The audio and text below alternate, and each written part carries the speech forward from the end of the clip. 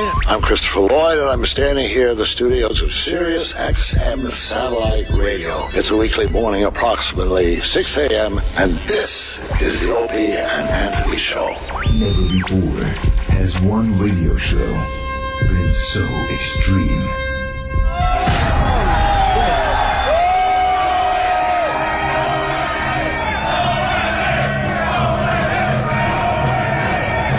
So vulgar. I'll fucking shove my face up a chick's ass in a second. Someone said we curse a lot, do we? I have no idea if we do. So flatulent. Who just farted? I did, but I didn't know it stopped. Like rotten eggs and sewage. Oh, wow, thank you. I can't believe that us sitting around like this is actually a radio show. It's not going to get any better than this. Are we on the air? No, we are? Oh, okay. Quite simply, the greatest show in the history of broadcasting. O&A every day, that's what I say. You guys having a good time or what?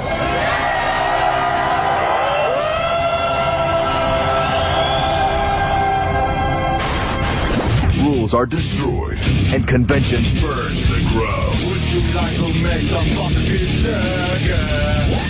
With Opie, the Destroyer.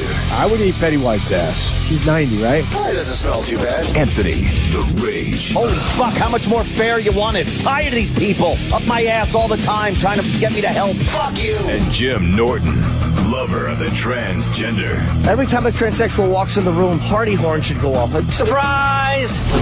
It's the Opie and Anthony Show. Strap in, dicks. This one's gonna hurt. Double guns, bitch. But enough of this palaver. Let's get the show on the road. Yes. Good morning, everyone. Hi. Hi, everybody.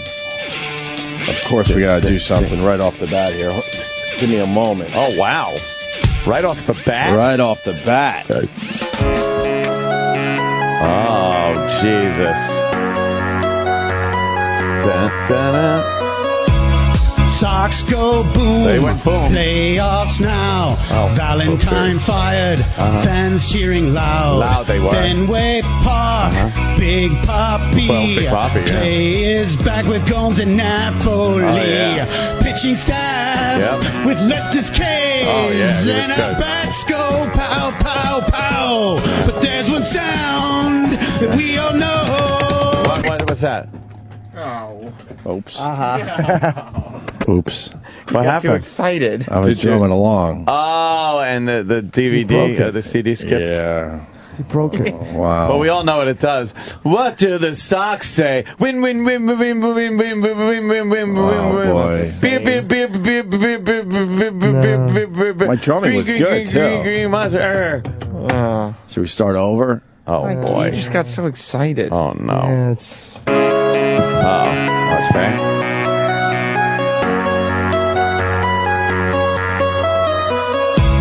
Sox go boom, playoffs now. Valentine fired, fans cheering loud.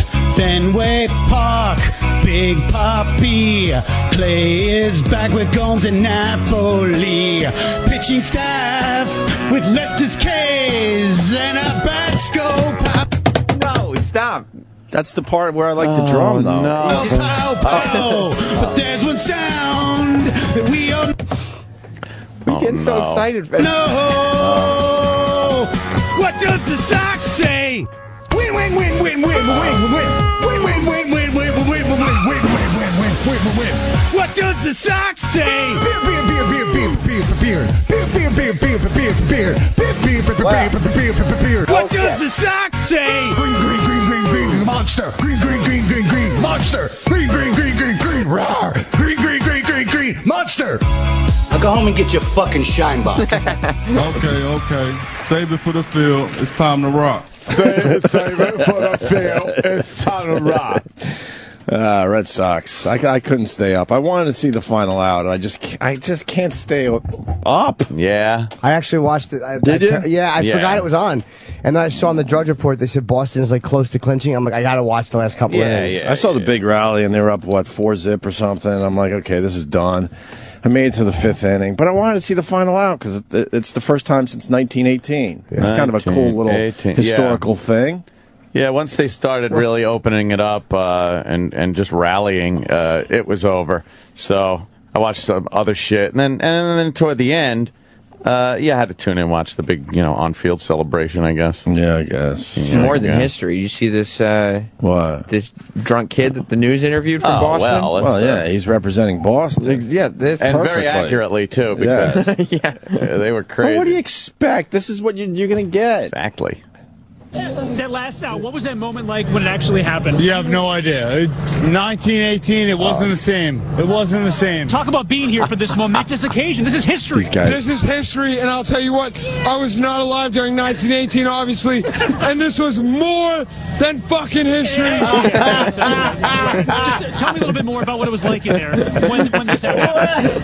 I've been alive since what did they think? 1988. These guys are wasted. This is the best time ever, because I've been watching the Sox since '88. I haven't seen them win in Game 6 since now. Okay, since you know what we got to say? We apologize we for that. apologize. Do you have to say it? Responsible ways that others apologize for that. We try to do our best to We're so sorry. We're not going to ruin this. Who is bothered by the word fuck at this point? No one. And if you are, whatever. A weirdo. Fuck those people that are bothered by that. In that context. If you are, you don't interview drunk 20-year-olds about the Red Sox winning. Right. If you're that sorry that the word fuck got out, you should have known not to put a mic in front of that drunk. Yeah, odds are they're going to say fuck. Yeah. And you see their eyes, they're all glazed over. I wasn't around in 1918, but it was different then. And the Sox fucking blew it out of the water. Go Sox, go. They did. Congratulations, Boston. Big They're not Poppy. listening right now. Maybe they'll hear this on the replay because they're all sleepy. Big Poppy got MVP, eh? God, he was an animal, right? Well, he was very clutch. very clutch, yes, as they call it, clutch. They didn't really need his bat yesterday. No, they were walking him a lot. They walked him a lot. I saw that. Because he fucking, he's hitting in the series. Holy shit. Yeah. Yeah, I tuned in, and then right before they clinched, I put on the old Boston area police scanner. Oh, did you? And man, it was like a military operation. They had so many cops, and they're talking about crowds that they move the crowd around. They divvy them up. Mm-hmm. It seems like if you're in the middle of just chaos, you'd think like, all right, the cops will just watch what's happening and make sure nothing bad really happens. Sure. But there's so much preemptive shit going on. They divvy up the crowd. They were saying like, all right, push that crowd over to this park area, and we'll close off these two streets. Make sure these two crowds don't link up. It was pretty cool impressive. to listen to. Yeah, they know what they're doing, man. And then a lot of arrests were going on for intoxication, and some vandalism and stuff. I guess they flipped over some cars. That seems to be the thing to do. When your team wins a championship, you got to do that. You got to flip a few cars Absolutely. over. You got to put them on fire. Yeah. Now that they got the World Series Cup, you got to flip a car or two. World Series Cup here in Boston. How are they hooting, hey? Where is that clip, E-Rock? As my tenure as mayor of this great city of Boston comes to a close, there goes the scurrying E-Rock down the hall to get the clip. Thumping away. He makes it look like he's running. When you demand something from him, you go, where's that clip? I can always feel him on this side of the wall running from that room. Yeah. He lumbers. He really lumbers heavily. A lumber. It's very heavy. It's a trotting. He trods. He trudges. He trudges. He trods. He lumbers. He lumbers. He's there you go. E-Rock. And no sports curse, finally. I finally had picked a winner. Oh, yeah.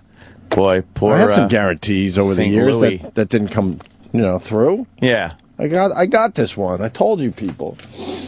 Yeah. Oh, we got it right here. The never die Red Sox to play in the third World Series the last we already 9 years. It's right here. We're rooting hard to bring back Hope you enjoyed your trip. the World Series Cup to Boston, like we did in 2004 and 2007. 2004, 2007. This Red Sox team plays with a lot of heart. Hot. This Red Sox team plays a lot hot here in Boston. Hot. Surprise! We fear him. The third World Series the last 9 years. While we rooting hard to come back. Harry hooting hard. Harry hooting hard. Let me hear that part again. Harry hooting hard. This Red Sox team plays with a lot of heart. Hot. And some cold sometimes. The never die Harry hooting Red hard. Sox will play in the third World Series the last 9 years. Yes. While we rooting hard to bring back the World Series back to Boston, like we did in 2004 World Series Cup. and 2007. This Red Sox team plays with a lot of heart. And some cold and sometimes lukewarm. Right.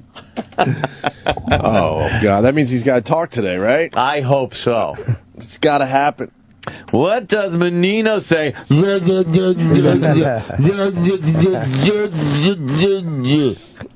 the bit. Yes. That's the bit right what there. What does Menino say? I don't know, no.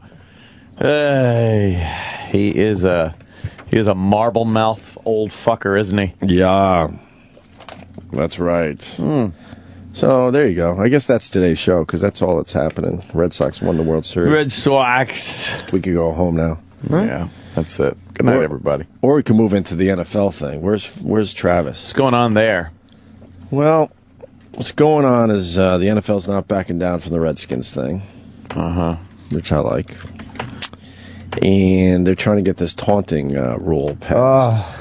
Taunting. Who is bothered by taunting? Yeah, how many players are coming forward and saying, you got to do something about this? I'm so upset when someone taunts me. Who are they doing this for? I have no idea. And don't say the fucking children. Who are they doing this for, Travis? I know in the NCAA, if you taunt like this, this play from, which game was this? This is the Seattle game on Monday. Yeah, okay. Seattle. Give us the details on this play. I don't even know the player. I mean, it was to be just, honest with you. it was just a touchdown run, and you start taunting. He started taunting at like the 20 or the 15. Awesome. He's waving goodbye as he's running the ball into the end zone. It's the greatest thing I've ever seen in my life. As a sports fan, I love that. Yeah. Especially if it's two teams you don't give a fuck, that's going to keep you interested when you see stuff like that. Sometimes it doesn't work out. There have been clips. Of course, it's even better. Leon Lett, one of the most famous. Leon Lett. In the Cowboys' victory 20 years ago over the fucking, he's holding the ball out and Don Beebe smacked it out of his hand before the people that should, who should reprimand him is fucking coach. Right. Like say, what the fuck are you doing? You could drop the ball. You could, but for the NFL to come forward. If I was a coach, I would be all about just do more of that. I love it. You like that? Yes. Even if they drop the fucking ball. Like but who's crying over that shit?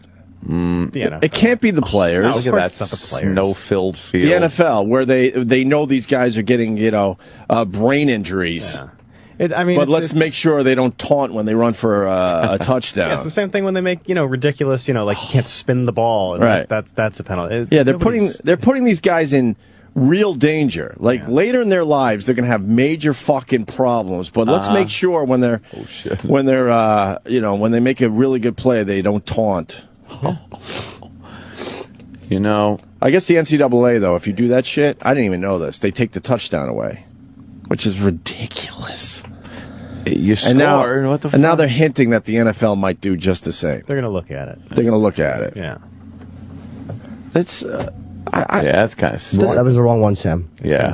Does anyone know why they're doing it? I just want to point out to the young lady that she hit the wrong Leon Lett dropping the ball clip. Does anyone know why they're doing this? I don't know why, but I think it's just like, why not? The NFL wants some weird, classy league. Fuck that shit. Meanwhile, Brett Favre's talking about how he's worried about his memory. Right. And he's only, 45 years old? 45, and he completely forgot his daughter playing soccer. Yeah. And you notice the NFL didn't make a comment about that. Yeah. They ignored that, but let's get into this taunting issue. Yeah, let's make sure people don't wave bye-bye as they're running for their touchdown. You could get a conclusion of the brain. Yeah, who does it bug so much that they're like, we got to do something? And the other person goes, yeah, I agree. Like, who gives a fuck? I don't know. This ridiculous society we live in now. Because it really is like self-imposed. It's not like there's some group saying, like, this is mean. Right. Or something. They're all men. Every member of the San Francisco Fairy Marys is very upset. I think even Troikman. I think Troikman's okay with this too. Yeah, but I mean, Troy Aikman, we all know what he is. Troikman. You want to apologize for that? No. Wow. Good old Troikman. Oops. So great. Was that the clip? Let me see that. He's fucking running into the end zone. Yeah. See, you could get fucked if you do some of this stuff. Like, that's why this is great. Shit, I got this, motherfucker. Oh, man, is he lumbering down the field. Fuck you. Oh. He's like, where'd he come from? Oh, come on. And now he's trying to argue the call. Like, wait a minute.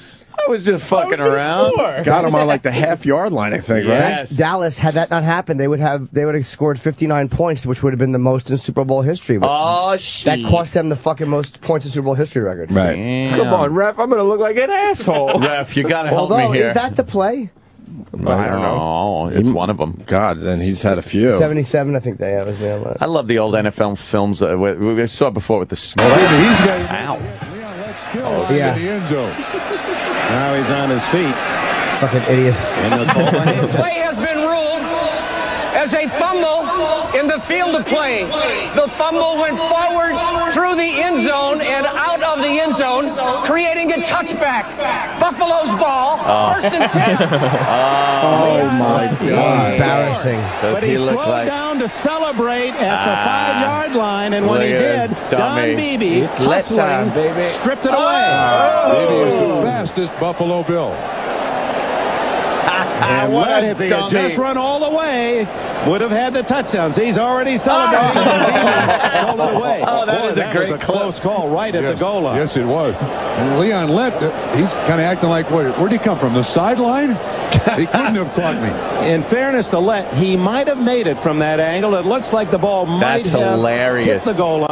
It's great. It's more than just a fumble. He must have just looked. Yes, he must have just looked at that ball. I'm going to swat that fucker right out of your hand. And that was such a cowboy fucking trouncing. It probably was unnecessary to taunt when you're fucking going 52 to 17. You just look mean. Yeah. Yeah. Let me go to the phones. We're trying to get the answer. Who the fuck is bothered by taunting in a football game, especially? German, it says. It's Jermaine. How you doing? Yeah, all right. Well, they spelled German. The goddamn Germans got nothing to do with it. What's up, buddy? You're calling from Long Island. Yeah. What I found out from TV is the NFL is just looking at their sponsors. You know, they get big bucks for things like the Super Bowl for those commercials. Right. And it's more of a business decision for the NFL, thinking that the stupid taunting that goes on in a pro football game could actually hurt their business that way. That's probably it. That's great. But, but they all know, this old gag, but they all know, what happens when people drink beers. Right? Yeah. But let's ignore the downside of that, right? Yeah, the drunk driving accidents don't seem to deter their fucking business decisions. And Of course. You don't think that Red Sox fan would taunt anybody in that inebriated state? Come on, he's great. Fuck! Exactly. I want my sports to look like that. Taunting. I don't like sportsmanship. Yeah. Nice little handshake every once in a while, that's fine, but fuck, say how great you are and how great you did. Yeah, that's boom. That's big business for you. Big pump. All right, brother. Thank you. All right, punch it out. Take care, guys. So that hit yesterday. That clip's everywhere. Bunch of fucking there's already pussies. a penalty for taunting, but it's enforced after the touchdown. They don't take the touchdown away. To take a touchdown away? What are you talking That's about? The guy scored. It doesn't matter how he scored if he was following the actual rules. You can make some weird rule that they have to now follow. That could be the worst penalty in football. Like that would be the worst thing possible. Worse than any fucking yardage penalties or like they're taking away points. These guys get really excited when they make an amazing play. Yeah. And then they're not too bright. You gotta. You want people to control their emotions in a situation like that. That's just ridiculous. Yeah. I mean, we've already lost great touchdown celebrations. I know, man. That was fun. Yeah, of course it was. Half those guys look like idiots. Yeah. And you would laugh. I think it's the fans excited. Like, fans are going nuts when Somebody's about to score a touchdown. This guy agrees with the NFL. Come on. All right. Greg in Georgia, go ahead. Yes, I agree with the NFL because I think taunting is a form of bullying. And bullying. There's no bullying on the football field. I think he's right. That's like, yeah. Agree, Craig? I do. I like the taunting. I like to pretty much football fun. Ugh. You just want to hug everybody. Football fun. They're pretty much hitting each other and hurting each other. Right. But that's bullying. Yes, they're killing each other on the field. Nya, nya, nya, nya, nya. Greg, you're obviously bullshitting us. Yes. Right? no, one other thing. Oh, here it comes. Your phone crapped out, Guy. Oh, yeah, he's just fucking and punching out. But you punch out your fucking mother. No taunting before you get hit so hard you end up with brain damage later in life. That's why it's ridiculous. The NFL got away with murder when they had that payoff. They paid what, $700 million? They said that was like a joke. To get all that brain shit to go away for a while. Yeah, I mean, none of those players are going to remember getting that money anyway. Exactly. They start eating it. Let's talk to Brett Favre. Which way did he go? Which way did he go? He's all fucked up.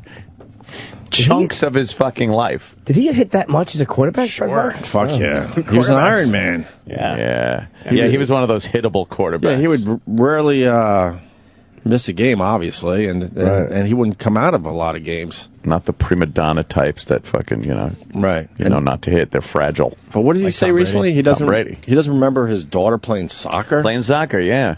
Yeah, he's like, I remember playing this sport or that. It's like, but that soccer thing, I remember like maybe one game. But in all fairness, but then I found out she was on a team and fucking played a shitload. In all fairness, it's soccer though. Yeah, really. Not that memorable. Yeah, maybe he's just blaming bad parenting. Girls soccer. Girls soccer, not memorable. You got kids just running around. They don't know what the fuck they're doing. Exactly. He also sent out a photo of his genitals with shower shoes in it. That's true. Now we understand. I bet he doesn't remember that. Yeah, but people don't let him forget that one. No.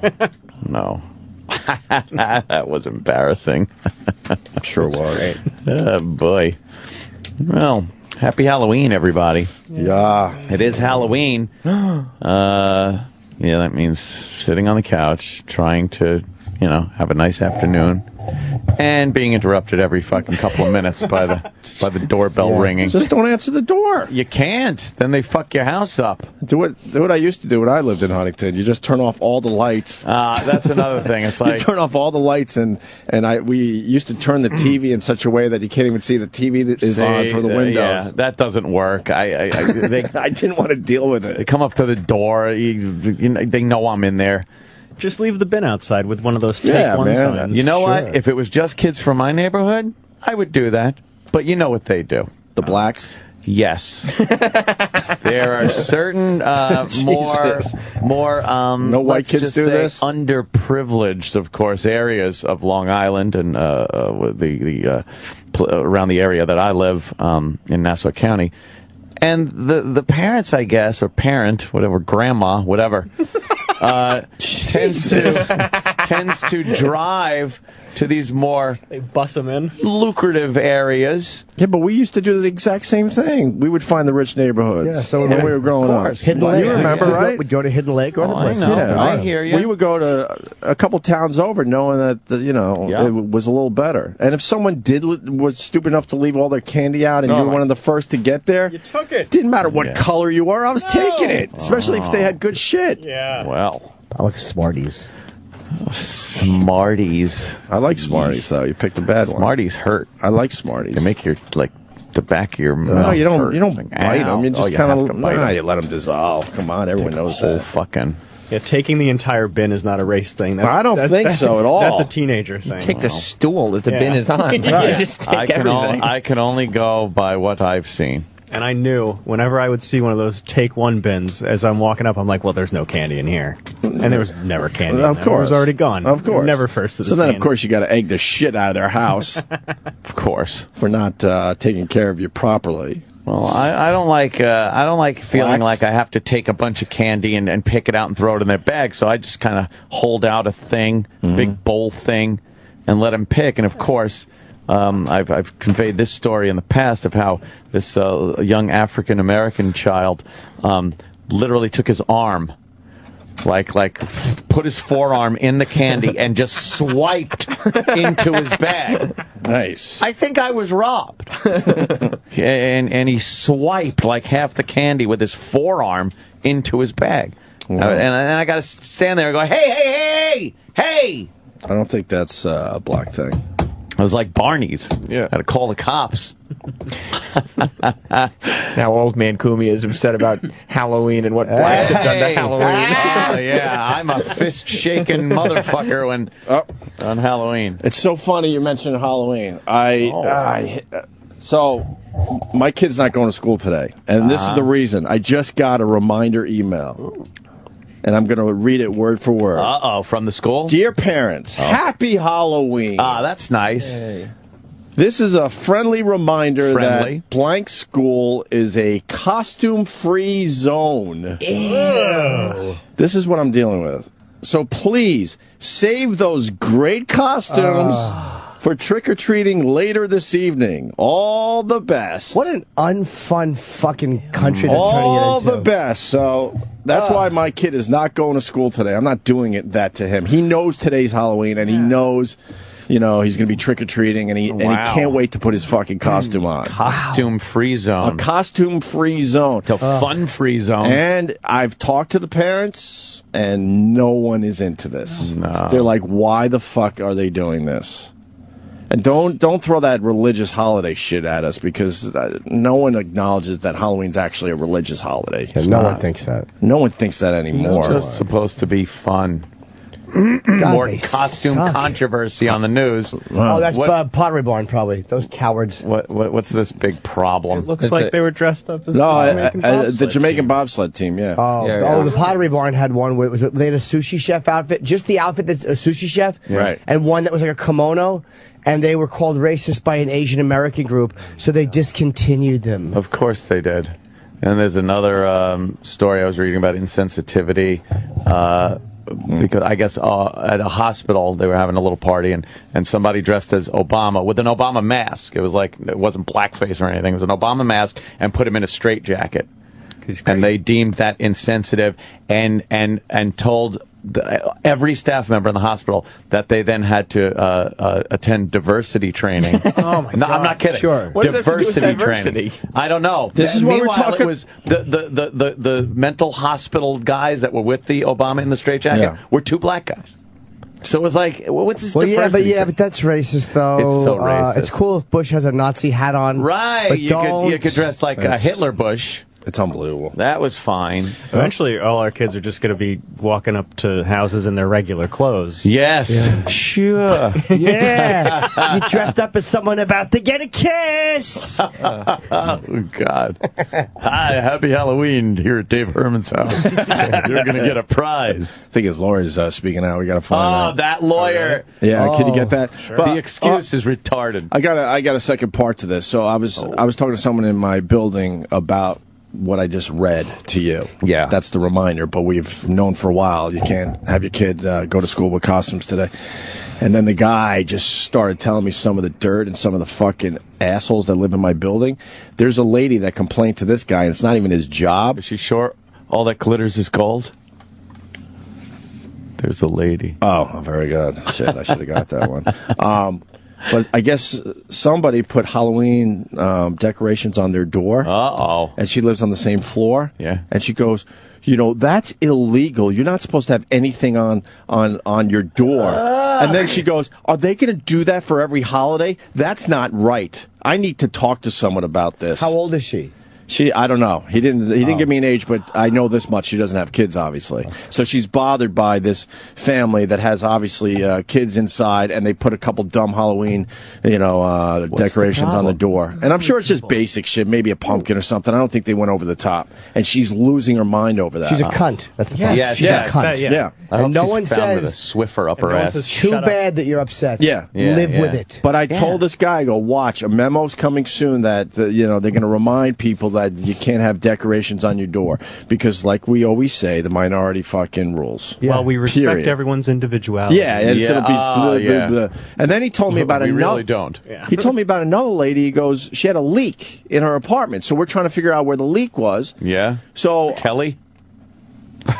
And his bears. Nice. She had a leak, so she went and did it. So the guy's like, is the leak in the master bedroom or, I don't know, whatever, the other bedroom? Yeah. She goes, I would really appreciate it if you don't say master bedroom anymore to me. What? Because that brings us back to slavery and the time when there were masters. Is she a black woman or is she just a white lady? You know, I did not ask that. I assumed it wasn't a black lady, by the way. A massa bedroom. That's what I call mine. So she has a problem with the term master bedroom. That's crazy. People are losing their fucking minds. You live in a crazy building. I don't know if it's crazy. I think it's we could take calls right now. I guess master's degree. She probably have a problem with that. They should change that. I'm not the master of anything. Yeah. Well, I think they actually did change the. You know how you can slave together? Yep. Things like hard drives and whatnot. They changed that because they didn't like the word slave being used. It's fucking astounding. Language police. It like when I hear this, I feel it from the bottom of my throat to my stomach. Like it's a physical reaction. No, I say on my face and in my hair. It makes me so angry. It's like sometimes I don't want to be. I just can't be funny. I just want to just yell dirty things. I just can't believe it. I can't believe this shit is real stuff. And it's become it's the norm now. Like we got a letter from my daughter's school saying that she could dress up for Halloween. Ooh, I know, and nice. I shouldn't be actually surprised when I get that letter. Right. You know, but I was. Yeah, because I was expecting her not to be. Right. But no one speaks. How do you tell a 3-year-old he can't go to school in a costume? That's ridiculous. Because you know how excited everyone in my daughter's class is they to dress up for Halloween? It was always so much fun. Think back, going to school when you were a kid, dressing up. Oh, it was great. And if the one kid doesn't dress up, guess what? The parent has to talk about it with their kid. Let the kid feel left out. What are you going to do about the kid in the wheelchair? Nobody can use their legs at school. We have somebody who's in a wheelchair, so everyone has to hobble around or crawl on your stomachs. Enough already. There was a story in Park Slope last year where God, they got to change that name. Oh. That sounds like more like a mean order. I always notice they can't park. Where a bunch of parents wanted the ice cream trucks to stop coming around because they didn't want to have to deal with their kids not being able to get ice cream. They didn't want to have to tell their kids, no, you can't have ice cream right now. Mm-hmm. So no one should have ice cream. Mm-hmm. Because they can't take responsibility. Nobody wants to tell no, and nobody wants to say no. They can't be responsible enough to say, no, you can't have ice cream right now. Can they just maybe teach, maybe? Yeah. Just like schools. How about schools teach? Hey, there you go. There's a novel fucking idea. Instead of wasting so much energy on this political correctness bullshit, how about we put kids through school so when they pop out the other end, they could actually read cursive? I heard they're not teaching cursive anymore. Did you hear that? Someone told me that they are not teaching cursive anymore. Well, I've heard that. It's the dumbest thing ever. What, cursive or? Yeah. I don't know if they need it. I'm just saying that they're not teaching. It's a discipline thing. It's a mental discipline. I've been block printing my ass off ever since I was a little kid. I write cursive, but not well. I got sloppy. No one does it well. It's faster, though. I write in calligraphy. That's what I do. It takes 20 minutes per letter. I like to put heart over my eyes. I read an article about like how people aren't going to be signing I their wrote names. the article. Oh, you did? Oh. It's good. Go ahead, sorry. People aren't going to be signing their names eventually. If you're not learning cursive, how are you going to sign your name? Big X. Plus, you won't need it with, what do you get? Fucking fingerprint phones. Who are you? Boop. Oh, okay. That's you. Oh. Yeah. Let's say hi to Chris in Pennsylvania. Hello. Hey, how you doing, guys? Hey. Hey, my last name is Coon. C-O-O-N. Oh, boy. Yeah, exactly. And at work, everybody's last name is on their mailboxes, except for mine. Somebody complained, and now they use my first name. First name is Nigger.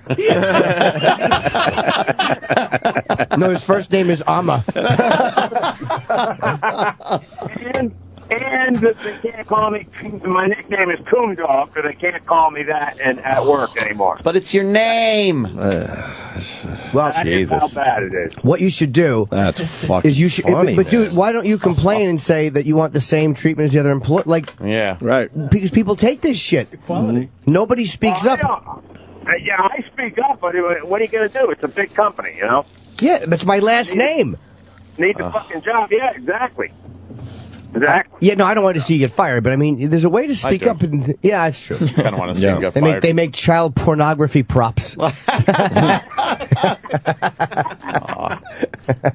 it out, guys. Have a good one. Sure you are. See ya. All right, Coon. Let's say hi to Tommy in Jersey. Tommy. Tommy. How's it going, guys? Boy. Well, I'm a little tired. I work for a school, and we have these workshops, and they showed us this one game called Ahsoka, and an Asian group complained, so they had to change the name. Because Ahsoka? Ahsoka. Ahsoka. I'm too Asian. I don't understand it You're just anymore. showing the world you're, like, weaker when you speak up about some of this shit. I said some of it because, you know, maybe case-by-case basis, but you just show, like, you're a weak person. Yeah.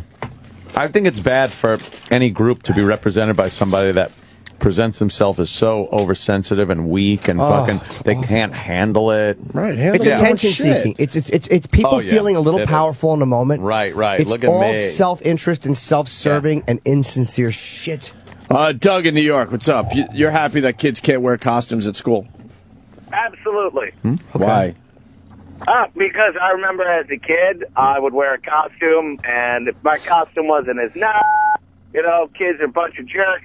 So, screw it, no costume. I don't want these kids to have any fun at all. I love banning this stuff.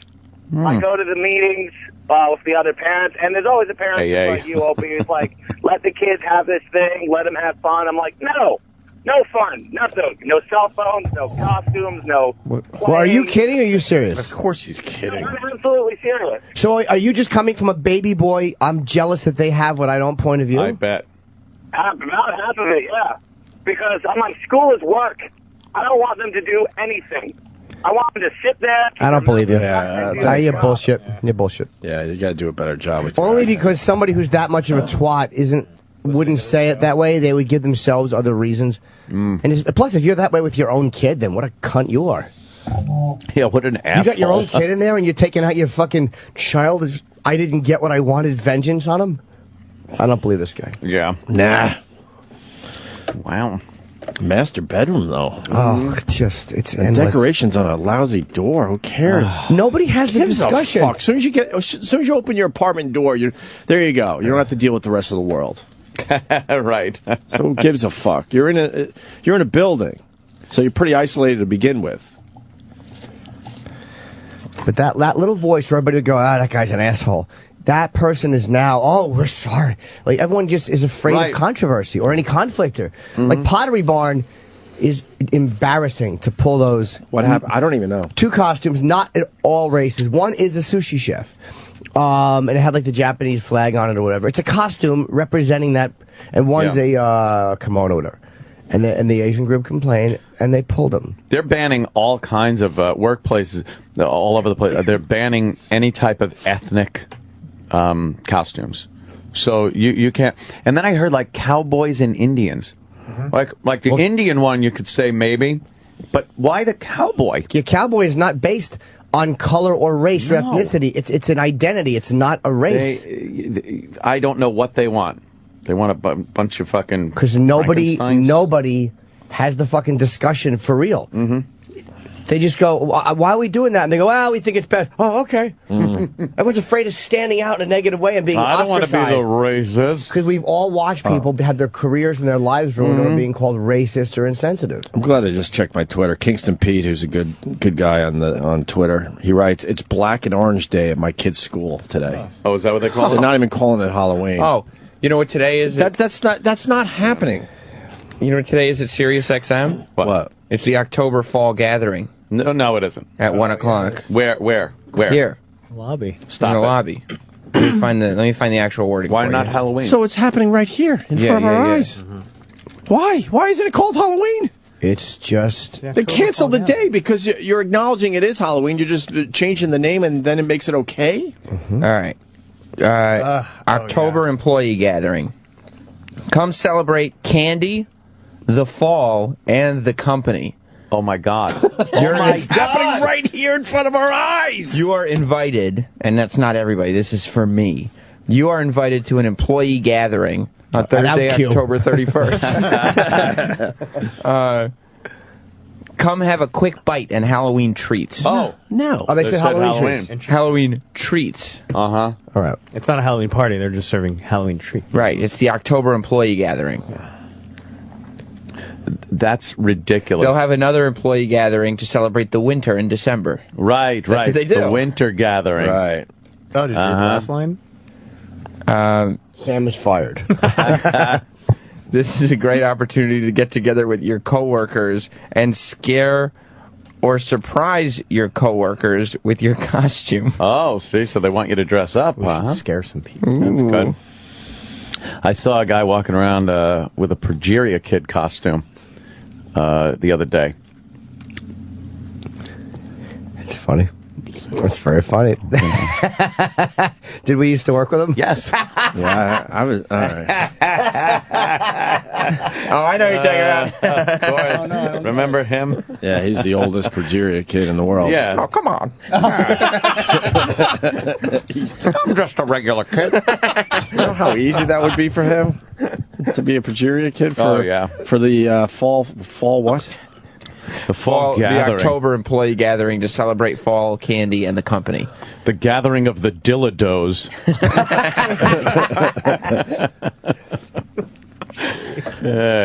Fucking. What is that?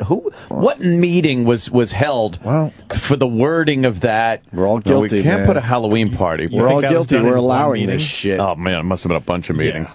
I will accept no responsibility. I have been yelling and screaming about it and twittering about it, and that's all you can do is speak up. You can't make it happen. Right. I accept zero responsibility for this fucking dog shit state we're in. So I guess we're supposed to all be the exact same person eventually, right? Is that where we're heading? But no, but they like they say they stress diversity and individuality. That's all but they bullshit. don't want it. Yeah, it's bullshit.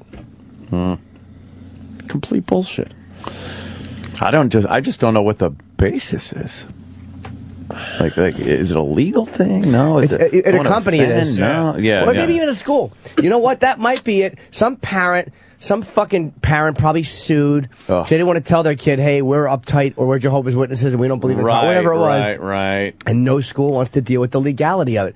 It all comes down to lawsuits and legal bullshit. You're right. That's the whole push of where we're going is legalities and nonsense by lawyers. Another guy, we don't have to go to him on the phone, but at his daughter's school, it's called a harvest party. Oh. A harvest party. A haggis party. Yeah, it's always fun. Leave your pants at the door. Creep. Why can't you just put out an email saying, hey, man, today... Happy Halloween. I want to remind people today is Halloween, and I also want to remind you that kids will be showing up in costumes, so if you're one of these lame-ass fucking parents that don't want your kid in a costume, you might want to keep them home today. Stay home. Why? Because it's one kid. It's two kids, maybe. Yeah. So the whole classroom has to suffer? The whole school has to suffer? And anybody who gets made fun of for having a shitty Halloween costume gets made fun of for having shitty clothes every other day of the year. Right. Yeah. You're not supposed to say the TH in clothes. Yeah. Clothes. No, you don't say You clothes. say clothes? That's how the word is spelled. No. Yeah, exactly. A lot of things are spelled. How do you say clothes? Clothes. Just clothes. You don't say clothes. You say clothes. No, you don't. From cloth. No Maybe one if says you're from clothes. London. Clothes. Costume. Yeah. Clothes. Piak. It's like you don't say dowkey, you say douche. Yes. Very good. Clothes. Clothes is what you do to a door. Do you say often?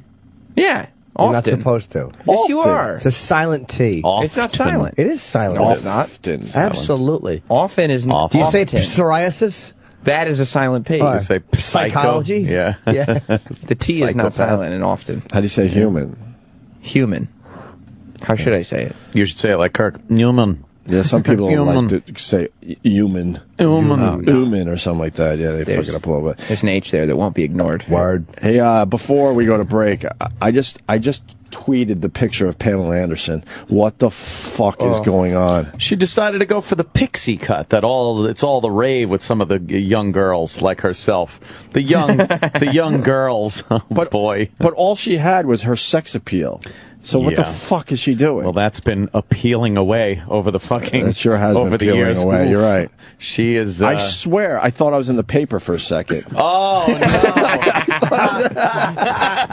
no! For a second, I'm like, oh wow, we're back in the paper. It's been a while. Where'd I get? I'm like, those that's big Pamela glasses? Anderson. Yeah, she looks like a boy. Yeah, it's weird. Big giant. It's horrible.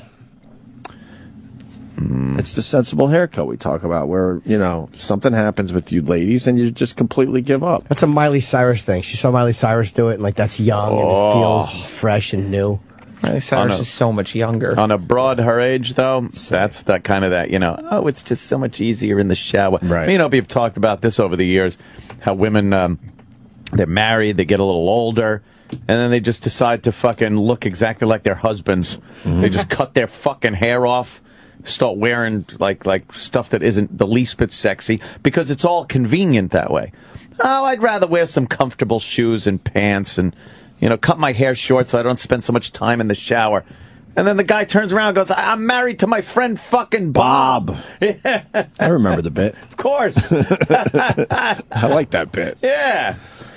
You got to keep trying. Oh, come on. Especially if you're married, you got to keep trying. And the you can't guys just assume that, I understand. You don't have to worry about shit anymore. The ladies get all mad at this. It's like, no, the guys have to also. You can't turn into a fat piece of shit. We just know what happens to the ladies. Yeah, That's our perspective. I'm sure the ladies could call up and give their perspective. You gotta stay in shape. You gotta eat her pussy. You gotta, be a good guy. But we all know they're chicken shits and they don't call our show. The pussy is just the gateway to the ass, I say. I have a boy, Aunt. That's what I say to it, too. As I'm looking at pussy, I'll go, you're just the gateway to the ass. And I point at it angrily. It's a gateway drug like pot. So there you go. Pamela Anderson in the paper today cut all her hair off. That's crazy. She's no kid anymore. You can't do that. No. Although the big wacky head of hair doesn't look good on an old broad either. What do you do? That big long head of gray hair. Kind of do a little in between. Put a reggae hat on. I like a white lady reggae hat. You like it like fucking Sway? Yeah, yes. Wear a big Sway Jiffy Pop hat. How do they keep their heads up? I don't know. I've always wondered that. That is kind of like, whoa. That's a lot of weight after a while, I think. Has anyone ever seen Sway without his hat on? No. Did he wear his hat when he was interviewing Obama? Obama? Yeah. Oh, yeah. That's his look, yeah. Yeah. It's kind of disrespectful, isn't it? No, not if it's your look. No? Not if it's Sway. Really? You're not in a church. He's an entertainer. It's weird. If you're in the KKK, you wear your hood. Well, you should be able to answer that. See, there you go. He did. He's wearing his fucking Yeah, but he put a stylish one on. Yeah, but you shouldn't be able to wear that hat. He's in the fucking White House. We cut his shit. He used to, Wow. That used to be his hair. Jesus. His hat. Tumor. His head looks like Alien head. Like from Alien. With that big hat. That's so funny, the way things end up. And now we just see him walking down the hall, wave, hey, Sway, how you doing? Yeah, Sway's cool. Yeah. Sway. I remember when Sway's they brought one him of on. the cool ones here. When they brought him on MTV initially, it was like, what the fuck? Because you had Kurt Loder, and it's like, I'm Kurt Loder, here's the MTV news. Loder. And then it'd be like, yeah, I'm Sway! Hear the shit that going down, nigga! It was like, what the fuck? But it worked. He's really respected, too. Oh, absolutely. He's been on MTV forever. I like Sway. He's a good guy. He's still on, right? Yeah. How long has he been on? Since we were in high school. Yeah. 15 years at least. Oh, wow. Damn. Okay. Since we were all in high school, you're right. Yeah, I remember. I meant we, like No, me you and said Travis. we. It's about time you admit it. That was the we. I'd be like, God damn, I got to get out of gym early because I want to catch Sway. That's right. What? Is that what you'd You know. say? We were seniors. You guys were freshmen. What? That's right. But we were all in high school when Sway hit MTV. Bullying you guys. You guys are out of your minds. Yeah. You are. That was fucking... We got to take a break. I have one announcement. I don't know if the Jocktober thing's going to happen today. What? Oh. And I'll tell you why. Because he's got to leave. I have to leave at like 7:20. I have an early shoot day today. Leave. I don't know. At least start it when we get back then? I'd love to Give him a start little it. taste. At least listen Today's to the last day of Jocktober, and on the last day of Jocktober, for the new fans of Jocktober, we beat the living shit out of ourselves. We turned it around on ourselves. Right. For something we did in the past. Let's start it when we come back. I got to hear a little bit. Yeah, it's fine. I'm trying. I'm going to miss it. Do we have to take a break? We have a new... No, I don't want you to miss it. That's why I'm... Just do it. Yeah, why not just do it? Huh? Fuck the break, then. Yeah. No, because it could be at least an hour. Oh. Yeah, just it break could when be, Jim right? leaves. Oh, yeah. And I got an idea. Oh, okay. I'm thinking We have a maybe... new Scott and Todd phone call about hilarious pranks. Oh, you know what? By Todd Pettingill. What? There's funny pranks. Yeah, there's a bonus disc. What? For Jocktober that we have to do before we do O&A. What is it? It's a Scott and Todd prank call that I've been saving. Wow. It's gold. Wow, you've been sitting on it? So why don't we do that next with Jimmy? And this is what I suggest, and I'm going to hate myself for suggesting this, because we would have got away easy today. That you invite some of the boys in. Okay. For the beating. Okay. Well, that's true. So maybe we do it on Monday. Okay. We could. We're out of October, obviously, but who gives a fuck? Doesn't matter. But we'll wrap up Jocktober nice on Monday with some douchey audio from our past. I'd rather not rush it. And then some of the guys could come in and just, have their way with us. Colin, I'm sure nice. Bobby would love to be a part of it. It's a good idea. And of course, you got to get Rich Voss. So when it gets really ugly, then we could fucking attack him. Turn it around. Turn it around. When we can't handle it anymore, we'll go right after Rich Voss. Wait, John. Right. Yeah, the Todd Pettingill prank calls, though, are just different than we're used to hearing. Some good ones. Okay. I don't know. I sort of know what you're getting at. I got it over here. Oh, you have it, though. All right, so we'll do it after the break. All right? Yeah. There's the new feature, though. Huh? This is called Craig's Conundrums.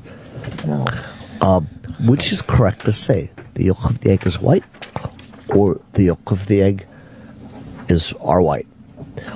The yolk of the egg is white, or the yolk of the eggs are white? Think about it. This is the Opie and Anthony Show. Opie and Anthony, Sirius XM. Uh-oh. What happened? My mic cords are unplugging. There we go. Oh, and I can't even sit on a music bed because, of course, this is Steven Singer. And Steven doesn't like being distracted, but his message being distracted by music or anything. Because this could be the most important thing in the entire world. What to get your woman. Yeah, you want it to be a great gift, don't you? Steven's going to help you find the perfect gift. The more you procrastinate in buying her holiday present, Christmas present. Hey, Steven, don't you fucking do this too. It's not her holiday present. It's a Christmas present. The guiltier you're going to feel. The guiltier you feel, the bigger the present's got to be. Oh. What about the Jews? Well, whatever. It's still Christmas. You all know that. I think Hanukkah fell on fucking Labor Day this year or something, they're saying. Diamond studs. That's what they love. The beautiful spackle. The beautiful spackle of a diamond stud. The simple elegance of a diamond stud in each ear. Steven, he's going to make it easy and affordable. Check out his diamond stud earrings, starting at just $199 online at IHateStevenSinger.com. These are really beautiful, high-quality, bright white diamonds.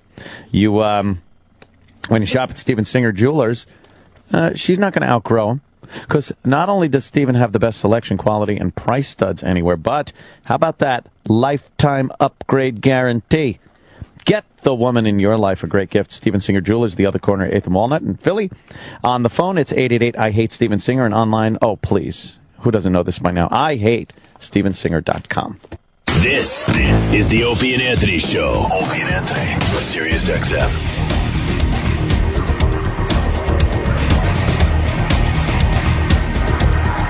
Oh, what's this? Ding, ding, ding, ding, ding.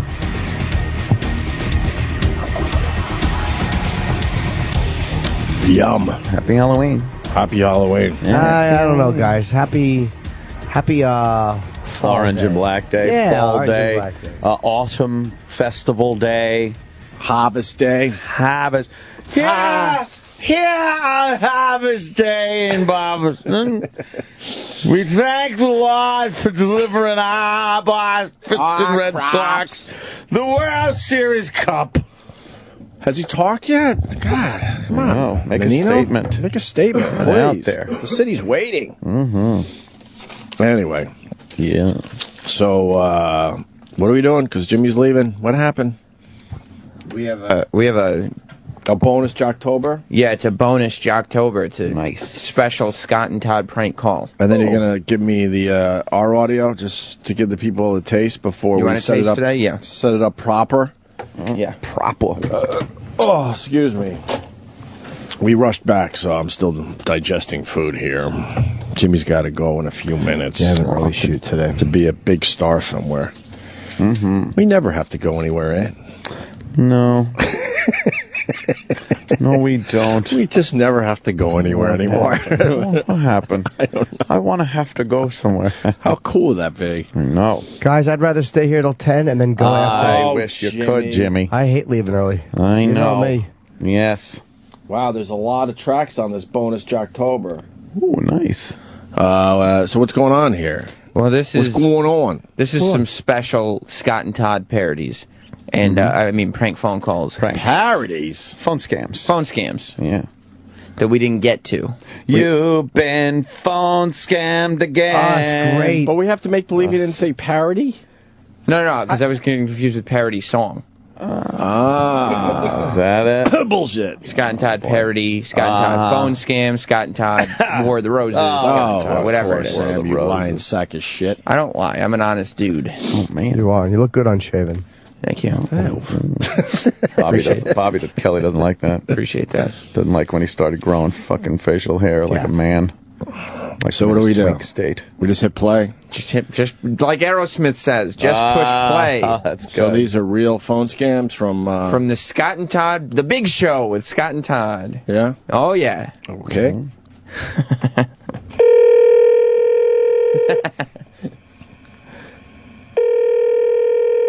Hello? Hey, is this Mr. Yes? This is Dr. McFeely Boobs. Yes? Your medical results came back. Yes? You have cancer of the testicles, brain, and lungs. What? Oh my God! That's terrible. This was, I think that was Wednesday's show. They're getting a little edgier It's a little fast. with these. They're listening to us. They're getting a little edgy. Wow. A little fast pranks. That absolutely sounds like a real prank call for once. Yeah, of course. Right, it was, I think. Yeah, it was very genuine. That Dr. McFeely Boobs doesn't have a good bedside manner. Yeah, very funny name. Phone side manner, I whatever. don't want to congratulate Troy Kwan for officially being back on our radio show. Oh, that was not. What? Why did No? he call Troy? Huh? You mean back on Scott and Todd show? Is that who we pranked? Yeah, I guess. Right. I hope everything's okay with his house. We have another prank call. Yeah, yeah. Another phone scam. Oh, good. Yeah. Hello? Hello, is this Mrs. Yes? This is Professor Poppenkookie from the school. Yes? I got a call because a drunk driver hit your child and killed him. Oh my God!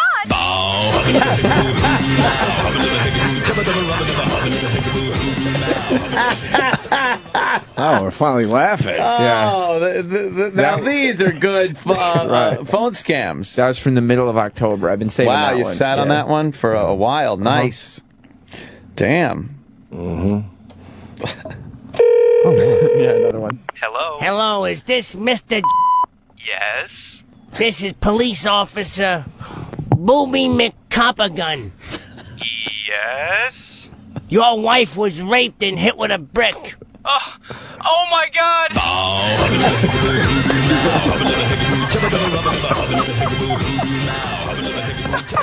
Jesus. Yeah, they've been mixing it up over at Scott and Todd. I don't know. They're taking a whole new tack with this thing. It's amazing. It's like you want to make fun of them, but they've got a bit really of bringing edge it. to them. Yeah. Finally. We got one more. Oh, man. Oh, yeah. Yeah. Hello? Is this furniture store? Yes, it is. Put the manager on. Excuse me? Put the manager on, tough guy. Hold on. Hello? Yeah, this is Mr. Couch Potato Sofa Fuchs. Can I help you? Yeah, you can help me there, turkey. I bought a sofa, and my baby crawled on it, and it closed on him, and he died. Oh my God.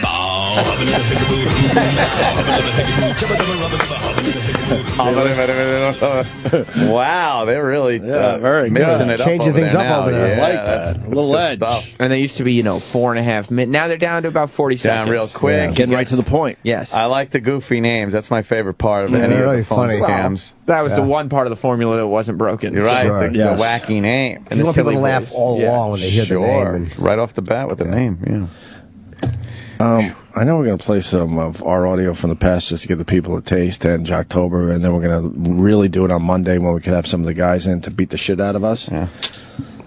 But I can't ignore the Guy Fieri fight. Is Guy Fieri gay? What the hell's going on? Guy Fieri. Why would he fight with a hairdresser? Not a hairdresser. His hairdresser. But it's his hairdresser. He's having a fight. I don't know. I got to say, if you got a hairdresser, that's a bit mysterious. If you travel with a guy, it's a little weird. It's a bit mysterious if you have a hairdresser, period. Guy travels with him. Hey, dude, all he does is fucking spike it up with some shit. That's all you need to do. Right. It's not a woman that needs, right. this fucking lustrous hair. It's not like it's like long and curly. Yeah. You can just do it yourself. Brown or something. Right. That's the type of hairdo you don't really need a hairdresser for. Where you got to maybe touch up the grays a lot. Right. Where the color makes a difference. Permit. Make the wig look good. Yeah, get the wig in place. Right. Wig glue carrier guy. Right. You're not talking about Guy. I'm just saying. Just any random dude. Oh. I'm just doing random dudes with hairdressers. Yeah. Which I always found it very strange. Yeah. But especially Guy Fieri, that's an easy do. Uh-huh. Because, obviously he gives it that rock and roll color. Oh, yeah. And then it's up to Guy Fieri to just spike it out. But you're not why would you gonna need a hairdresser for that? You don't need a hairdresser there to maybe touch up your color at a moment's notice. Right. Just go to your hairdresser with pictures of Smash Mouth. Yeah. Is he married with kids, Guy? Yeah, he met his son. His Yeah. son's cool. Oh, okay. Trevor or Trent or we met Tracker or fucking he's got one of those names. Troy, I don't know. All right, guys, I got to go. You're not going to hear the audio. No, I'll listen to it. You're not going to hear the audio. Jimmy. I'll listen to it. You want a little taste? Yeah, and I'm at the As you Beacon get your tomorrow stuff night together? with Dice. If you are so inclined, Yes. tickets are Yes. probably have about 80 tickets left. So That's it. Yeah, it's in good shape. If it was the night after Halloween, we'd be sold. Oh my God. Yeah, but it will be sold out. That's I hope great. so. And boobs are great. I don't care how old you are. Guys like looking at boobs. I'm sorry, ladies. Even gay guys like looking at boobs. Who's that? Mom. It's true. Huh? It reminds them of mom. Yeah, exactly. Who's that guy? Who's that guy? Shit. Why? Guys like looking at boobs. That's You know who good. I think that might be? What? I think that might be the Opster. Wait, I thought it was a chick. Oh my God. I thought I was, for some reason, I didn't remember the time where I was doing a radio with a girl partner. What happened? This lady's like, get over it, grow up. When I'm 60, I hope I continue to talk about boobs. When? IAF, what do you got? How old are you guys? I'm curious. Late 20s, why? Audio from 1997. Remember when I said I hate leaving early? Oh my God! 1997, late 20s. Late 20s. Why? That's about right. What are you fucking asking, lady? That's about right. You were younger than I am now in 1997. Yep. Yeah. Oh. Late 20s, man. Yep. That could be 26. They weren't going to hire. Hey, idiot! They weren't going to hire old guys at a station that's called the only station that really rocks. Yeah, so they hired two young mavericks from New York coming That's up. right. Up and comers. It's like radio prodigies. I can't do. I don't think I could do this. That's hilarious. Please save it for me Monday. Yeah. I feel like you just brought in a girl with great big meaty pussy lips, and she's showing them, and I have to leave. And Wonderful. Anthony, how old are you? Yeah, I'm still in my teens, but I'm with it. Bye, guys. Take it easy, Jimmy. So that's. I'll see you tomorrow. Yes. So that's going to be the end of Jocktober. We're going to do it on Monday. Yeah. Oh, is that a good one? Wow, what a taste. That's a taste. That's a taste. That's a good taste. I need mouthwash. No, I don't remember that. I don't either. I have no recollection of fucking saying that. And this is going to be a special one because there's that taste. Mm-hmm. Yeah. And then I have, from that era, an Opie bit and an Anthony bit. Oh, God damn it. Oh, I hate these. Why do we do Jocktober? I know. We just got to survive one day out of the month. Oh, gosh. All right, so we'll do that on Monday. Monday. We'll wrap up Jocktober on Monday. Yeah. With this audio from the past. You're saying it's from 97? Yeah, when you guys were in your 20s? Late 20s. Late 20s. Yeah, late 20s. That's about right. That's not. You're out defensive, too. Late 20s, why? Why? Yeah, What's the matter? No follow-up questions, right? Yeah. Don't ask anything about year born or... Right. Why? What am I doing wrong where you don't believe I'm in my late 20s? Why? It's such late 20s, it's oozed right into the 30s.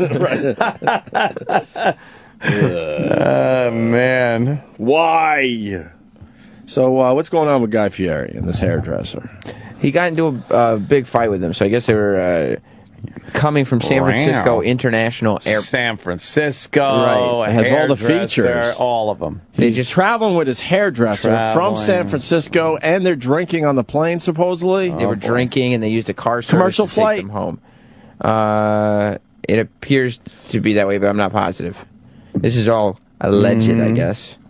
Man, I do have a guy that cuts my hair. I can't imagine a scenario where I'm going to be punching it out with the guy. Yeah, that's ridiculous. Can you come up with a scenario where you would be punching out the guy that cut your hair? No. Roland is saying that he thinks it was a private plane. Okay. Which is even more like... Private's plane. Private's plane where you can show your privates. You show your privates. Yeah. Other men can touch them. So then I guess they ended up getting into a fight, and I think Guy Fieri is in this car. Okay. And the hairdresser's outside of it. Okay. So here's the... Who taped this? Just a passerby? The paps. The what? Oh, the paparazzi. Paparazzi. The paparazzi was following him? Well, they were right outside the airport, so it was probably like, Okay. Had the paparazzi chill at the airports waiting for celebs to come into town. Celeb. I'm going to watch this cold. I actually didn't click on this one. I haven't seen it yet either. Yeah. Okay. Fucking dickhead! You fucking dickhead! You're a fucking dickhead! You're a fucking dickhead! You fucking asshole! Fuck you! Fuck you! Fuck you! You fucking asshole! Fuck! Fuck you! Is that his hairdresser yelling? Yeah.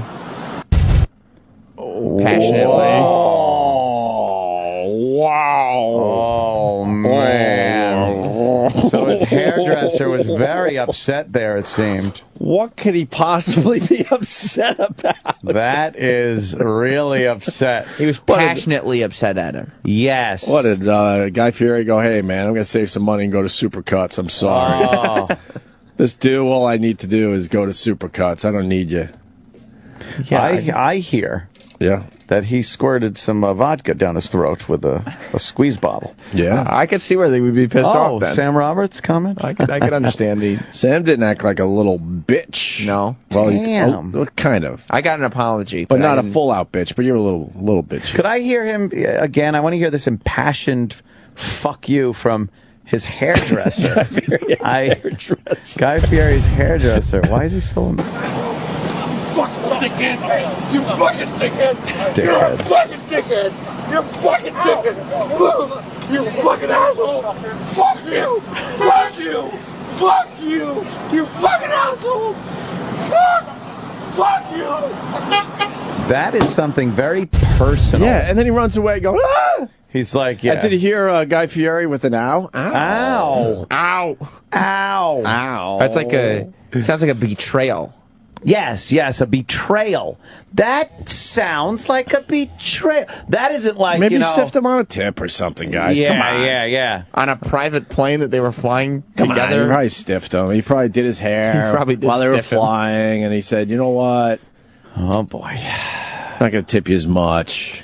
That doesn't sound like, hey, I left my fucking conditioner in the hotel room, so I'm not going to be able to condition my hair. Fuck you, you dickhead! Fuck you! Even Guy saying, I'm going to start using another hairdresser wouldn't have that kind of reaction. No. What is TMZ saying? What is TMZ saying? Do this. Nothing yet. No? Any speculating? A rep from Guy tells TMZ A bunch of guys were messing around. Things got a little out of hand, but they're all good now. A bunch of guys. It's always rock and roll. You know, what is that rock and roll covering up? You know what happens when guys talk about chicks? That's right. They get mad at each other. We're talking about chicks. Hey, Harvey, never see dudes being dudes before? Right. Weeping while calling someone a dickhead. Right. Fuck you! Saying fuck you. Wow. Weeping. He was weeping. There's some weeping going on there. Yeah, it was... Well, I'm just going to, no one wants to speculate. I'm just going to speculate. They were having gay sex, right? And it's pure speculation. It's just speculation based on what I'm seeing right here. I can put together that they have been homosexual lovers for years. Right. So you're saying that's the kind of fight that somebody would get into after somebody says, I no longer want to have gay sex with you. Because I'm now having gay sex with another man. And that's the type of reaction you would get from the guy you'd been having gay sex with. And that guy just found out? Right. Just replace the guy with a girl, and then a lot of us can relate to this hell scenario. Yeah. Can we get Guy Fieri on the phone? Oh, boy. He's a friend of the show. I don't see why I'm not. sure he'll take our call today. Yes. Yeah? Yes. Because this is all He'll alleged. explain. I'm sure he's got a good explanation. All right, cool. Call up the homo and let's... But then that guy runs away like, ah! He really did run away in a tiff. Ah! A huff, that's right. Can we hear it again? Well, he ran off like he was drunk and just found out his gay lover told him he was having gay sex with another man. With another man. That's how he ran, I'm saying. Yes. Let's hear this again. Fucking dickhead! You fucking dickhead! You're a fucking dickhead! You're fucking dickhead! You fucking asshole! Fuck you! Fuck you! Fuck you! You fucking asshole! Fuck! Fuck you! This is his voice. And then Guy Fieri slams the door. That's telling, too. Yes. Yeah. Yeah. Like, I can't believe I trust this fucking asshole. I can't believe we've been having gay sex for so long, and he runs off like that at the airport. That's a very interesting theory you present, Ann. I didn't even... It's just my theory, but I'm basing it on my own personal assessment of the video. I don't know, but that's what I say. Justin Stengel just texted, one theory, maybe he lost his comb. He could have. That would get a hairdresser very upset. That's his job. True. Although, this sounds more emotional, and I think the gay sex theory has more emotion in it than the comb theory does. It does. You would get that high-pitched, kind of a crying, sounding like a bitch girlfriend sound. Well, let's get Guy on the phone Let's get Guy. Straighten this shit. I mean, to give his side of the story. Yeah, probably don't want to say straighten it out. Right. It's nothing to do with this situation. So in your theory, then? Yeah, my theory. Would you think that since that guy is a little more whiny, a little more submissive even, right, the guy would be the top? Guy, based on this video, Guy is the top. Yes. This guy has spent their entire gay relationship together as the sloppy party bottom. Yes. Oh. He's the guy that needs the towel after they're done. Oh, wow. Yeah. Because he gives it to him good. Oh, you know what? Based on my speculation of this video, from what I've seen, yes, I am coming up with a theory. Yes. Not based in fact, just my theory based on this. Guy comes all over this guy. Yes. Well, a lot of tweets coming in. Oh. Guy's barber. It's a hairdresser. A barber. Sounds like Jill Nicolini, Bernie Anthony stuff. Oh, boy. Sounds like Boogie Nights just came in. And what was that based on, right? Betrayal. A sexual relationship between heterosexuals. Well, right. But betrayal. The word there is betrayal. And what? Supposedly they were drinking all night long on a plane. Oh, boy. Yeah. Drinking, private plane. With your hairdresser. Fuck. Who, when he gets upset, gets real whiny and bitchy. Oh, man. Oh, yeah. Little Boogie Nights. Yeah. Come on, faster. Faster. Fucking jerk it. Look, I can't do it with you talking. Shut up. Nice. This is rock and roll, so a guy would be into this. Rock and roll. Yeah, something tells me, just based on my own theory of the video we just watched, that the whiny, cryy guy just got ditched, just got dumped by his gay lover of at least 6 months, if not longer. 6 months. That's a relationship anger. That isn't just some whore anger, a one-night stand, let's say, anger. You fucking dickhead! You're a fucking dickhead! You're a fucking dickhead! You fucking asshole! Fuck you! Fuck you! Fuck you! You fucking asshole! Fuck! Fuck you! Listen to that. Fuck! Yeah, there's a problem. Can we play Right Said Fred over this, too? Oh, God. A little Right Said Fred. You got some Right Said Fred, maybe? I'm too sexy for my shirt. See how it sounds with some Right Said Fred. All right, let's play it again. Yeah. Try to figure this out. Yeah, we're going to try to figure this one out. Yeah. Fucking dickhead! You fucking dickhead! You're a fucking dickhead! You're a fucking dickhead! You fucking asshole! Fuck you! Fuck you! Fuck you! You fucking asshole! Fuck! Fuck you! Yeah. See, I think he was suggesting, I think Guy was suggesting, oh, no, I mean, the hairdresser was probably suggesting, based on my own theory. Speculation. Was speculating. He got a little out of his zone as a hairdresser and started getting into Guy's zone as a cook. Guy didn't like it. Because that guy suggested a new steak dish called meat spin. Yeah, and he wanted to demonstrate it for Guy, and Guy wasn't into it at that moment. He's in a fucking limo. He just got off the plane. He's drinking. So keep it for the house. He wanted to give him a tube steak sandwich. Exactly. Right, I understand. Yes. And Fuck you! And then he goes, why isn't Guy calling our show? Where's Guy? I don't know. Man, when he needs to promote, he's right there. Oh, rocking and rolling. He's got to do one for us today. Explain this shit. Come Apparently on. we're getting no answer from him. No answer. What? Damn. Wow. So you're not saying you don't think one night stand here? No. I'm not thinking one night stand. I'm thinking personally, based on my own assessment of this situation, long-term relationship.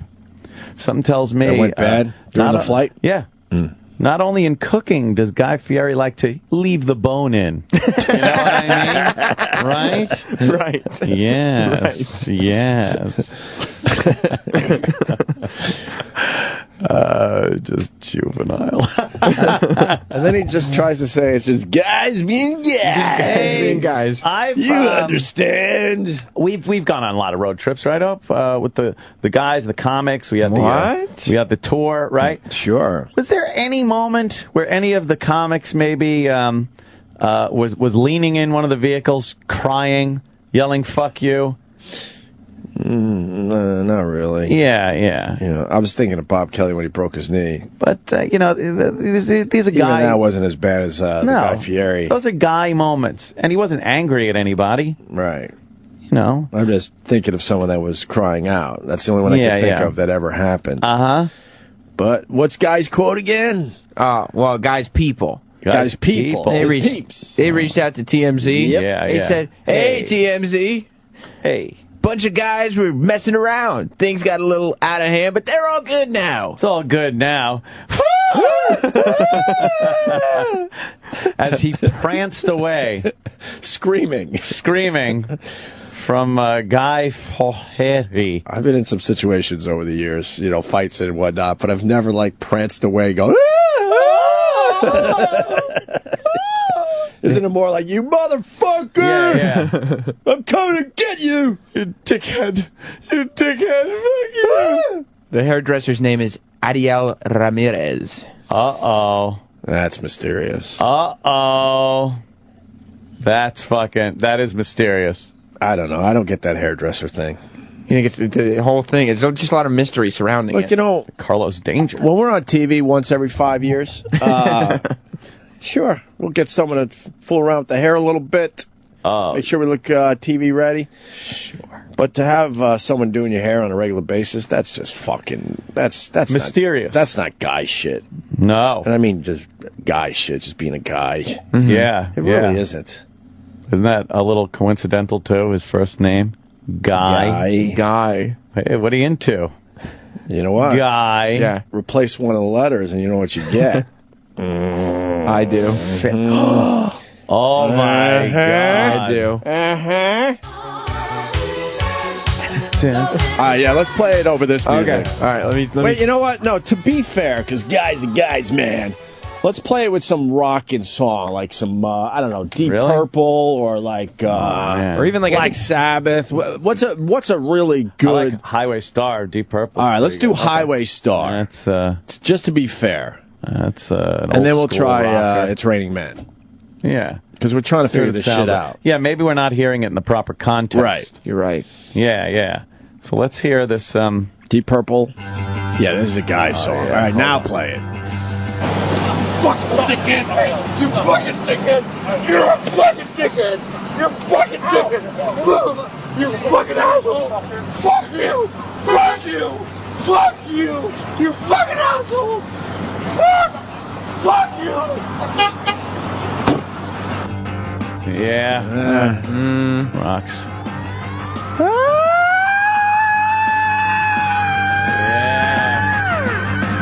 Fuck yeah!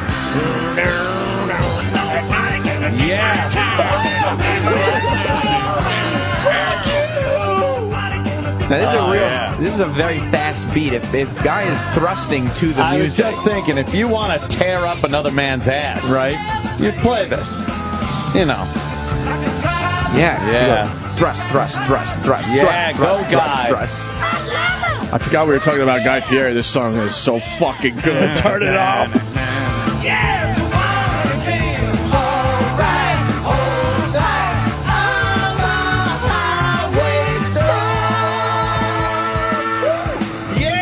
Fuck yeah. How old did you guys say you were in 97? Late 20s. Late 20s. Yeah, I discovered this because my dad liked this classic rock station when I was growing up.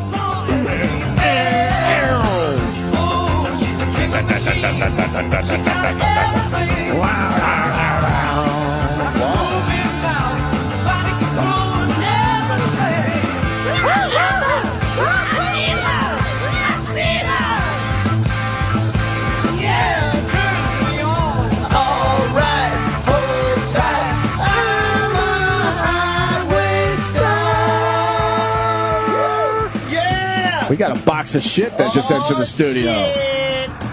What is it? What is it? Kenny's frowning. Awesome. Why is it awesome? Hell? It's like Why is Kenny frowning? What happened? Bunch of 3-page letter. cereal? A 3-page letter. What the fuck is that? Oh man, Fruit Brute. All right. Count Chocula. Blueberry.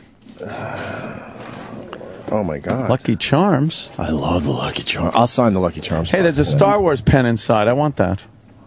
Why do we got Count Chocula? What's going on? Blueberry. Why all the cereal? We got like 12 boxes of cereal. How many? 1, 2, 3. Chocolate marshmallow. What is that one? Oh no! Someone give us a. That's that ghetto ass cereal in a bag. That is cereal in a bag. Just says ghetto. 1, 2, 3, cereal. 4, 5, Yeah, 6, it's poor 7, kid 8, cereal, 9, right. 10. About 12 boxes of cereal. Mama can't afford the box. What kind of cereal? It's all the monster cereal. So it's Blueberry and Count Chocula and Frankenberry and Fruity Yummy Mummy. Fruit Brute too. And Fruit Brute, yeah. Fruit Brute's like the. Do they have any peanut butter in there? No peanut butter. Fruit Brute. I heard that was the nickname for a celebrity chef. Oh my God! I don't remember which one. There. I don't know which one. Oh my! Dude, it's a 3-page letter that's typed out. For what? Who wants to read The this? cereal thing. Happy Halloween, Opie, Anthony, and Jim. I'm offended. Love you. Love the show. Of course you do. Every year at Halloween, General Mills re-releases the monster cereals, Count Chocula, Frankenberry, and Blueberry. Admiral Mills. For a limited time. This year, they've also resurrected 2 long-requested perennial favorites that have been retired from the lineup for decades. Fruit Brute, formerly Fruit Brute. What? It is still Fruit Brute. Yeah, it just doesn't have that weird line over the... Why? What? Formerly Fruit Brute? Fruit Brute, formerly Fruit Brute, he writes. All right. And Fruity Yummy Mummy. Too much fanfare. I do believe Eric Stoltz was eating Fruit Brute in Pulp Fiction when John Travolta called him. Remember he was watching TV and eating cereal? I think that's I right. think it was eating Fruit Brute. Okay. Yeah. What is Fruit Brute? Little trivia for you. Which one's Fruit Brute? This is it. It's cherry flavored. Artificial cherry flavor frosted cereal with spooky fun marshmallows. Sounds delicious. I don't remember Fruit Brute. Well, I know Sam glommed 2 boxes already. It wasn't addressed to him. He's pulling them out of there. Sam. Yeah, it's all right. You get last dibs. Oh, man. You want he Fruit wants Brute? Count Chocula. What you Boy, grab? you like Count Chocula, Love Count Chocula. Yeah, huh? Well, all right, hold What on. about Iraq? Cereal eater, Iraq? Let me read. I still got 20 minutes to read. Oh, right. That's true. I forgot about that. Those of us who are children of the 80s and 70s even. I guess he's older than us. I remember, like, Frankenberry commercials and Count Chocula. Yeah. Look forward to their annual appearance with great nostalgia and childlike delight as we seek to re-experience ever so briefly one of the joys of our childhood. That's the first paragraph of a 3-page letter. But when we, as adults, taste one or all of our favorite monster cereals of yesteryear, the reaction is almost always the same. They don't taste like I remember them. Oh, man. I remember loving these as a kid. I guess my tastes have changed. I don't enjoy these like I did when I was younger. Do people really think this hard about cereal? No. No.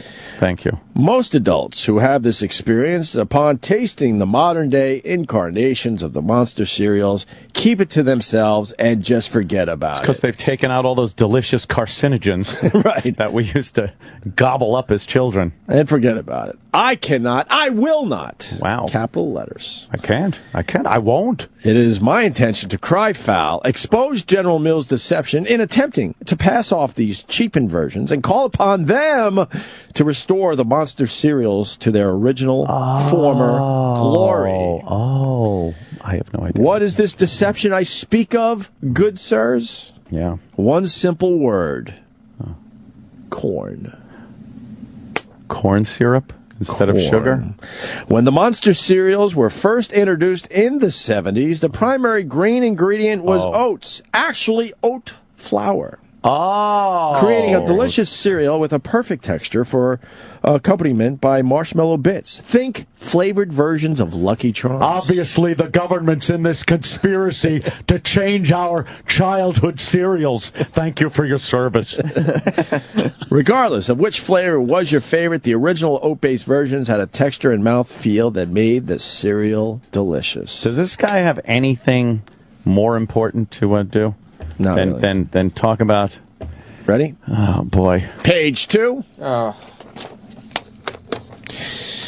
Fast forward to the 21st century, and General Mills has placed profit above quality and quietly altered the recipe, replacing the oat flour with a much cheaper, both in cost and quality, and more prolific grain, corn. Oh! Anyone else noticing my reading's gotten a lot better since having kids? Wow. Do that with no mistakes. Thank you, Sam. I have to read a lot nowadays. Getting that fucking muscle back working. The corn-based incarnations of the monster cereals taste nothing like their namesakes from days gone by, and only serve to sully the memory of the oat-based originals by having a texture not unlike shellacked styrofoam. Wow. What? General Mills' deception runs even deeper, as they also released the corn-based monster cereals this year in retro packaging from the 70s and 80s, available exclusively at Target. What branch of the military is General Mills in? Very important. Now, while I absolutely love the concept of the limited edition, longer. Get your Lucky Charms box in its original packaging. He actually wrote that. Yeah. Retro boxes, they only serve to deepen the disappointment when the contents of the box are nothing like the classic box art conjures. And a direct quote from the same press release, bringing Fruit Brute and Fruity Yummy Mummy out of retirement this year, General Mills marketing manager for the monster cereals, Ari Zanudin, is quoted as saying, "We choose the current flavors of Fruity Yummy Mummy and Fruit Brute to be as close as possible to the original flavors while taking into consideration consumers' preferences. Consumers can get a taste for what these cereals were like when they were originally on shelves." Was he at a podium with a bunch of microphones from the news in front of him when he made that important cereal statement? Nothing could be further from the truth. The original Fruit Brute, which ran from 1974 to 1984, and Fruity Yummy Mummy, which ran from 1987 to 1993, were both generically fruit-flavored cereals. Is this what those congressional hearings were about yesterday? I thought it was. I thought it was the healthcare thing, but I think it was about the controversy of the old school Boo Berry and the new Fruity Yummy Mummy. Now I know what you're thinking. Stop reading, but no, I can't.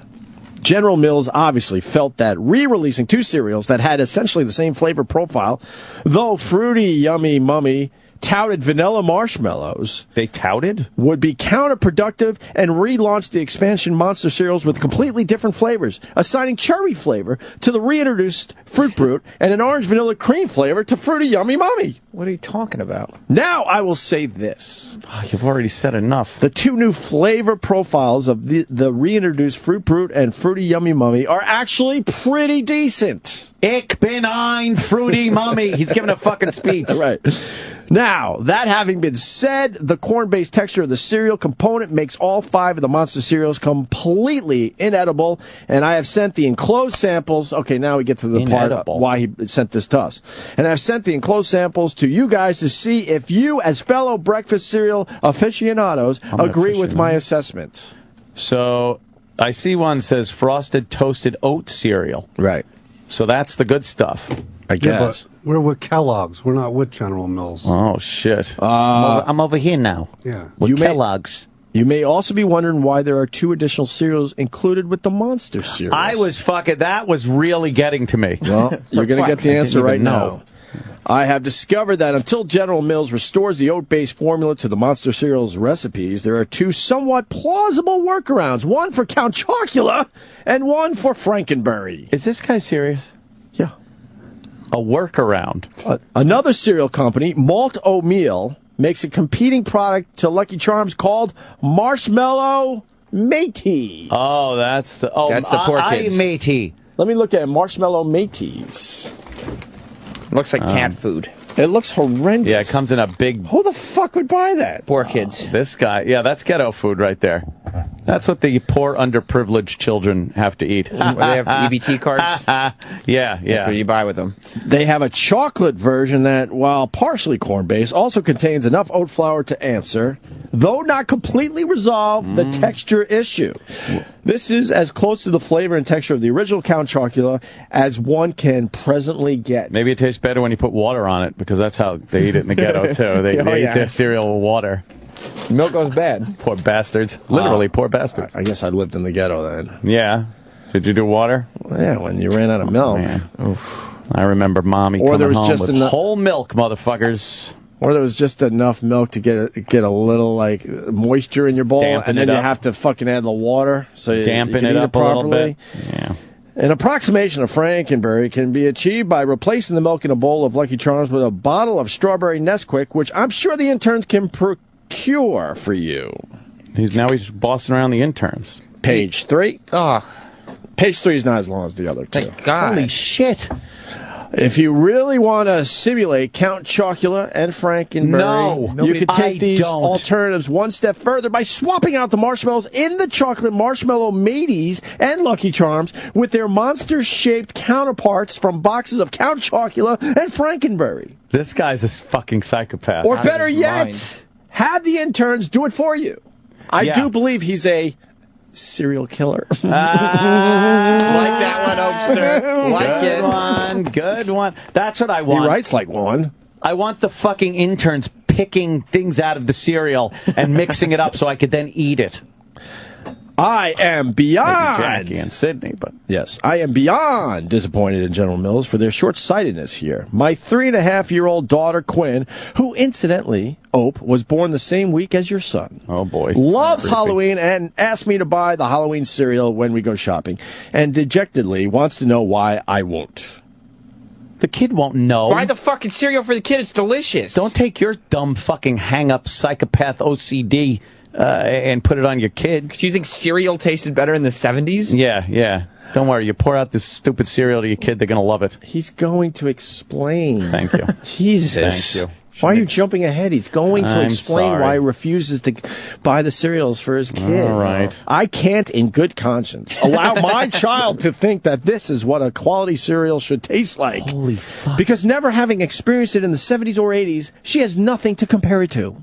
That's true. But can he do the same experiments that he wants us to do? I guess, but who has that kind of time? So not only can I not enjoy the monster cereals, I can't share the fun with my kid either. Wow. Yes, you can. I'd sue. My goal is simple. Here's the summary, people. My goal is simple: to motivate General Mills to eliminate the corn from the monster cereals and restore them to their former oat-based delicious glory. Yeah. I'd love to know what you guys think. I'd be happy to call into the show, or perhaps, schedule permitting, even stop by the studio to discuss this. Are you shitting me, dude? He wants to explain this live on the air. All the best, Keith, a.k.a. Cereal Guy. Jimmy's Apple consultant. So Jimmy deals with wow. works with this guy. All right, this guy's a psycho. I killed a box of Count Chocula like a week ago. It was delicious. It's fine, wasn't it? It was awesome. Well, my kid the other day, and people thought I set it up for a good photo op, the fucking assholes on Twitter, poured out my latest box of Lucky Charms. Oh, it wasn't man. set up, See? you cunts. And let me tell So you. can I take the box of Lucky Charms? please? Maybe, Thank you. maybe a kid didn't like the Lucky Charms because they fucking Weren't oat-based they're or, not or oat-based. corn-based or what? Thank you. Wow. Jesus, Sam. Yeah, this arm on me. What? This arm on me. I can't control it sometimes. Yeah, you got quite an arm. So now what? Cereal throwing arm. Now what? Now what? I'm going to take a dump. Eric, do you know anything about this cereal controversy? Who gives a shit? That could And that's be- coming from me. That could be the best way to wrap that whole thing up. Who gives a shit? Little Those two cereal cereals bowling. they brought back suck anyway. They're terrible. That's why they discontinued them in the 70s. People stopped buying them. Blueberry isn't even any good. What happened to Corey Feldman? Oh, boy. Why don't you bring it On up? the show later. What? Why would you bring that up? Well, I see his book there. It's going to be on the after show, right? I don't know for sure because What happened to Corey Feldman? well, he was scheduled to do a morning show, Yeah. Uh-huh.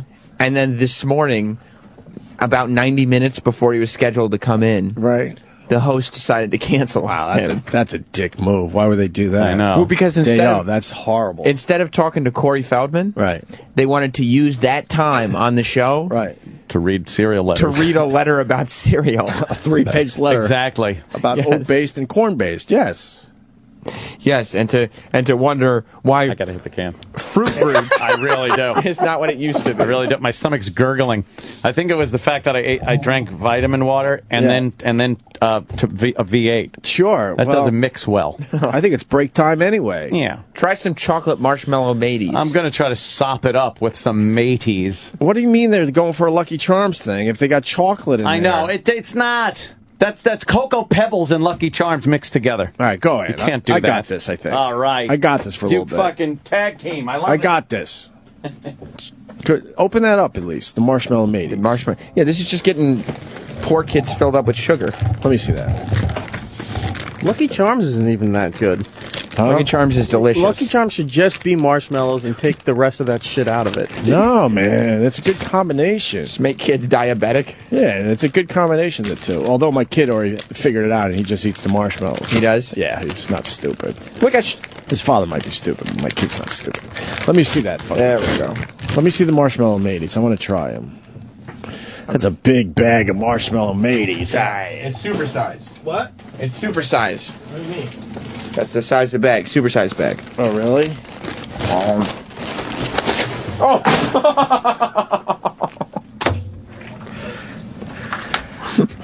It's all over the floor. That's unfortunate. And now Roland's stepping on a Fruit Brute. He's picking the bag back up. We have to get a visual He just element. threw it all over Roland. He just threw the open bag of chocolate marshmallow maze on Roland Roland. is not happy. Roland's got dust Wait, on wait, him. wait, wait, wait. Wait, Ro-Ro. Wait, Ro-Ro. Oh, Roland's Ro-Ro. not happy, but he... No, I can't though because it's gonna get all over. Oh, Ro-Ro, you could do it. Cereal fight.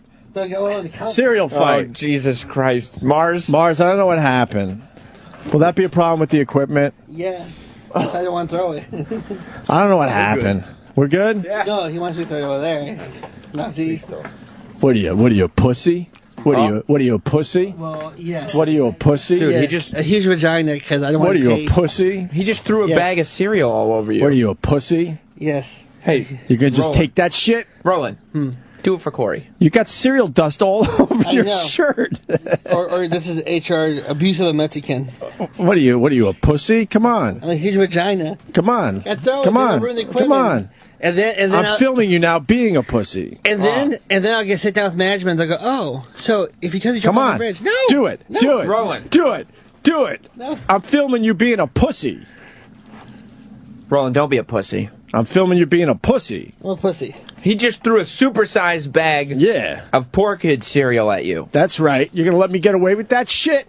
You get away with everything, so yeah. You're the boss. You're the host.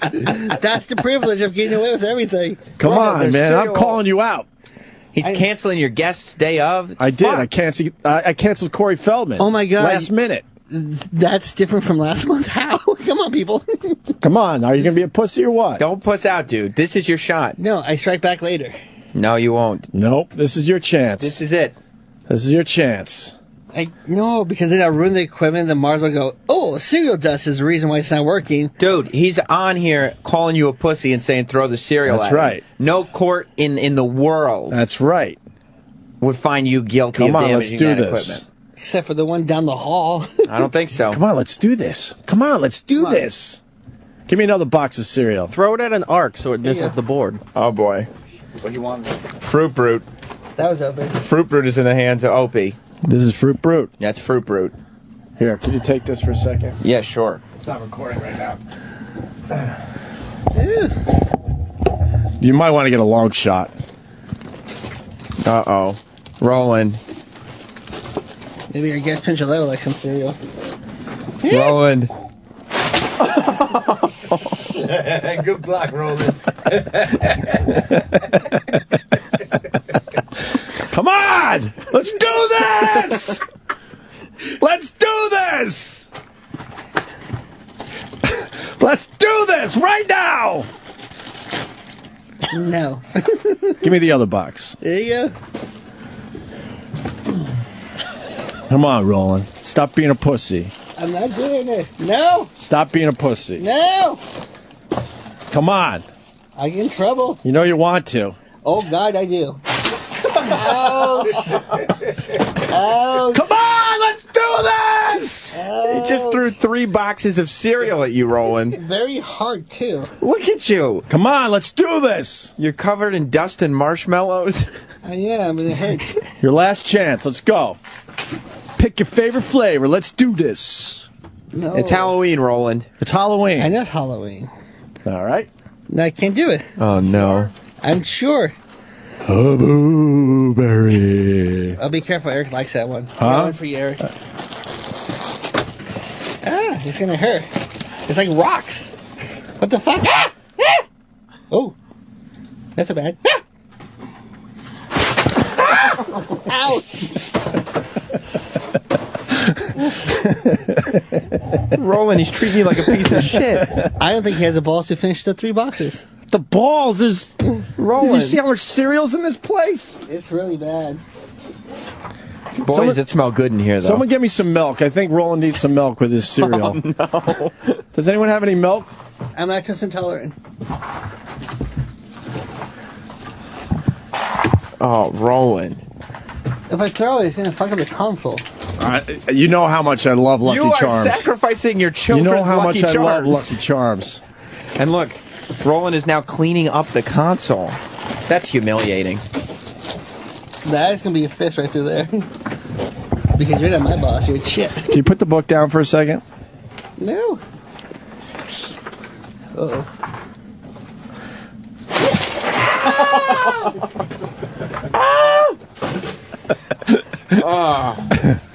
Oh, there's cereal everywhere. There's a Star Wars toy. I told Ann I got this. I told him I have this. Ann is shitting and he's going to come back. And there's half a dozen boxes of cereal spread all over the studio. All right, we'll take a break. Penn Jillette's next. Let's see. This is the Opie and Anthony Show. Sirius XM.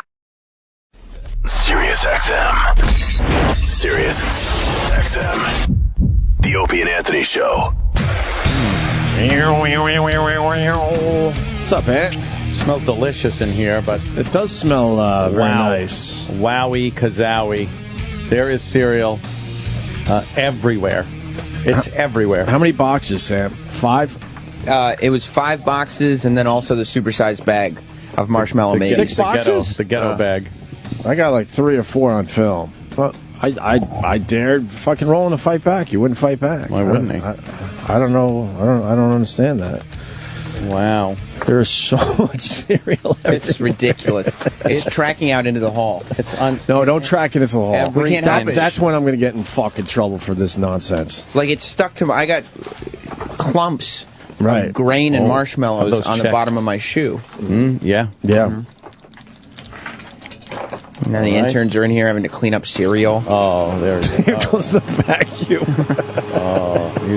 He's having a little trouble working that vacuum.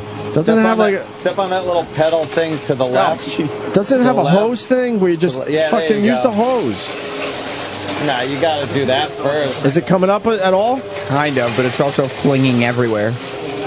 Okay, it's it's working. It's working pretty good? All right. Yeah, it actually is. Amazing vacuum right there. It's a very cheap way to promote my Twitter, but... I'll tell you one thing, though. I don't think 5 boxes of cereal is going to fit in that canister. It's already filling up so quickly. Look at how full the canister is getting. All right, well... It's almost up to the HEPA filter. All right, you got to empty the vacuum. You're going to have to empty it every 30 seconds. Yeah, pretty much. But it can't go up to the filter, really. But vacuum your ass off before, the people upstairs get word of this, come down, and then cause a fucking issue. Yeah, this was too much fun. Somebody's going to have an issue with it. It's usually the too much fun that always ends up being an issue. There you go. Now dump that fucker in the garbage here, and we'll be okay, I think. Right? The guy who's screening calls outside the studio for whatever show thought it was hilarious. Hilarious! He's enjoying that now the whole area smells like fruity, delicious, sugary cereals. It is delicious. Well, Aunt went and took a dump, in case you're tuning in. Oh. And we just read a really boring 3-page letter about cereal. And I just felt like we had to do something. I felt like we had to do something, so I started a nonsense cereal fight with Roland. The poor intern's having a little trouble with the vacuum. Canister. Doesn't know how to empty it. Yeah. I saw this on Animal Planet once. It was kind of fun to watch. They're calling Roland a punk for not fighting back, Sam. Oh, damn. Well, a punk. I would have fought back. You would have fought back? Yeah. I would have thrown a box of cereal at you. It smells like Halloween in here now. It smells very fruity and sweet. It smells very delicious. Candy-like. Delicious. All these marshmallows are stuck to the bottom of my shoes, like gum. He's got it? Look. I think he got it. Now in another 30 seconds, you'll have to fucking empty it again. Yeah, marshmallows are sticking to the bottom of everybody's... Oh, yeah. All over your sneakers. Oh, yeah. All fully... That's all right. In the waffling. We had to pump up the cereal bit. Oh. Had to pump it up a little bit for the people out there. I just like the letter reading was good. I thought we were going to stick with the guy's idea of testing the different cereals and choosing corn or oats. Well, yeah. That was brilliant. Which was more aerodynamic, Opie, corn or oats? Ah, that's true. I think corn flies a little better than the oats. Okay. I conducted my experiment just like that guy asked us to. So, cheap plug, I know, but Opie Radio for a few of the pictures from the cereal fight. What time is Penn coming in? He's supposed to be here now. Oh, boy. So what? He can appreciate this. Can he? Dude, our logo looks... What'd you say? Our logo looks really cool covered in cereal. Maybe we should leave it. Yeah. Dude, that is... What? Filling up so fast. It's 5 boxes of cereal. You know what you need? A shop vac. Yeah. One of those big barrel-like shop vacs. That'll get it. But the more equipment you get, the more questions start getting asked. Is that it? Yeah. Holy mackerel. Yeah, that's full again. Huh? That's it. It's full again. What do you mean it's full again? The vacuum. Yeah, the vacuum's all full again. Well, do something about it. Holy shit. You know what's good about this, though? What? Every room that vacuum's used in, again, for the rest of its life, is going to smell great. It's going to smell delicious. Because it's going to... You know, you ever notice somebody that has a dog and their vacuum just smells like dog? Yes. They fucking turn on the vacuum and start vacuuming, and the air that comes out, it's like, oh, it smells like wet old dog. Well, now this is going to smell like fucking nice cereal. What is that? It's under the couch? Oh, God. Yeah. We have to remove all the furniture out of the studio. Yeah. Because there's, like, probably a full box worth of cereal under all the couches here. I think you should have gotten the Dyson ball. Dyson vacuums. Look at how it sucks it up with its cyclonic action. That guy don't sound like a fruit. My work is done here today. Oh, yeah? Yeah. It ain't going to get better for you than this? Yeah. Why even try? Dyson! I need a Dyson vacuum! Oh! Oh, man, they're pulling fucking furniture out of the studio. This is bad. This is bad. Why is it bad? Oh, it is tracking. Let's start having fun again. All Wait, right, it's like, when? Let's start having fun. It wasn't even... You missed it. Oh, boy. It wasn't even like he was throwing some cereal out of 5 boxes. Like, I was picking up boxes to see if I could get a handful or something out of them. Uh-huh. Empty boxes. Yeah. Like, in one fell swoop, the entire box of cereal was thrown at Roland. Look at how cool our logo looks, covered in cereal, though. That does look cool. That looks all right, right? Looks like a Banksy in here. Yeah. It's crazy. Anyone could do the Banksy thing. Yeah, you just throw cereal all over the floor. I missed this, but why is that guy in blackface? Huh? What the fuck is going on the bottom TV? For the last 2 years, there's a guy at Bahia sends me $15 a month for a haircut. I've never cashed the checks. Every month I get $15. I'm going to put it in my trust account eventually. Well, look, it looks good. You're a good-looking bald man. Oh, yeah, I don't know about that, buddy. It looks pretty nasty. Looks like some guy's on a strip in Vegas right now, actually. Right, yeah, what are you, Bob? I don't think so. Or is he just tan? I think he's just a tan He guy. sure looks like he's in blackface. Let's accuse him of it. Well, I'm just going to accuse him of it anyway. Much like we did Guy Fieri. Yeah. We accused him of being a gay man. How are we doing over there? Bad. What do you mean bad? I mean, there is. We can't be bad. There's a huge amount of cereal that was thrown all over the studio. Well, Roland did some kind of Mexican fucking hat dance all over the cereal. With him, it's just called a hat dance. He crushed it into the carpet. He did. It was laying all Ground nice, and then he decided to do some weird Mexican dance. This is like a fucking vacuum commercial. Huh? Because, you know, this is probably the toughest assignment you're going to get for a vacuum. Crunched and crushed in cereal into a carpet. It's got sugar in it, so it's kind of sticky. It's marshmallows. The fibers, marshmallows. Yeah. God damn. Happy Halloween, huh? Well, you know. I guess what I forgot. happened there. This was our big Halloween bit. This is our Halloween party. Yeah. Why didn't Roland fight back? He was afraid of... I gave him every opportunity. Well, you know, the thing is, Roland realized that when you throw cereal in a studio full of equipment, some of the equipment can be damaged. Oh. We're still broadcasting, aren't we? Yeah. Somehow we are. Wet. I mean, we have to broadcast over the sounds of a vacuum cleaner, but... Well, and I did ask for milk. Oh, you did? They did not give me milk. That would have been tragic. Oh, it's coming up. All right. Yeah, but he can vacuum. I got a good view of this now. He can only vacuum for 30 seconds. Oh, there you go. Would you have thrown the milk? Yeah. Oh. Yeah, no problem. That would have been bad. It's time to fucking start having fun again. You're right. Let's see what this fucking radio show could do. Well, so far we can pour 5 boxes of cereal all over the floor. That wasn't pouring. Throw. Oh my God. It's coming up good, Ann. We're good. Yeah, but look, he's done already again. I know. That vacuum sounds full, doesn't it? Yeah, get a fucking shop vac, jerky. I think I got to pay the interns today. Oh man, they didn't sign up for this shit. Yeah. This will help you in your search for broadcasting jobs. Right. Well, you can also tell that, like, the amount of housework and stuff that gets done, because this kid's never used a vacuum cleaner before in his life. He looked at it like it was a fucking strange device. I think he thought it was something you smoke the pot out of. That's right. Well, how about we do this? Huh? What? We're going to take another break, get some live reads done, and hopefully Penn Jillette will be here next. That's right. Yeah, we need. Where's Penn? He's coming. What Right do you now? mean? What do you mean? That's vague. Why are you being so vague, Roland? Oh my God. Roland kicked Is he over on his the way? pile. Yeah. All right. Where is he? His guy's a few blocks away. Oh, okay. So we'll break okay. right now. When we All get right. back, Penn Jillette. Stay All there. right. This is the Opie and Anthony Show. Sirius XM. Sirius XM. It's the Opie and Anthony Show.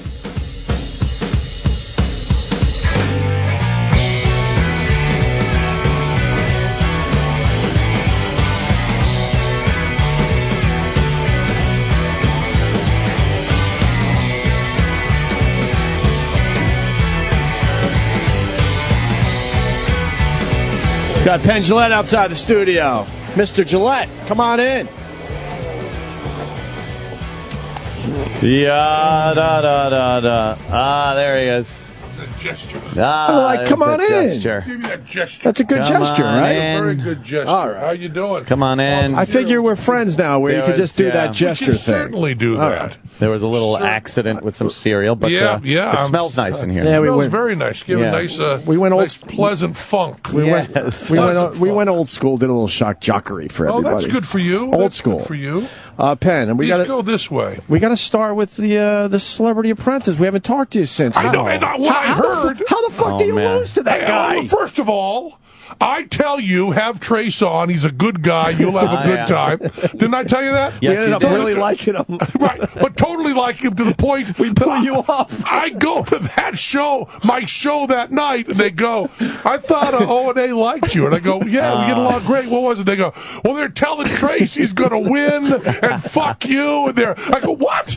And I said, they didn't say his ice cream was better. No. Well, they said, well, they didn't say it was worse. I said, what's wrong with those fuckers? How long have I been your friend? How many times have I tickled your ball sack with my tongue? Penn. But can I break this down for you? Okay, break it down. Your ice cream was way the fuck better. Way the fuck better. To the point I continued buying even when we didn't even have to buy it anymore. I was still buying it. Discuss that. Nobody thinks. No one in the world thinks it's But quite better. honestly, your personal story wasn't as impressive as his. What's his personal story? He got shot in the heart and lived. We weren't competing on being in the wrong place when a bullet's being fired.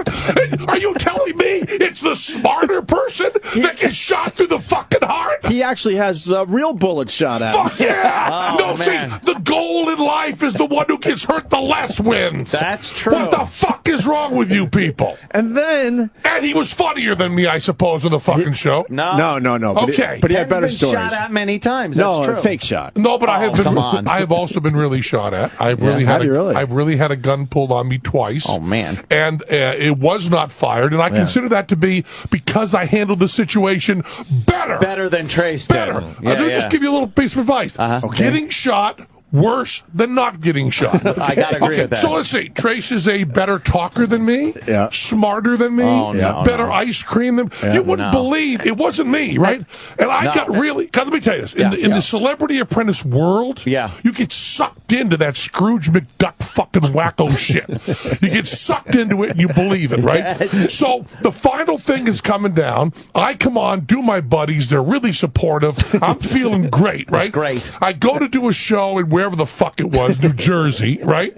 And I'm feeling pretty good about myself. Sure. And I'm out signing autographs after the show. Like 1,000 people want to sign my autograph. Nice. And guy number 5 goes, man, O&A sold you out. And I go, what do you mean? They go, oh, they were saying that Trace should win. Trace was the winner. Oh, my God.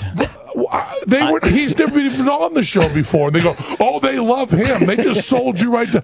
And so I go, okay, well, this guy's a nut, right? Because you get nuts. Yes, sure, right? of course you do. get nuts. Sign another 10, 15 autographs. Whoa, did you hear O&A? Oh, no. What do you mean I hear O&A? No, they sure love Trace, man. They were sucking his dick. Okay. You bunch of fucking rats out there is what you are. Okay. Let me just bring the whole thing Just to a an misunderstanding. end. Yeah. Take all the jokes out and everything. Okay. We finish signing, about 1,000 people. Yeah. I'm standing there. We sign outside. 1,000 people have left. I'm standing there picking up my markers, picking up my water. Glenn comes over. Glenn goes, you okay? And I go, I'm a little bummed. It's stupid, but I'm a little bummed. Oh, He says, what, why? And I go, well, I heard that like O and A were saying that Trace should win. And he says, you know that this game doesn't mean anything to you. You don't give a fuck. I said, I don't give a fuck, but it just feels, I feel like I've just gone through some sort of weird breakup. I'm really bummed. Yeah. And he says to me, well, you know, it's all the pressure of the show. You've been working hard. You haven't been sleeping. And I said, it was like 5 people. He said, I'm sure it's a misunderstanding. I'm going to call tomorrow. And the next day he says to me, yeah, I guess they did. Oh, no. Hold on, I do have 2 other points here. First of all, with the Trace Adkins, what impressed us, he gets shot in the heart by his wife or girlfriend at the time, and he doesn't scream. And he's just relaxed and goes, all right, call 911. No, but that's in the story. What? It was impressive. But that's in the story, it's impressive. Yeah. It doesn't mean it happened that way. Well, we're gullible. We believe half your tricks. They're not tricks. Sorry. And here's the other thing about swindles. Swindles and here's the other thing about scams. Celebrity Apprentice that blew me away for real. I saw the finale because I was rooting for you in the end. You know that. Oh, I don't know that. Say that again. We were rooting for you. Okay, well, do you mean it? Yes, absolutely. I was hoping you won, but his goddamn story was like, oh God, how could it's like he made it up to win. Yes, it had to be precisely my point. He had to make up for the fact that his ice cream was horrendous. It was horrible. It was terrible. But then this is what I learned by watching the finale because you're on it. That's the only reason I watched. And your new boyfriend Trace was also on. He is dreamy. And the whole he thing. Is dreamy. He's better looking than me. He's and got I would voice. I would think that if any 2 guys would not go for better looking, it would be you 2. You're right. So, but here's my point: the whole season was a ruse. Yes. Because Donald Trump hated you from day one because what you wrote about, what you wrote in your book about him. That's right. He called you out. So he was never going to let you win anyway. No. Do people know this? He said it on the air. He said it on the air. Well, so I'm telling the people that maybe didn't watch the finale. He basically said that he doesn't like you because of what you wrote about him in your book. That's what he said. And then he said, do you want to apologize? And I said, no. Thank you. And thank you when for saying someone no. says to you, do you want to apologize? It's the moment of truth. Right. That's the crossroad. And then I'm sitting there going, oh my, he had no intention of having you win ever. No, there was no intention. And there was actually fights with Walgreens and the producers who wanted me to win. Right. And they were much more pissed than I was. Yeah, because they could have sold a lot more ice cream if you won. Because in the end, it was a much better product. And the other thing that I can't tell you who, but people involved in the production who were so embarrassed ended up giving me that amount of money for the charity. Wow, they did. Oh, good for you. They just said, this was kind of bullshit. Let's write you. Good. So Opportunity Village made a metric shit ton of money. What's weird about Donald Trump, he dishes out a lot of abuse, but then you give him a little shot and he can't take it. Well, when the shot is as perfect as my shot. It was a good shot. That his hair looks like cotton candy made of piss. Dead on. Why is he surprised at that? For some reason, he's decided to have horrible hair, even though he's a billionaire. I've seen better hair systems than that. Yeah, way better. Well, you have. Yeah. Well, I hope we straighten this all out, Penn. And you came out to Vegas. I came out to Vegas. And you didn't wear your baseball hat. No. And you're absolutely unrecognizable. He did not even recognize me. And I knew he was there. That's our biggest fear, though. When you guys finally give us an invite, we show up and like, he doesn't even know. No. Once I knew you, I greeted you with a great deal of joy. You came back with great stories how you treated him. Fantastic, and the show itself was just amazing. I loved it. I can't believe that your baseball hat is what I recognized. I know. I didn't have the hat on because it's a classy joint. I want to be in a classy joint with a hat on. But what a great time, and the show was so much fun to watch, man. I got to see it. Just a blast. And now, you guys, although I imagine there's someone else who's better looking with a better voice who can seduce you, I am now doing a Fund Anything. I'm doing a crowdfunding campaign. Yes, I know you are. Yes, and you watch any of it? Did you see any of the Jim Norton or anything? No, I didn't see that. Okay, because we went, the idea, I wanted to make this movie called Director's Cut. I made The Aristocrats, which did very well. Sure. I made that with my own money. I made this thing called Tim's Vermeer, which is a smart, artsy movie that's doing fabulous on the circuit that we made with our own money. And then I wanted to make one movie that was like a horror movie, thriller movie, down and dirty. And the idea I had was to do a movie that had a director's commentary over it. But you realize that the director's commentary is not by the real director, but rather by a psycho. And he's what an original idea. He's gotten onto the set and stolen all the outtakes from an FTP site, and he's kidnapped the lead actress, and he has her tied up and is making her do scenes that cut in with the movie while he's doing the director's commentary. Pretty goddamn good. And I wanted to be the bad guy. You know, after 2 years of going on Celebrity Apprentice and sucking corporate dick, I wanted to be a bad motherfucker. And you know I'm right on the edge of bad motherfucker. Yes, you are. So I decided to crowdfund, make Penn a bad guy, and I got all my friends. Let me just tell you this test here. The idea is it's fundanything.com. You just go right there. There's a page. Click right to Penn, or you can go to fundanything.com/Penn, Penn. Take you right there. And I asked 50 friends, including Jim, to make me a video to help me sell this movie. I need $1 million to make the movie. So help people give money. Now, if you ask your friends to do that, some of them will, some of them won't. If you ask your friends to give money, none of them will. But let me run this test. If you ask your friends to do a video calling you an asshole, saying Penn's become a real dick, I hate this fucker, everybody comes through. 100%. I mean, David Copperfield, if nothing else, you got to watch the David Copperfield one. He did it from his island. Of course, and all he is explaining what an asshole I am and how I've been an asshole forever. And it's really funny. Matt and Trey did it. Neil Patrick Harris did it. Joan Rivers, I saw. Joan Rivers. But the best one, and with all due respect to Jim Norton, the best one is that Lawrence O'Donnell and Glenn Beck did one together. Wow. How did that come about? Well, they're both friends of mine, and they did a script that were cut together, and they have agreed to, for the first time they'll ever meet, they will act in my movie. Wow. They will. So there's only like 2 days, and we have amazing rewards. I mean, you give like a few $100s, you get a suite at the Rio, tickets to our show, hang out afterwards, magic lesson, juggling lesson, come over my house. That's pretty. Everybody's saying that, other people's rewards are like you get a T-shirt, fuck you. Right. But these rewards are insane. There's 3 days left, and you just go to fundanything.com and at least check out the videos. There's like not all of them are up yet, but Glenn and Lawrence O'Donnell. And it will really kill you. The two of them working together. I gotta watch that immediately. Yeah, it's pretty. They don't like each other. Oh, they really don't. No. And I'm stating the obvious. But I got them to both blurb my book, which they were kind of against. And then I'm sucking them into my camp. And I just want to, and I'm not also, this is something very important. In this movie within a movie, I am not having Lawrence O'Donnell play Lawrence O'Donnell. He is not playing generic TV guy. Glenn Beck is not playing TV pundit. They are playing two police officers who are partners and who hate each other. That's fucking great. That's perfect.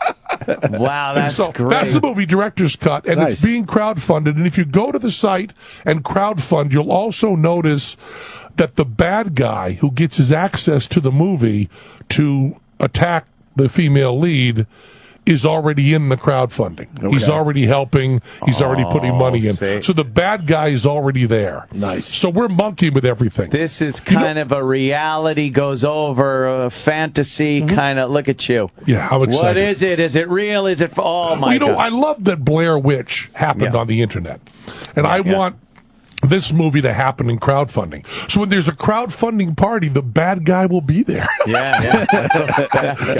bad guy will be there. And I think, did you watch the video of me with the woman tied up? I did not. Yes, you first look video, very creepy. I look pretty creepy. You do, and I just do that all myself. Yeah. I mean, there's no makeup or shit, no prosthetics.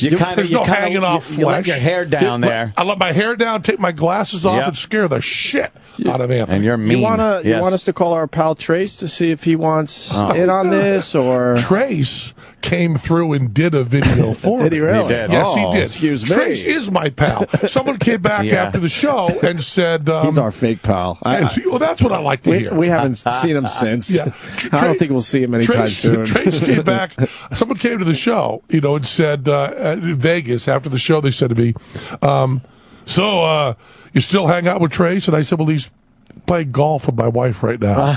And he comes out and stays in the house and plays golf all the time and hangs out. Cool. And then my family's going out to visit his family. We get along great. And we have no problem. There's no problems between me and Trace except you two. Yes. I said, why the fuck did O&A suck up? I expected, I told you to put him on. Yeah, I told you he'd be good. Yeah. And I expected you to be cordial, polite, very, very complimentary. And then for one of you, I don't even care which fucking one, either the WAP or the other one, either one of you, either Opie, one of you would say, listen, man, you're really great, but Penn's been on the show forever. We got you to know that we're rooting for him. His ice cream is a little better, but listen, man, you are great. You are fabulous. Was that sentence ever said? Yeah, I mean, we did. Yeah? We did feel a little guilty. No, it wasn't. We felt a little guilty. It wasn't said. We felt a little guilty after the show. I think we might have a clip. Is it short, though? I don't want to waste Penn's time with a long clip. Yeah, it's short. All right, a short clip from that day. Oh, no. We hope you win Celebrity Apprentice. I do, too. You just told Penn that yesterday. No, I don't even know. No, I said it after we looked at his backstory that we have to go with this guy. I did say that. I changed my opinion, even though he's a really good friend of ours. But how do you not root for a guy like this? Penn's a really good friend of mine, too, man. Yeah, but Penn has a sex dungeon. That's all he's got going for him. Dallas, the Midwest.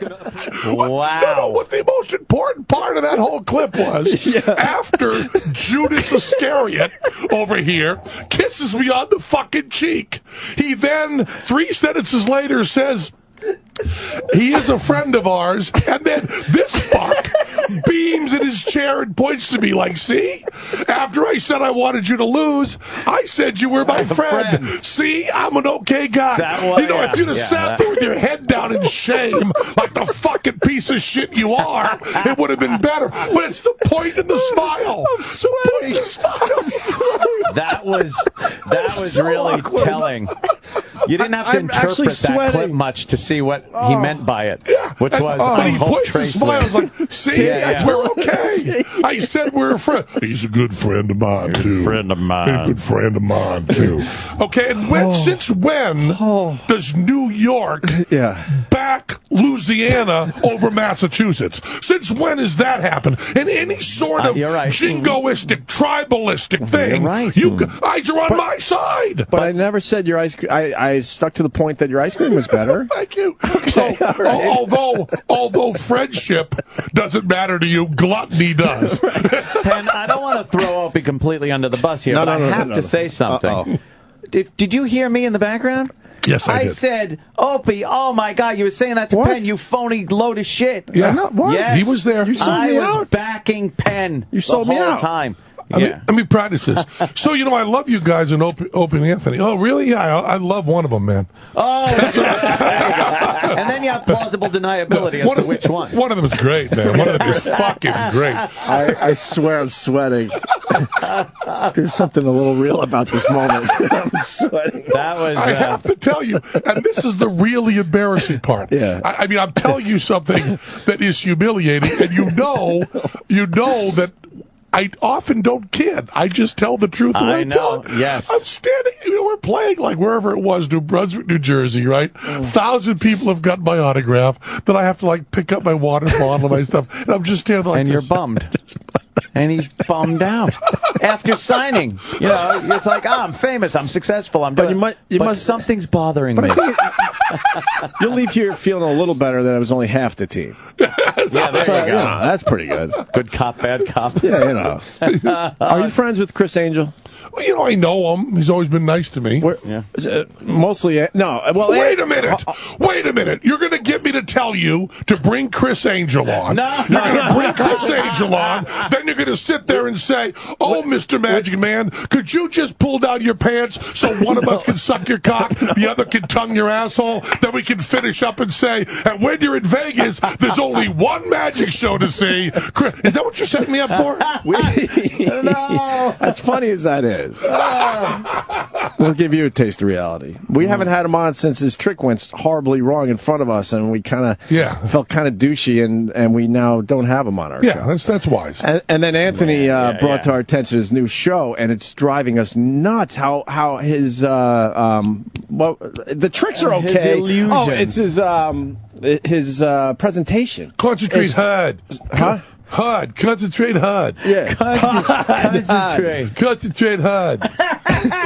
His presentation is so uncomfortable to watch. We all know these are illusions. They're not illusions. They're swindles, not on TV. All right, fair enough. See, I was trying to be nice, but he walks across the pool in Vegas. That old gag. And then he naturally has a woman swimming underneath him, like posing. I'm like, no, don't do that. The old plexiglass. To basically say, see, look, quiet. Oh, I'm sorry. Quiet, Anthony. Nobody knows. I'm exposing this. And then focus HUD. Concentrate HUD. Concentrate HUD. That's perfect.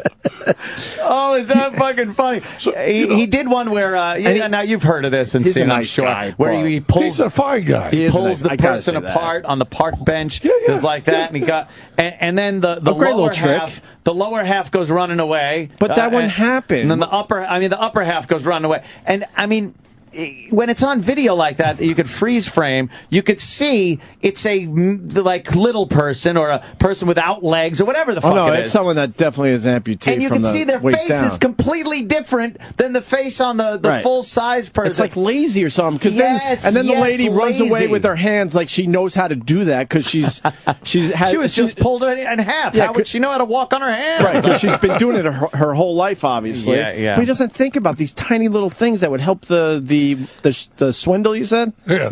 Well, no, the swindle along. Let me talk about this. A while ago, some people thought that the word trick was too short and that they wanted to be pretentious.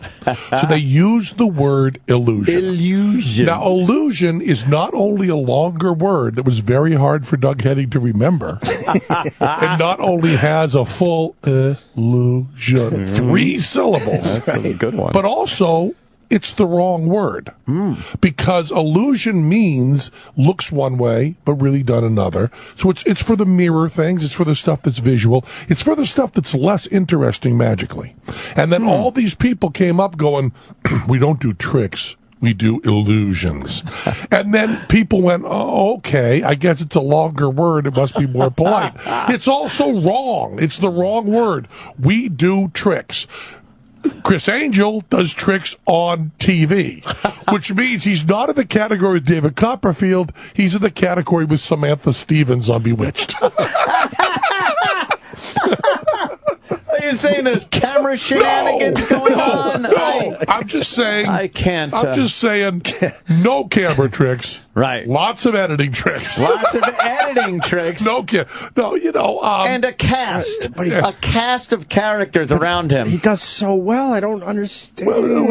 People love that stuff. Not so much these days. Yeah. Is there anyone you respect in your field? Yes, everyone really. I mean, David Copperfield does great tricks. And he's been around for quite a while. Been around forever, and when you go to see his tricks, you don't know how they're done. Mm-hmm. And that seems like an important part of a magic show. That is a very important part of a magic show, is not knowing and wondering and trying to figure it out. It's not everything. Right. But it should be the baseline. It should be playing into. You want to be mystified, yeah, sure. You know? And David always does that. David always delivers that. Lance Burton, who's now closed, he's retired, but he used to do a great show. How old is he that he's retired? Younger than me. He is, right? Why did he retire? 54. Is he all right? Yeah, he's fine. I was sure. He's had it. He retired, and I said to Lance, Lance, because this is what you say when you're an old guy in show business. Yeah, you think you want to get out of it now, Lance, but you're going to miss doing the show every night. You're going to miss the applause. I'm telling you, you're going to be back within 18 months. 18 months. I see Lance now, and he goes, he's great. I get up at 6 in the morning. I play pool, play with my dog. That's all I do all day. Wow. Really? I love enjoys it. I But guess, why wouldn't yeah. you do like a shorter schedule or something? He doesn't want to ever walk on stage again. He says to me, "You know, Penn, when you're doing it, it seems like fun, but it's really not." Well, yeah, because I mean, you make it fun for yourself because you got have this a over the top blast. personality. I That's have a that's blast, wonderful. and I but love these it. guys, like a friend of ours, did Broadway for a while. He goes, "I will never do another Broadway." Stephen Lynch. Yeah, we saw yeah. him backstage. He's like, "I will never do this again. I can't do the same Wedding exact Singer, thing." he And I was go, in "What that. do you mean the same exact thing? When you guys fell in the dumpster, you didn't improvise that?" He goes, "Nope. Every fucking night we fall in the dumpster exact same way." And it got me to thinking, like, how that's gotta suck after a while. But it also it's a question of being a professional and being in the right job. Yeah. What I love about it is when you go out, like you guys are now, you have to think about what you're going to say next, and you kind of get into this whole world of making sure everything goes. You guys are really, really good at doing a form, but not really good at the content because you're not doing the same content every day. Right. So you don't know what's coming next, so you become people that learn form. That's fine. But the idea of learning content, the idea that I can go out and know what I'm going to say, but be aware of every single person in the audience, exactly how I want to say that sentence. Doing a show over and over again is for someone that like sees Groundhog Day and thinks that's a really good thing. Right. I love that. I would love that, yeah. I love going out and making the show on RCH better every night. You explain that in your book perfectly. I really enjoyed that part of your book. You know, the fact where you study the audiences and you and you pick up little things that they're and you really are so aware of them, and it's so terrific. And so I love it. And Teller and I have the best of both worlds. I mean, I get to do stuff like this, which is not scripted, and I love doing. I get to do stuff in the show that's exactly scripted and must be exactly scripted, where I cannot ad lib or people could get hurt. And then I do new stuff in the show all the time. When you go to Vegas, everybody tells you, you get a show that's fairly successful, you go to Vegas, and it stays that way. That's it. You just go there till you die. You play golf all day. You go in and do the show you know how to do.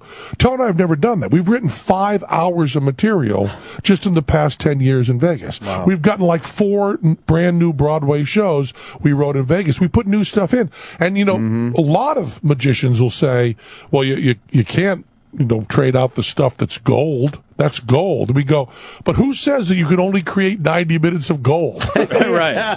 We take out tricks that we fucking love. Kill. We take out tricks that destroy the audience and that we love doing and we're not bored with because there's something else that's a little harder to do and might blow their minds a little more. And it'll be sloppy to begin with, but we hammock it. We put it in a killer bit after, put something in there, see how it goes. I mean, you saw Teapot.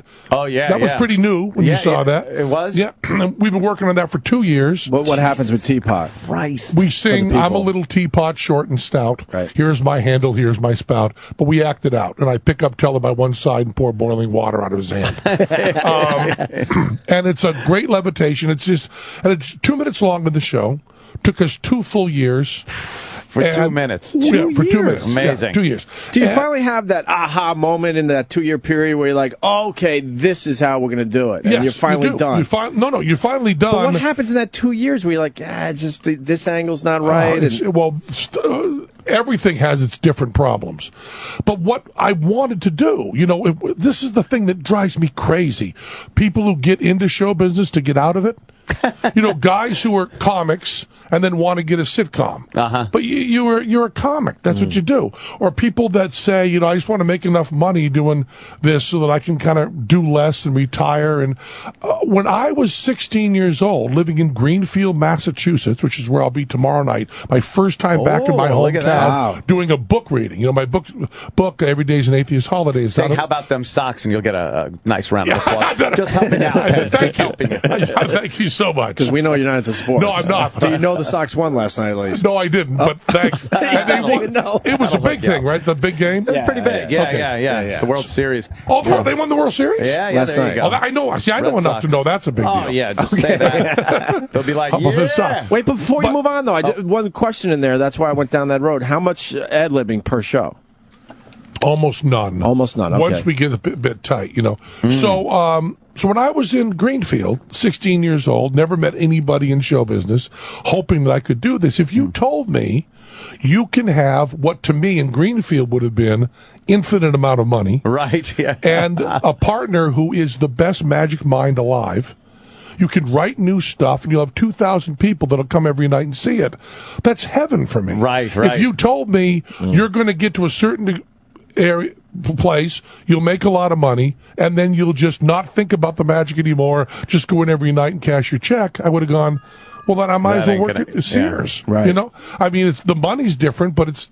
So we've been working on this bit. I'll tell you a stupid bit. I may have already mentioned this to you. We got in our heads that, Siegfried and Roy worked with big animals. Yeah.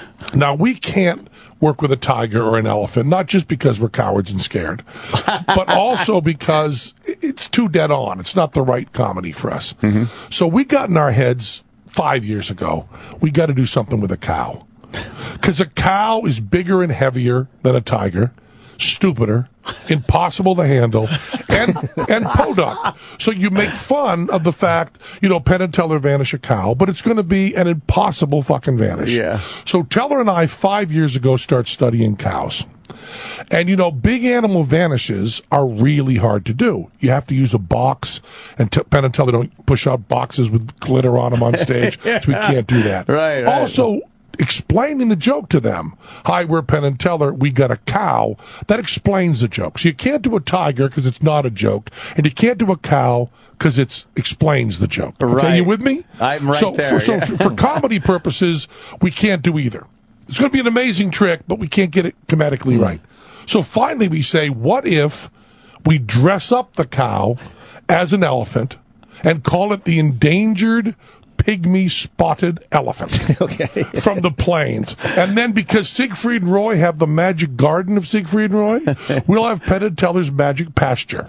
All right. And where the spotted pygmy elephants are. So we go to cow experts. We find they love having a feed bag on. They love having a bag full of food. So do we all. We'd like those Fruit Loops attached right there. Oh, yeah. And then we put a dryer hose on it.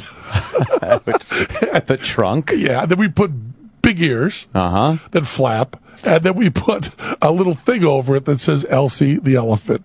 And you say Elsie the elephant and a dryer hose, and you have a cow. You've got really, really funny. Yes. Then you've got to handle a cow. Because handling a cows are stupid. Yeah. You think moving Jim Norton around's hard. Try a cow. For the most part, they don't want to move anywhere. They don't want to just lumber. And they're heavier than you. And the other thing that's embarrassing, and I'm only going to say this once. I don't want to repeat it. Cows are dangerous. And, yeah, I know. But, you're in close quarters with them. Sure. They kick the shit out of you. They have a sharp, very heavy kick. Yeah, they do. Very fast. So Do they really? For 4 years. I didn't know Wham! that. Yeah, for 4 years, we've been with cow trainers. And then we want to bring the audience up on stage, have them all touch it, say, is that a real elephant? Which is very funny. Of course. And they all say, yes, that's a real elephant. Then, boom, boom, gone. No trap door. You see under it, see above it, see around it. We want it to be the most amazing vanishing anyone's ever seen and done stupid. You know how we do that in our show. Right. You just saw the show. That's the beauty of it. You do stuff that absolutely fries people, but then act like you're just doing dumb shit. It's like, yeah. So the cow thing, we're now at, the budget is now $200,000. Holy And it's now 4 years. It's now a team of 15 people that are just the cow people. We have a cow wrangler that's to bring them into the trailer because the SPCA has to check everything. Of course, make sure everything's and to bring good in the every trailer. night. And then, the end of it is, I'll give away the punchline because it makes me laugh so much. The end of it is the curtain goes up for a moment and the audience can see under, so there's no trap door. They can see over. They can see. They're all around. Bring the thing up for a second. I say to Teller, this audience is so good tonight, Teller. I don't want to just vanish the elephant. That's too easy. I want to turn the elephant into a standard barnyard animal. So the whole audience is disappointed. It's just a gag. Right. They pull down the sheet, and there's going to be the cow out of his elephant drag. And we pull down the sheet, and it's a chicken. Wow. Just a chicken alone on stage, a live chicken. The chicken replaces where the cow was. Yeah, there's nothing there except somehow the cow except vanishes. the cow. And I'll tell you, vanishing a cow is we went through all the vanishing elephants people have done through the years. Said, can't do that, too obvious. Nope, that won't work. Nope. And finally worked on stuff that we think is going to work. Now the whole thing. Oh, so all right, this is on the table still. 4 years. I thought you gave up on this one. No. Oh, wow. It's going to go in. I believe it'll go in probably February or March. Now, that is really taking a chance as a magician, trickster, whatever you want to call it, because I would assume, now I know nothing about this gag, but I would assume at some point that cow has to move on cue. Call me silly, which right there is a problem. Yeah. Secondly is live animals tend to make noises if they're unhappy. Yep. You don't want that ruining. Well, we will be playing Born Free really loud during that. Is that why they do that shit? Of course, that's why they do it. Magicians don't like music. If they had their way, they'd play white noise. But you don't want a squeaky hinge giving you Born free, as the wind blows, as free as the grass grows. Oh, wow. I'm a gullible fuck. If you ever heard, so that just covers up all the. If you ever heard squeaks and the animal If you noises. ever heard the Siegfried and Roy show, yes. Did you ever see Siegfried and Roy? Never. Just on TV, like anyone else. If you ever went to the Siegfried and Roy show live, which I went to, I loved it. Went to the Siegfried and Roy show. They played music at the volume of about Deep Purple 72. Right? I mean, real. Highway Star? Come on. No, not that music. That volume. The volume what they were playing was da-da-da-da-da-da-da, but probably about 118 decibel. Wow. And if you went into rehearsals and they didn't put the CD on, the soundtrack of Siegfried and Roy really sounded fucking move it. I would assume, I never thought of that aspect of it. The sound of all those things, hinges, latches. So we had to go forever saying, well, if we play Born Free, it's really, really funny. If we play it too loud, it's really, really funny. Yes. And it covers up. Because we can't go da-da-da-da-da-da. We have to find the exact right song. Right. So people go, isn't that great? They're playing Born Free too loud.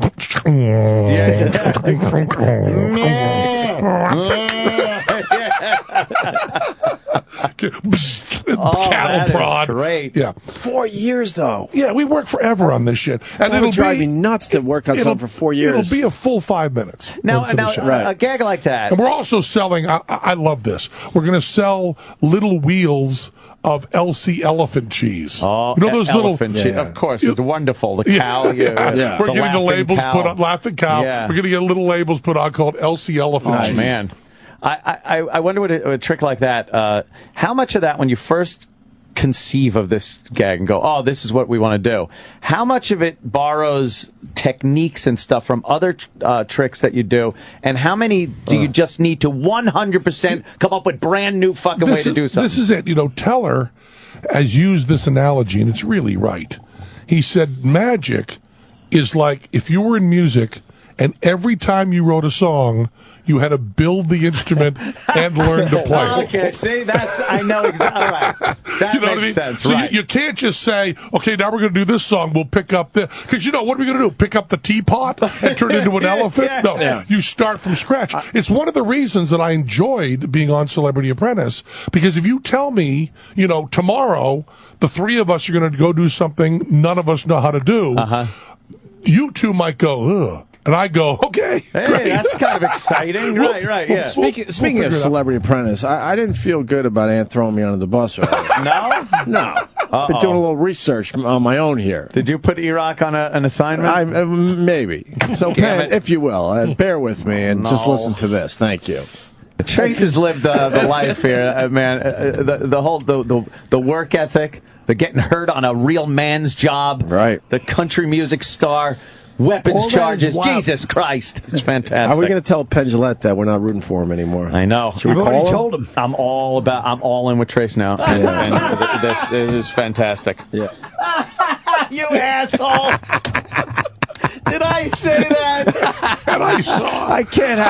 I can't have Penn leaving here today thinking you're a good guy and I'm not. I saw Trace, because I had my sad moment. Yes, And then the very next day I see Trace. And I didn't hear your fucking piece of shit show. So I'm in the green room with Trace. And I go, so I heard you had a good time with O&A. He said, yeah, thanks for getting me on that show. That was really great. And I go, I heard they he said, oh, your boys sold you out. He said, they are not your boys. Let me tell you that right now. Now, this Trace is a friend of mine. So Trace, a friend, is telling me, your boys, they just sold you right now. I don't remember saying that. You can hear the tongue-in-cheek in there, right? You can, right? You can, right? You've been trying that argument since you were 8, right? You hear the tongue-in-cheek. Has it ever worked? No. Has it ever, I was just kidding, Mom? I got to take an acting class. No, he does that Wounded Warrior commercial. I know. And you feel so good for him. And he sings about the soldiers. Oh, my God. It's not a dry eye in the house. What a great American. Guys, yes. This is not what's making me feel the best. No. Oh, I'm sorry. Oh, man. You did come back today, though. That's a good sign. I did. Okay. Jeez, Opie, had it all settled out, and you had to throw that out there. I was feeling good. I was telling stories that had nothing to do with that. I moved right up. It was great. Penn's got to go. Elephant. But they're saying you got to go. Okay, we would love to have you for another half hour or so. You guys have got to yourselves. I'm going to check it out. Fundanything.com. There's only like 3 days. There's some great stuff left. One of the rewards we have is Jet Tilla, who's this fabulous chef who gave me cooking lessons for this show. World-class chef. If you give money to this movie, you can come over my house and Jet and I will cook you supper along with your friends. Pretty cool. You can come to the show. We'll teach you magic. You talk about how many tricking the show is done afterwards. I'll teach you to juggle. We can hang out.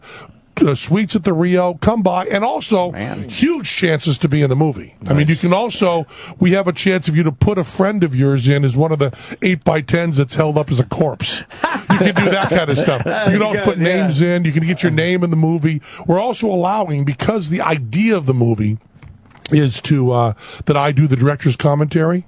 Also on the DVD, there's another 20 tracks.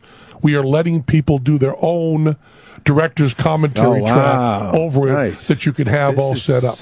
What a great idea. A way to involve people in this. We're all making a movie. We're probably, it's either LA or Vegas, but we're probably going to be shooting it in Vegas. And there'll be a huge rap party that everybody's invited to. My band's going to play. Everybody? Everybody that's involved in the movie. What about me and Aunt? Oh, well, you're going to put money in the movie, aren't you? Sold them out right now. I sure am. You better. That's where this is where you can come back. I want to go there, and I can see who the contributors are. I want to see you guys there for at least a Blu-ray package, maybe for a line, and come back. And maybe you could put it where they say the comments. Yeah. You could say with apologies to Trace Adkins. I am definitely. I'm going home. I'm going on the website. What's the website again? Fundanything.com.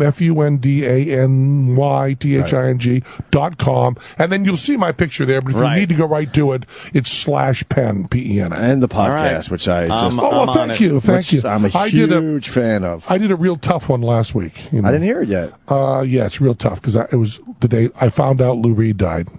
I was going to ask you about that really fast. I know you got to go. I swear to you, we don't understand Lou Reed. Yeah, and so give me a minute or two on Lou Reed. I will. What Lou Reed did was he synthesized the New York hardcore art scene, pop art scene, the Andy Warhol scene, added to that kind of Delmore Schwartz straightforward short story writing that put a different point of view from rock and roll. Rock and roll had to that point always been, I love you, my boyfriend did this happened. But he brought in that kind of Delmore Schwartz straight recording, put really nice pop hooks to it, and then brought in experimental noise music and put that all together. What you want in art, and I say this all over and over about director's cut, the crowdfunding thing, you want to have in any art, the visceral and the intellectual collide as hard as they can. You want your mind and your guts to be fighting. When you're on a roller coaster, your guts say, we're going to die right now. And your intellect says, if they killed someone every time, their insurance rates would just be too high. And those two things fight, and that's where the joy comes. Lou put together a band. There were bands that did noise, and there were smart bands, and there were pop bands. But he brought together the idea that smart people could be down and dirty.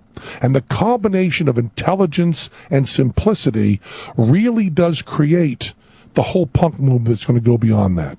When you listen to The Clash or any of those bands, you have this driving, stupid, it's college kids meeting bikers, is what it really is. And Lou brought that together, used that monotone singing to give you the idea it was a short story, and then took Phil Spector's wall of sound and turned it completely inside out and turned it into something menacing as opposed to something comforting. See, that's how I felt about the Bay City Rollers. the same type of... What song would you suggest by Lou Reed for people that don't know him? Well, Not Walk on the Wild Side, which we all know. No, you all know Walk on the Wild Side, which is, Give me one song, because I like a few of his songs, yes, but I don't go deep with Lou Reed. I'm going to give you a hard one. Okay. I'll give you a really hard one. It's 11 minutes long.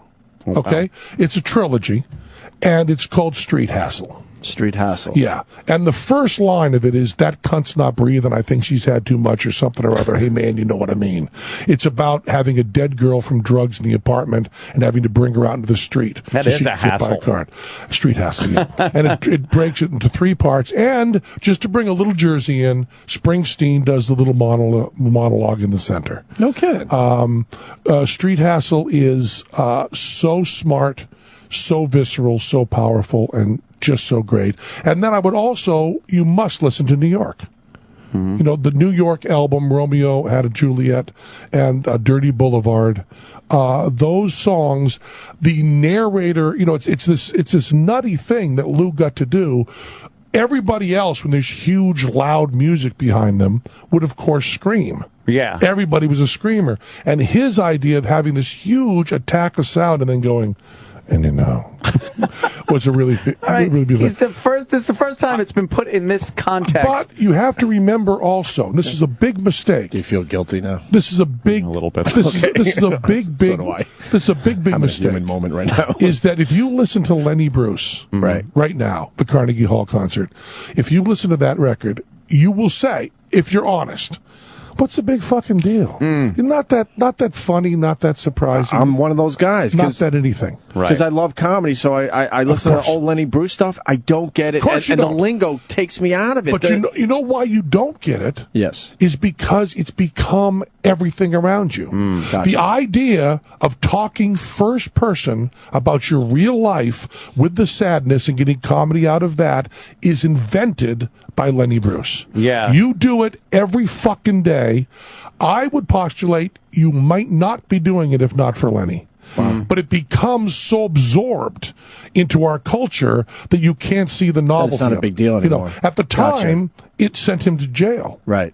But when everybody else was coming on stage and going, does your wife shop too much? He came on stage and said, my wife filed for divorce today. And that's like, what are you talking about? That's a huge difference. His first person was real first person. And he invented this American art form. So Lenny Bruce, I love playing Lenny Bruce to people who are in their 20s and going, what do you think of this? Just a hack comic. Nothing special. Nothing special at all. Well, let me tell you, you don't have George Carlin. You don't have Pryor. You don't have Louis C.K. None of those people exist if not for this. So I agree with you. If you're looking to just put on a Lenny Bruce record and just be taken away with it, you're not going to get that. There's a famous quote from Brian Eno, and I won't get it word for word, that only 30,000 people or 3,000 people bought the first Velvet Underground record, but every one of those people started a band. You don't have David Bowie without Lou Reed at all. You don't have Iggy Pop without Lou Reed. You certainly don't have Nirvana. You certainly don't have any of the 90s stuff. You certainly don't have U2. All of those people, and they all acknowledge this. I'm not saying that. And the reason is the balls it took to say, instead of talking about how I miss my girlfriend, I'm going to talk about what I saw happening on the streets of New York. Instead of talking about candid, sneakily about we went to Ichiku Park, we got high.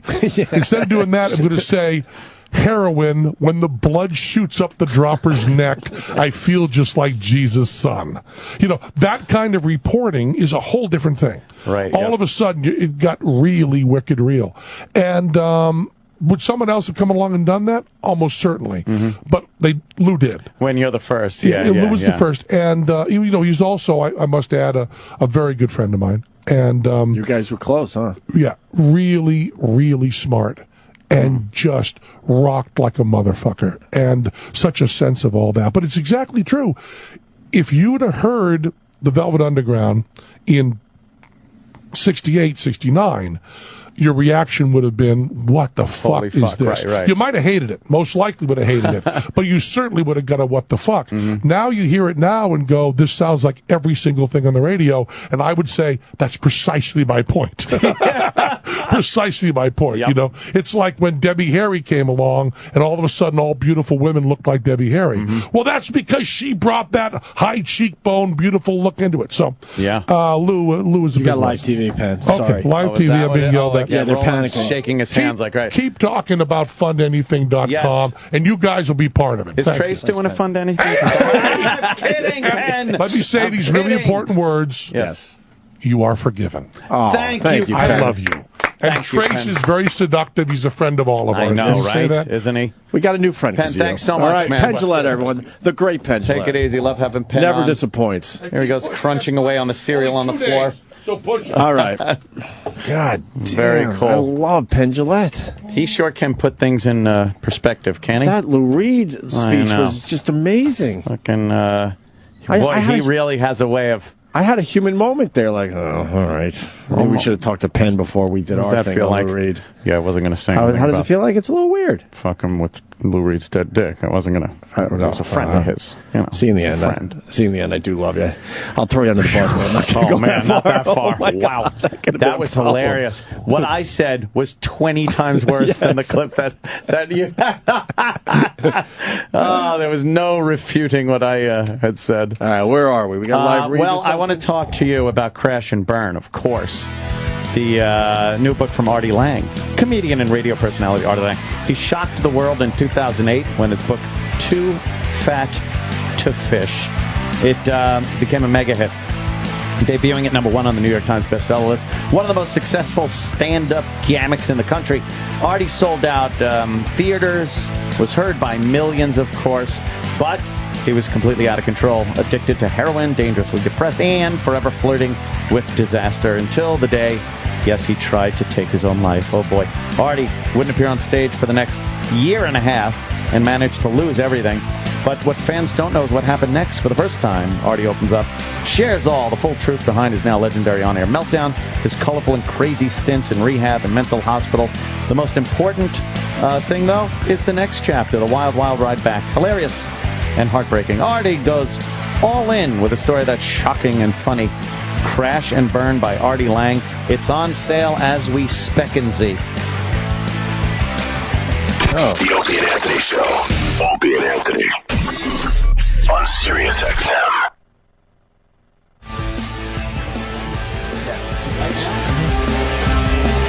Now. Damn, yo.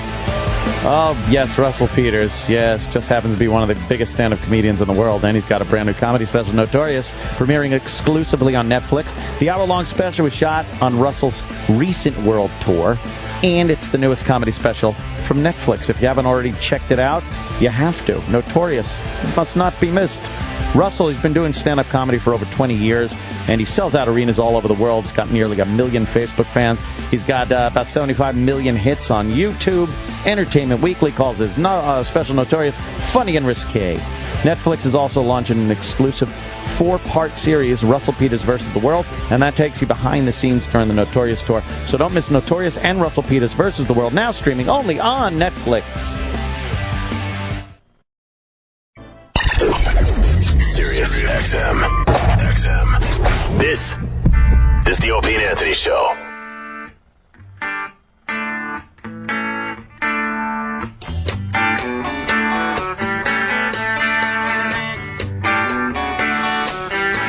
Dirty Boulevard. Pedro lives out of the Wilshire Hotel. Dirty Boulevard. He looks out a window without glass. I still don't like it. Well, I mean, you know, Penn put it very eloquently and everything, and I understand. I just don't like it. I think after Penn's explanation, I think I just became a huge Lou Reed fan. Oh, man. I'm not even joking. That's crazy. I'm going to go check out a lot of Lou Reed now. Yeah. Yeah. Yeah. There's something I was going to say. I was going to just say this. Penn Jillette is great on our radio show. I know. Every fucking time. He rules. He's never had a bad appearance. No, he's never at a loss for words. It's always interesting, fun stuff, you know. He knows how to say shit. That's his whole thing. He's like a carnival barker. Just amazing. That fucking how good was the show? Cow trick, man. I want to see that. The show was great. His show is so much fun, man. He's hilarious, and the magic is really good. I've always wanted to see a Penn Jillette show. Yeah, it's good. I got to get out to Vegas just to do that, I guess. And you realize, and he doesn't ever try to fake it or anything. He Teller's the guy that like comes up with the fucking tricks and shit. Right. Yeah, and Penn's the guy that makes it interesting. Right. If it was just Teller up there doing magic, you'd fucking the most amazing things and you'd be yawning. Right. But Penn brings that whole entertainment dynamic to it. Well, they understand they work very well together. Absolutely. So, yes, they're the Opie and Anthony of magic.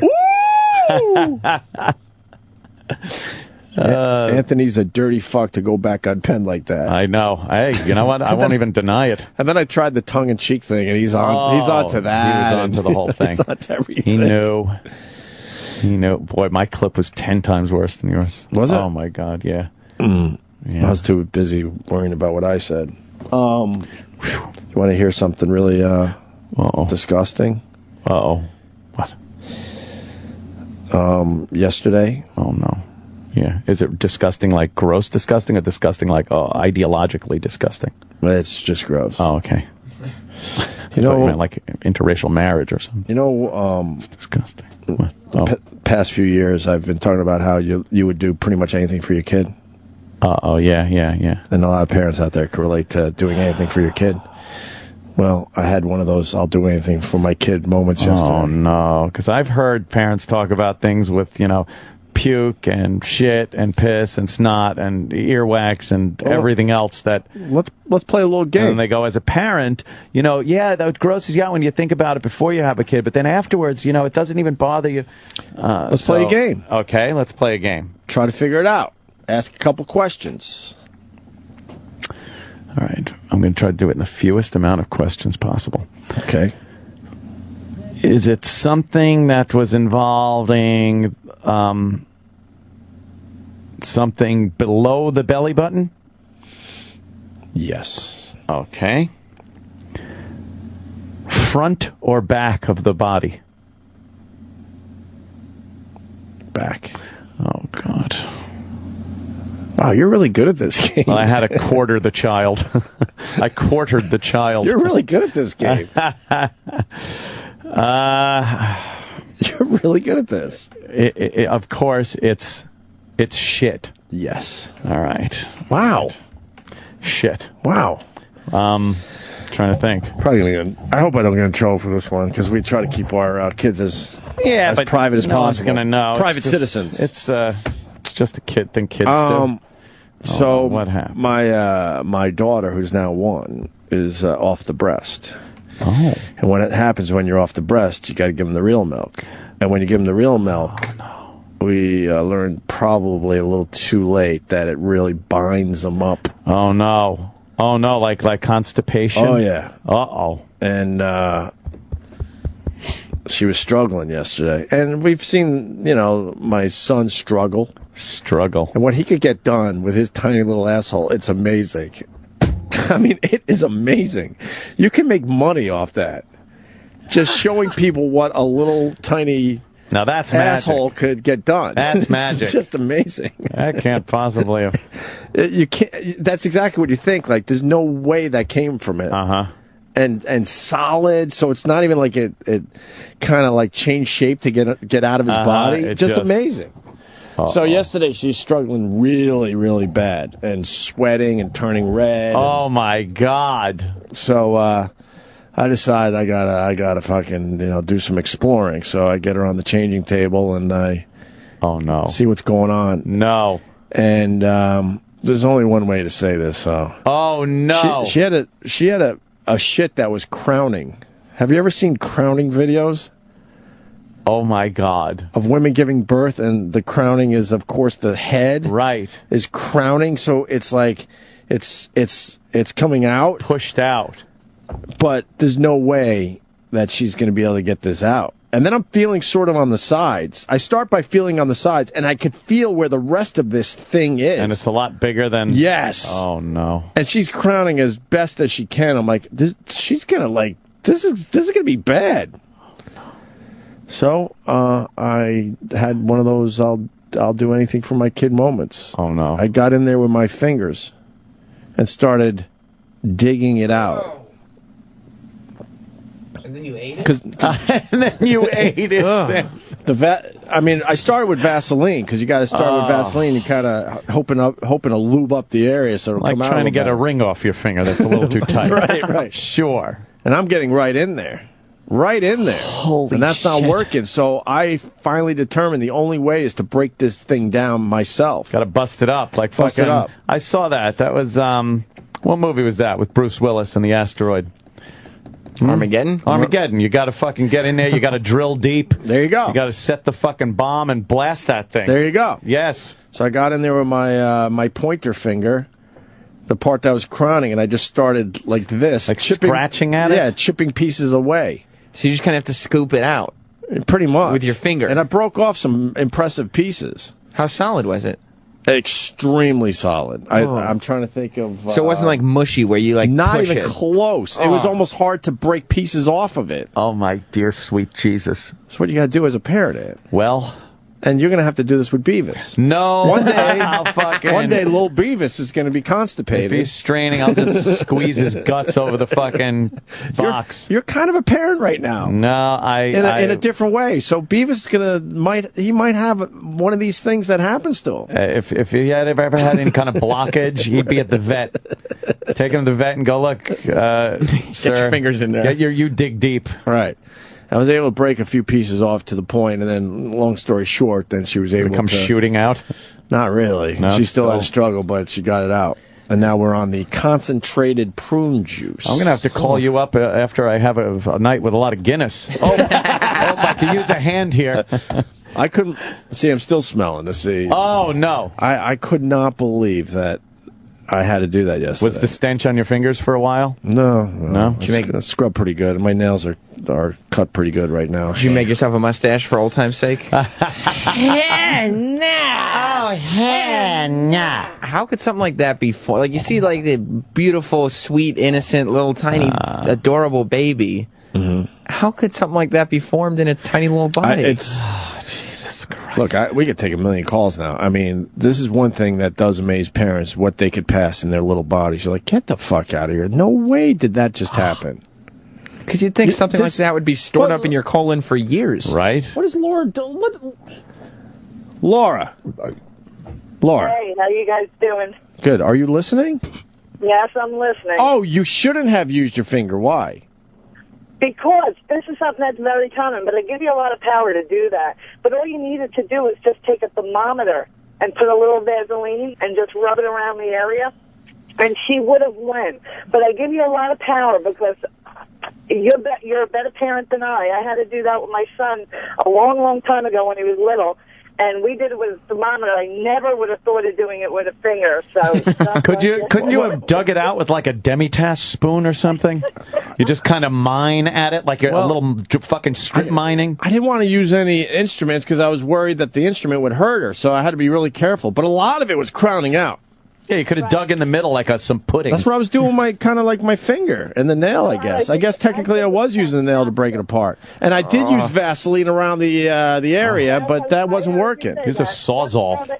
You just have to take the thermometer, and you just put a lot around the thermometer. I and just did all that. This is great. This is like why I'm just like the second if a tad bit of nostalgic thought comes into my head, or this thing like I see my brother and I see my sister with a kid, and it's stories like this that I go hallelujah. I had a dream that you had a kid. Whoa! I just remembered. How was that? You were really happy, and Was you were that hanging good? out with your brother and sister with their kids. Yeah? I swear to God, I just had this memory.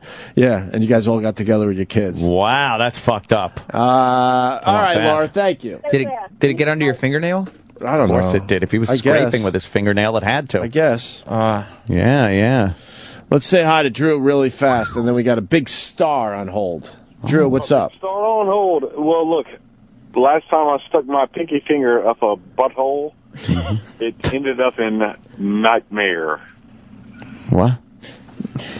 All right. Yeah. Should have gone to the big star, I think. All right, we're going to go right to the big star. Yeah. Thank you, sir. That was a prime example of a horrible call. But he thought he was awesome. He thought he was awesome. He thought he was awesome. Jim Jeffries, what's up, brother? Oh, Jim. G'day, guys. We've had you booked here and there for the last week, and I apologize for that.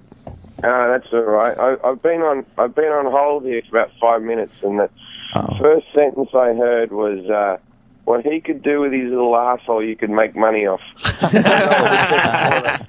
That's comedy.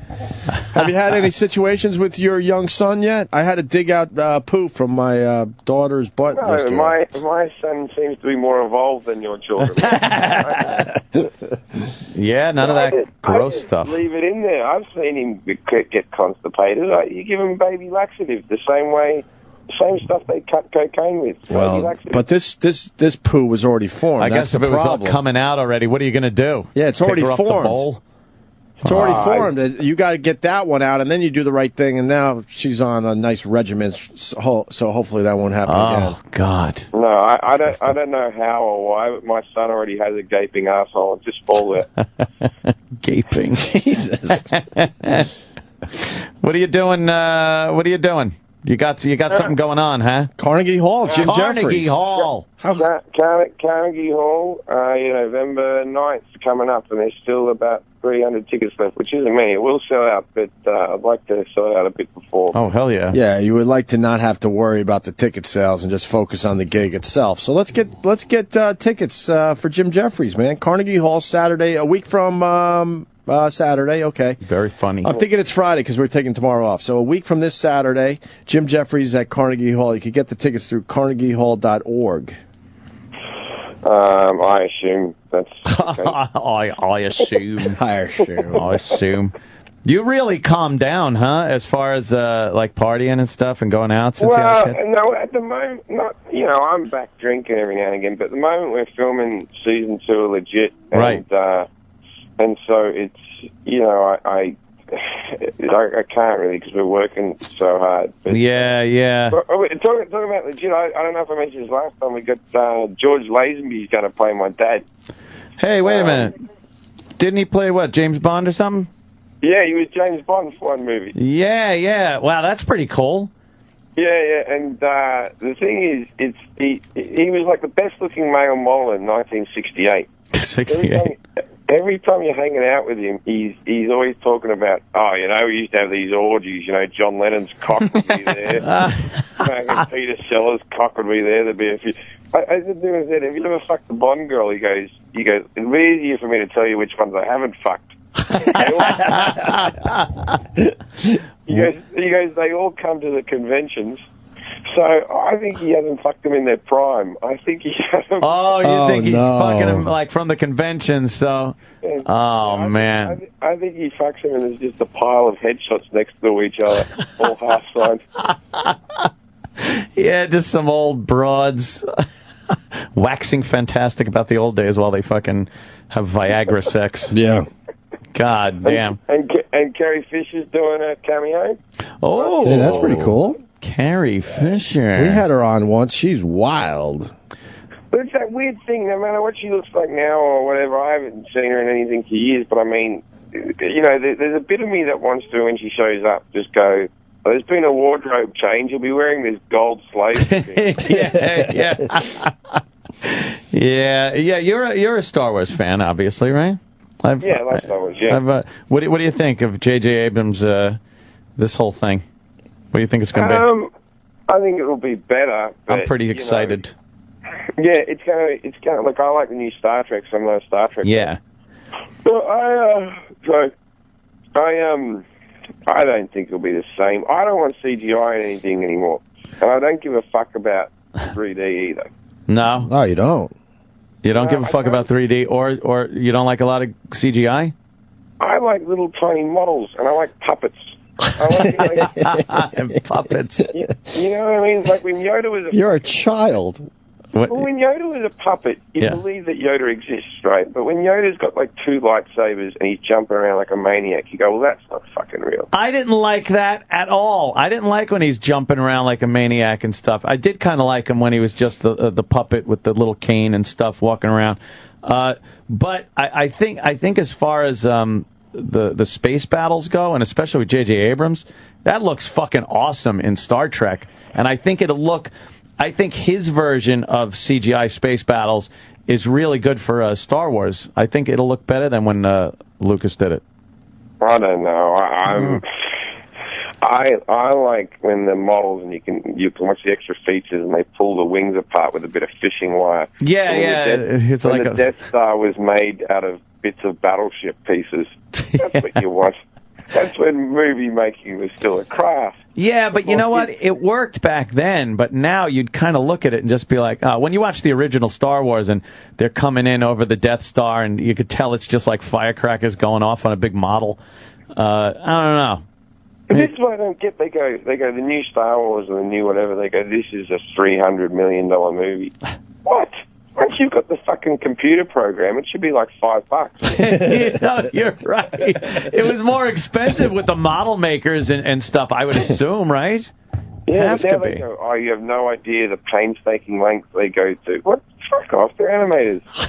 Yeah, once you have the program, it kind of makes itself, doesn't it? Yeah, like as long as you're good at using DOS or whatever the program is, I don't know, I'm not computer savvy. DOS, yeah. Sounded good. Yeah. Hey, have you ever? I know you back off from partying and stuff when you're filming the show, the TV show. But did you have to learn that or make a decision after you maybe went in hungover or something?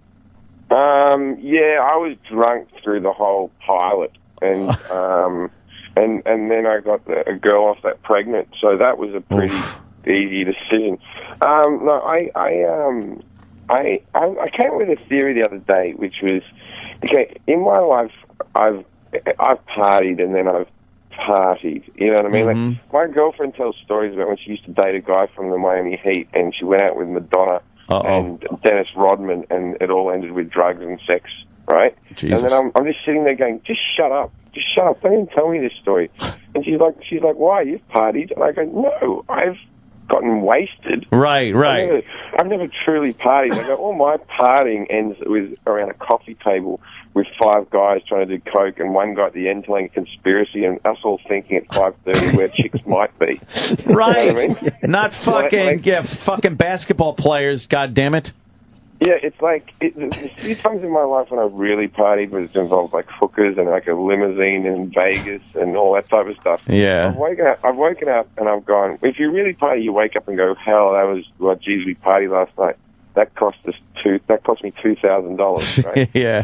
But when a girl wakes up and goes, I really partied last night, I just made $2,000. That's the big difference. Yeah. Like if a girl really parties, she'll profit. Right. Boy, and you don't want to hear those stories either. No, I don't. Some center, buddy. Yeah, no, I don't want to hear that story. My cock can never live up to that. Yeah. I'll never sort of some NBA player. Not even if my cock was the same size, just the enthusiasm level of a professional athlete. Yeah. She was with black guys? That's what the story sounds like. Oh, Jim. Oh, no. Oh, you can't be friends with Anthony anymore. She's wrecked.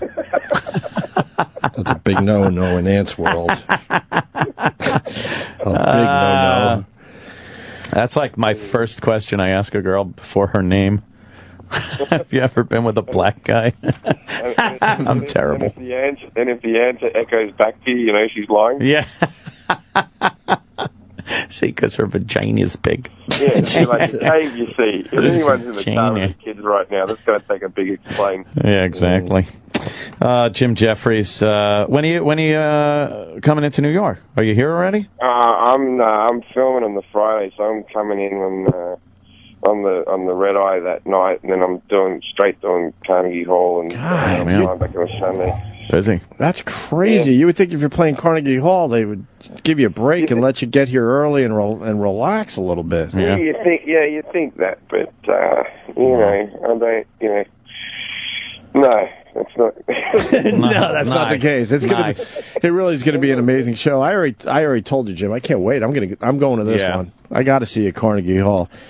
Jim Jeffries, Carnegie Hall, week from Saturday, November 9th at 8 p.m., carnegiehall.org for tickets. Very cool. And, of course, it's Jim Jeffries on Twitter with the 2 Fs. The 3 E's and the 2 Fs and the picture of me. Very complicated. All right, yeah, it's JEFFERIES. Yeah. Okay. Jim, thanks for calling, and we'll see you at Carnegie Hall. Thanks, guys. Very cool. All right, man. We'll see you soon, buddy. Thanks, bye. All right, Jim Jeffries, everyone. Here goes our pal Jim Jeffries from a faraway land. Yeah, big fucking star in Hollywood now. I know, right? That son of a bitch. Show. He's not, I went out with him a couple of times, and man, we all have. Man, holy fuckaroni, that guy. Were you able to keep up? Yeah, quite honestly, he's an animal. I was, but oof. Yeah, he's an animal. You remember the show he came in the day after St. Patrick's Day, and with that guy who I guess is really famous and we didn't know. Yeah, I think he was rolling on the Molly. I think he might have been. He was rolling. They were fucking. Yeah, that was a fun day. They were out of their minds, paranoid, just sitting here with us. And then Justine Jolie showed up and he said he wanted to eat the shit out of her asshole with a knife. Oh, that was the same day? Oh, yeah. Okay. Oh, yeah, that was because I was about bad. to say that it was, I don't even remember if it was a good appearance, but if he did that on that show, yes, of course it was. Fantastic. Awesome appearance. Yeah. He just railed her. Right. Wouldn't stop. Well, she kind of needed it. Yeah, oh, yeah. She was getting a little too big-headed around us for some reason. When, like, the first couple times she came in, she was beyond cool. And then something changed. Maybe because E-Rock basically fucking assaulted her. Oh, when he punched her or something? Yeah, he punched her in the mouth or something. I think it was the jaw. Yeah, it was the jaw, right, E-Rock? I don't think that was what happened. My favorite was the stripper girl or whatever porn star that cried. Came in here and started Which crying. one? That one that... well, we've had a few. That we showed her the photos of her Shauna Lene. performing in what she performs in. Because I thought she was like probably one of the hottest girls we ever got crying.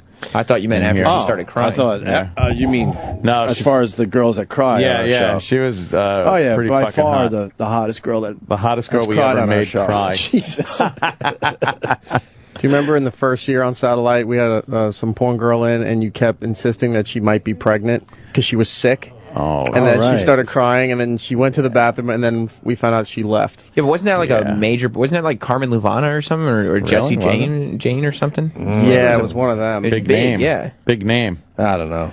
Well, it's not like we tore apart. They're all pink on the inside. Good one, I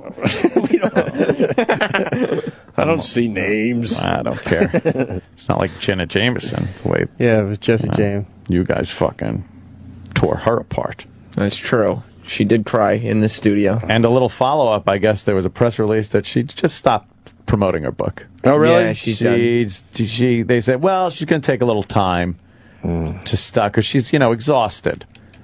Yeah, she's got to get some rest. She was apparently sleeping in the green room before her interview with Jim and I, so obviously she was tired. Do you think that's secret rehab? Do you think that she's going to go to rehab? Or I hope so. Something like that? Honestly, I hope so. And, of course, Chris Brown. She claims she's not on anything. Yeah, well, so, good luck. Yeah. Chris Brown in rehab, huh? Yeah, he's getting his head pulled together. the old, Then it's a gag that we've talked about on this show plenty of times. It's the fake. People are mad at you for something you did, so you go into rehab. And then everything's It doesn't okay. mean anything. Right. He doesn't want to go. He doesn't think he's got a problem. But you do this, so it's a PR move, This Chris Brown's a real piece of shit, by the way. I think Just so. a real fucking... Yeah. He's got a fucking anger problem. It's obvious. He's a piece of shit. And any of these fucking Team Breezy, dumb douchebag women that hop on his bandwagon and defend him, you're all a bunch of dopes. You're dopes. Because he would crack you in the fucking face as quick as fucking Guy Fieri would suck a dick. Wait, what? What? This is so alleged. Wow, we have no idea. It's my opinion. All What right. are you going to Wow. say? What are you going to Wow. say, It's all Guy absurdity Fieri's for a friend of the humor's sake. show. Is he? Yes. Of course he is. I think he is. Hey, we're very diverse. We get friendships from anybody. Gay, straight, whatever. Exactly. Yes. Just absurdities for humor's sake. Yeah. All right, let's go home. I got some trick or treating to do today. Oh shit, that's Is it right. going to rain today? Is it raining now? I don't know. Rain will I don't cut think down it's on raining the yet. It's just pain in very the ass. foggy out. Is it going to be a shitty, rainy Halloween day? Sure. What time do you start trick or treats? Well, I got to get to Philly first. Oh, that's right. Oh, filler. Philly. Oh, damn. I'm from Philly. I'm a tough guy. Perfect for Halloween. Yeah. It's not supposed to start raining until 7 p.m. You sure? But that's exactly when. Isn't that when you're supposed to? That's good for us. Oh, do you go out? Because Yeah, we'll be on the stoop having a beer by then. You know what's bad about The little that? kid? Well, sure. You got to start them early, especially Do a natty ice. I hear especially they're if you're good. in Philly. Yeah. I love a natty You're a ice. drunk degenerate. That's bad for the toilet papering. If kids TP the trees and stuff, and then it rains on it, Right. it makes it so much harder to clean up because it falls apart. It gets on there. And it was bad for one kid. Oh wow! Oh yeah! We didn't even get to the story. Teen shot while toilet papering principal's house. All this reminded me of is fucking Back to the Future. You're a slacker in Back to the Future 2. Yep. When fucking what was his name? I can't even remember his name. I keep thinking Lee Harvey of Oswald. Leland. No, it was No, it was Lee Harvey Oswald. It's, the dean. Strickland. When he comes out and greets Marty in the alternate universe there with a shotgun. And he's ready to shoot him. And that's all I'm thinking is like, wait a minute, this is just like this fucking story. Kid tries to TP the house. He's a slacker. His father was a slacker. He's going to be a slacker too. And he gets shot. Or shot at. I guess they arrested the principal. You can't do that? Yeah, you can't really shoot students. They frown on shooting the students? They kind of do. It's fucking crazy. Kid was trying to TP his house. They don't have a problem if the students are doing the shooting, but if you shoot... No, you shoot at them first. Yeah. I like kind of stand your ground thing. Hey, you know what? Orange is the new black. Whoa, Wow. Jesus. Oh, E-Rock, thanks. So, not like I try to go to sleep where it feels like I put 2 seashells up to my ears each night. Holy shit, my tinnitus. I had to switch players. I didn't adjust. Terrible. What? Exactly. Doesn't matter. E-Rock's board goes to 11. I'm losing my hearing, too. What? Sucks. What? Huh? My mother-in-law gives me hearing tests. Really? She did one day because she was convinced I was deaf. And How'd it work out? She actually said, "Oh, thank God." Oh. I just like tuning people out. Heard a little bit? You know Yeah. that deal. I know. I tune out a lot of people, especially because we do this for a living. The last thing we want to do is listen after 10 o'clock. Uh-huh. I find myself not wanting to listen at all for the rest of the day. Yeah. Because you have to listen for 4 straight hours. And yeah, of course, at times we're not listening, blah, blah, blah. But that's really important. So I'd like to rest that part of my brain and not listen. Mm-hmm. You know, there's a sound frequency that you can't hear. That you can't hear once you're over like 20 years old. Yeah. And they play it throughout the malls sometimes, really loud, because the shoppers won't hear it and everything. But it's supposed to keep the kids away if they don't want kids loitering. No. Yeah, it's fucked up. Your hearing starts degrading by that point. So it's like some fucking high-pitched frequency that... is that it? Yeah, I can hear turn it. the volume up. Turn the volume up on this. See if we can hear it. I hear that. Wait. No, you don't. I swear to God. You really don't hear that? I hear that. I hear that. For real. Play it again. Hold on. Shh. Stop it and make it go again.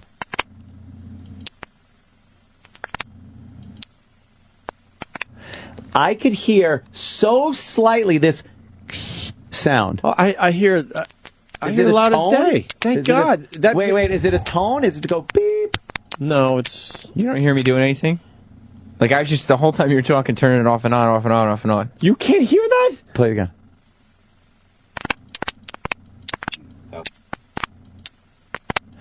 You don't even hear the clicks? No, I hear the clicks. Okay. I hear there's supposed to be something there because there's this it's so low that it goes like.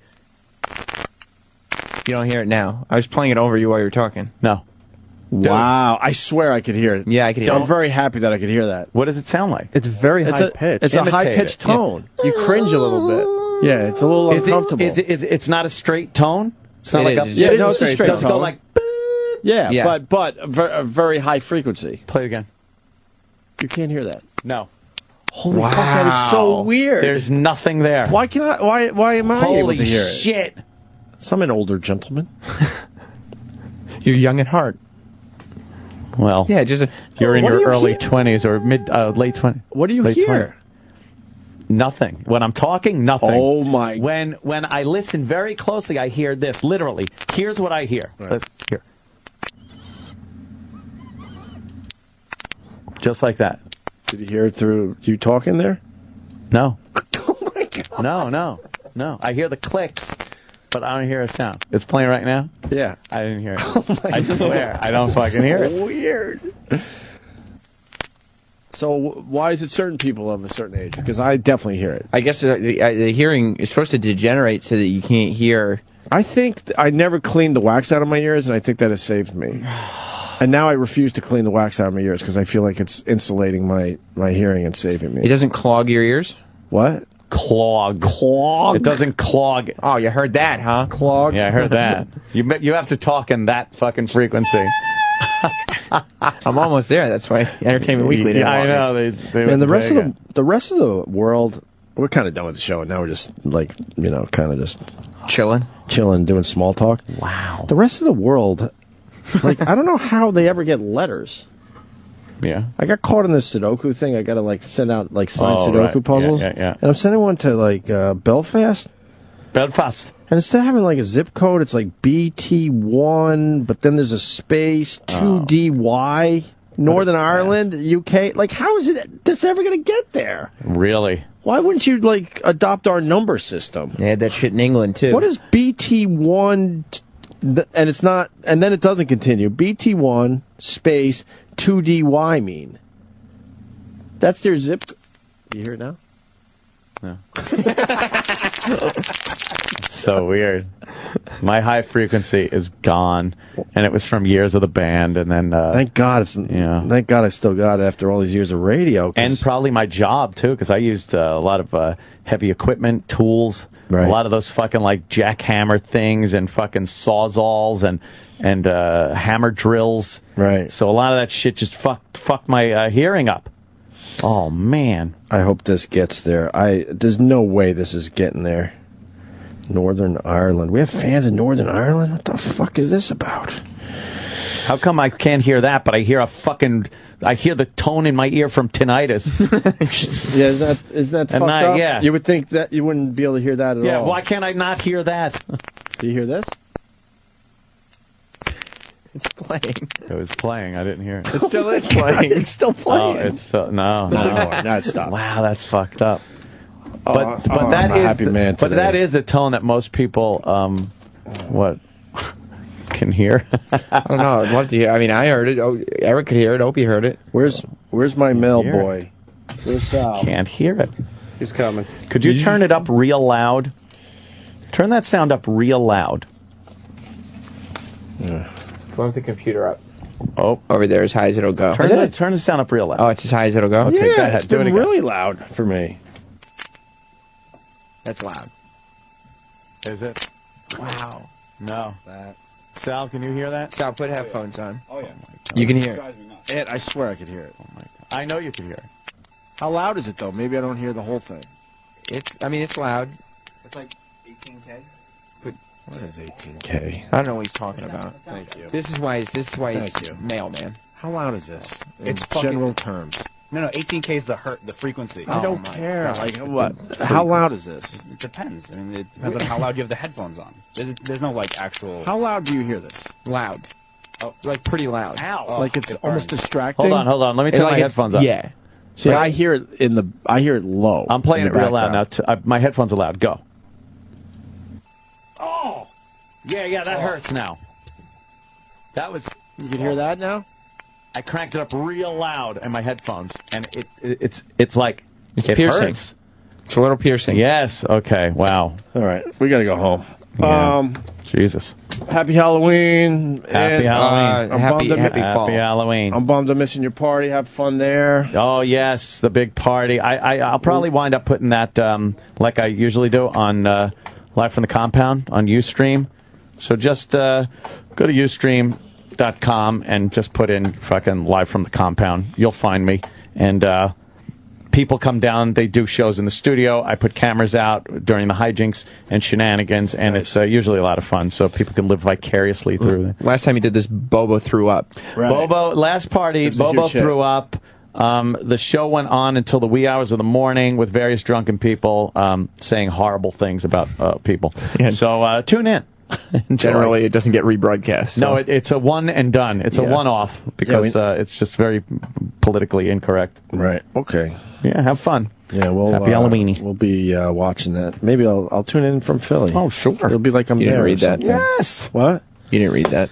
I just threw the read away. Yeah. Oh, click on my "What's My Name" video. I like that one a lot. Some lunatic New York City lady trying to return $9 of sweet potatoes, yelling and screaming, and demanding that the person knows her name. So like the fat lady that was pissed at the truck that was idling in the parking lot, the diesel truck. And she came out of a Prius, and she's like, "You leave it in the exhaust is going in my window." What a bitch! I got that DM to me a couple of times. Oh boy, really? Fucking, you want to smack her in the head? She's just a fat cunt. I think it's one of our listeners too. Really? I don't know. That's how it was tweeted to me. I just didn't have time to click on it yet. But it's basically saying it's pretty good. He knows the person that filmed it, supposedly. Yeah, fuck it. I'm just going to tell you about Orange's new Black House of Cards, Arrested Development. When's this airing? Do I have to just... You ready for the next big thing from Netflix? Prepare yourself. Oh, it's airing. It's on Netflix right now. It's Russell Peters' newest comedy special. It's great. Russell, he's been doing stand-up forever. Ever since he was a kid in Toronto. And now he's one of the biggest comedians in the world. 75 million views on YouTube, million Facebook fans, and one of the most diverse audiences on the planet. Sold out arenas like Madison Square Garden, Sydney's Royal Opera House. And he's launching... with his new special, Notorious. Also, Russell Peters versus the World. That's an exclusive 4-part series. Takes you behind the scenes of Russell's tour. Tons of great outtakes and interviews with his family and friends. Don't miss Notorious and Russell Peters versus the World. Now streaming only on Netflix. Happy Halloween. Here comes line of the day, line of the day.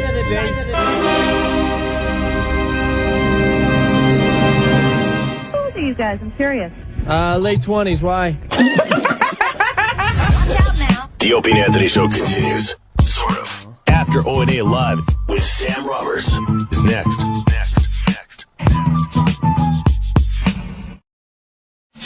This is After Opie and Anthony Live.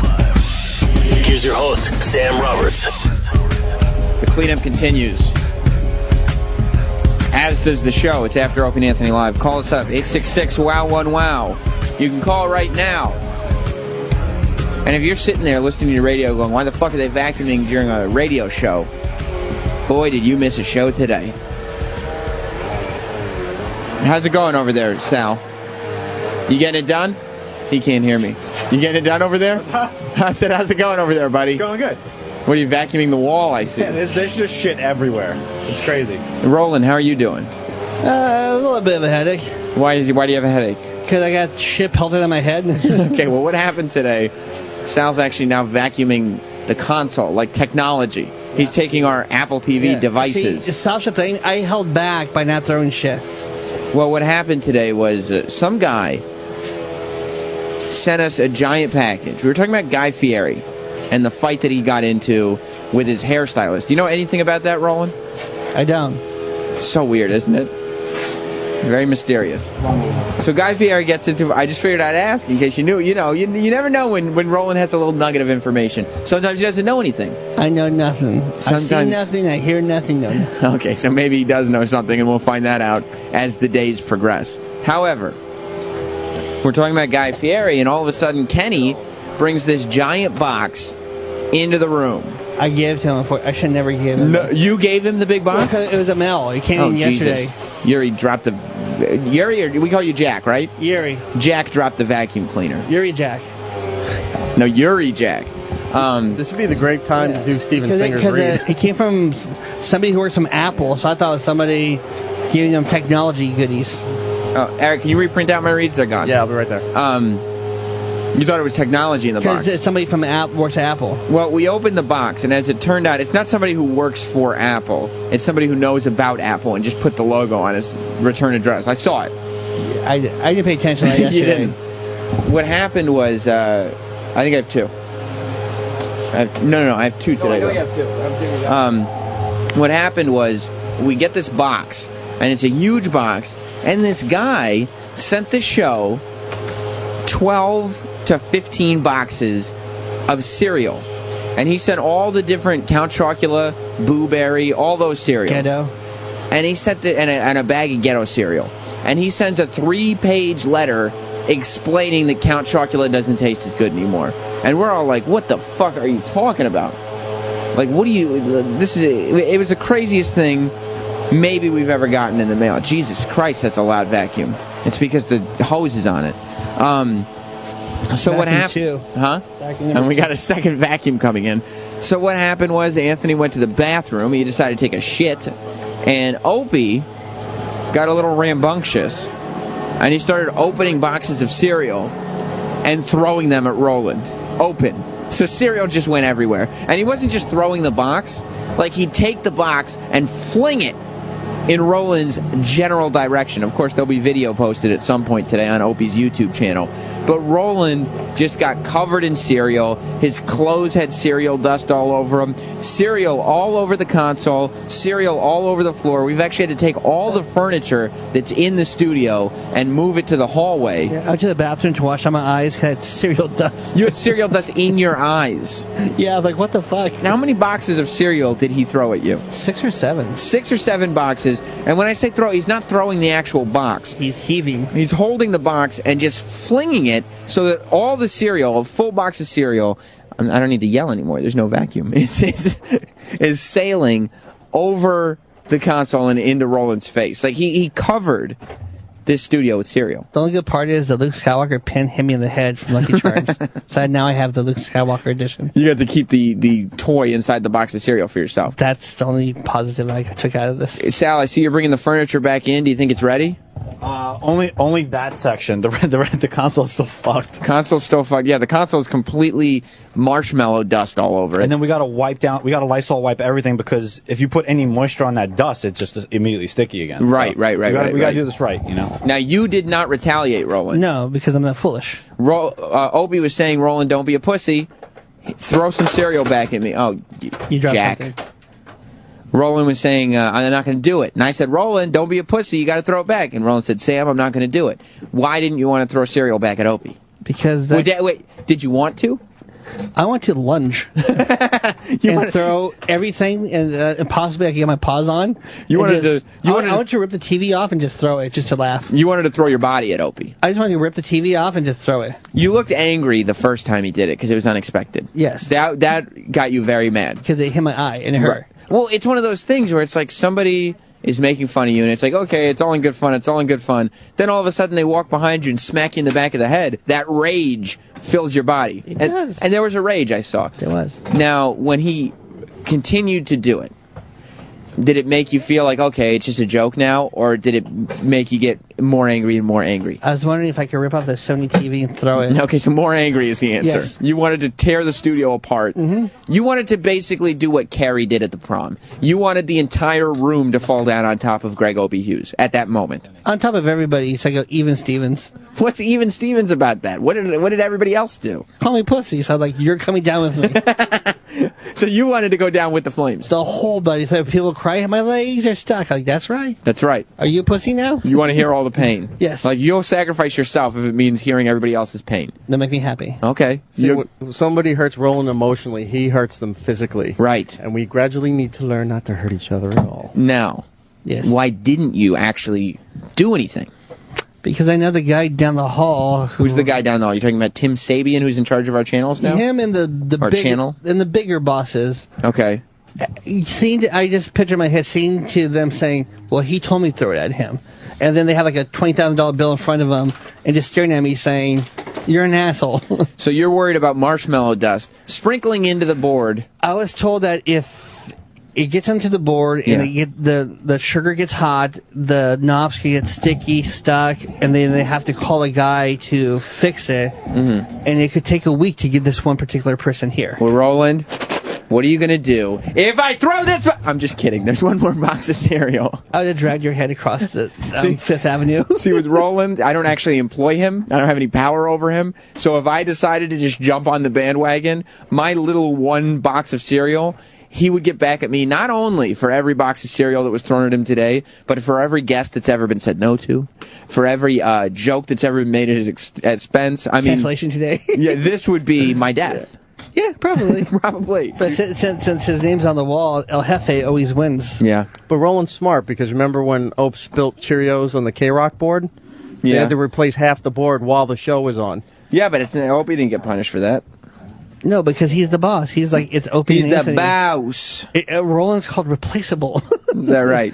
Upstairs. Yeah, I guess you're right. I don't want to sit down and go, again, another one? Get the fuck out of here. Okay, now, we have one intern who...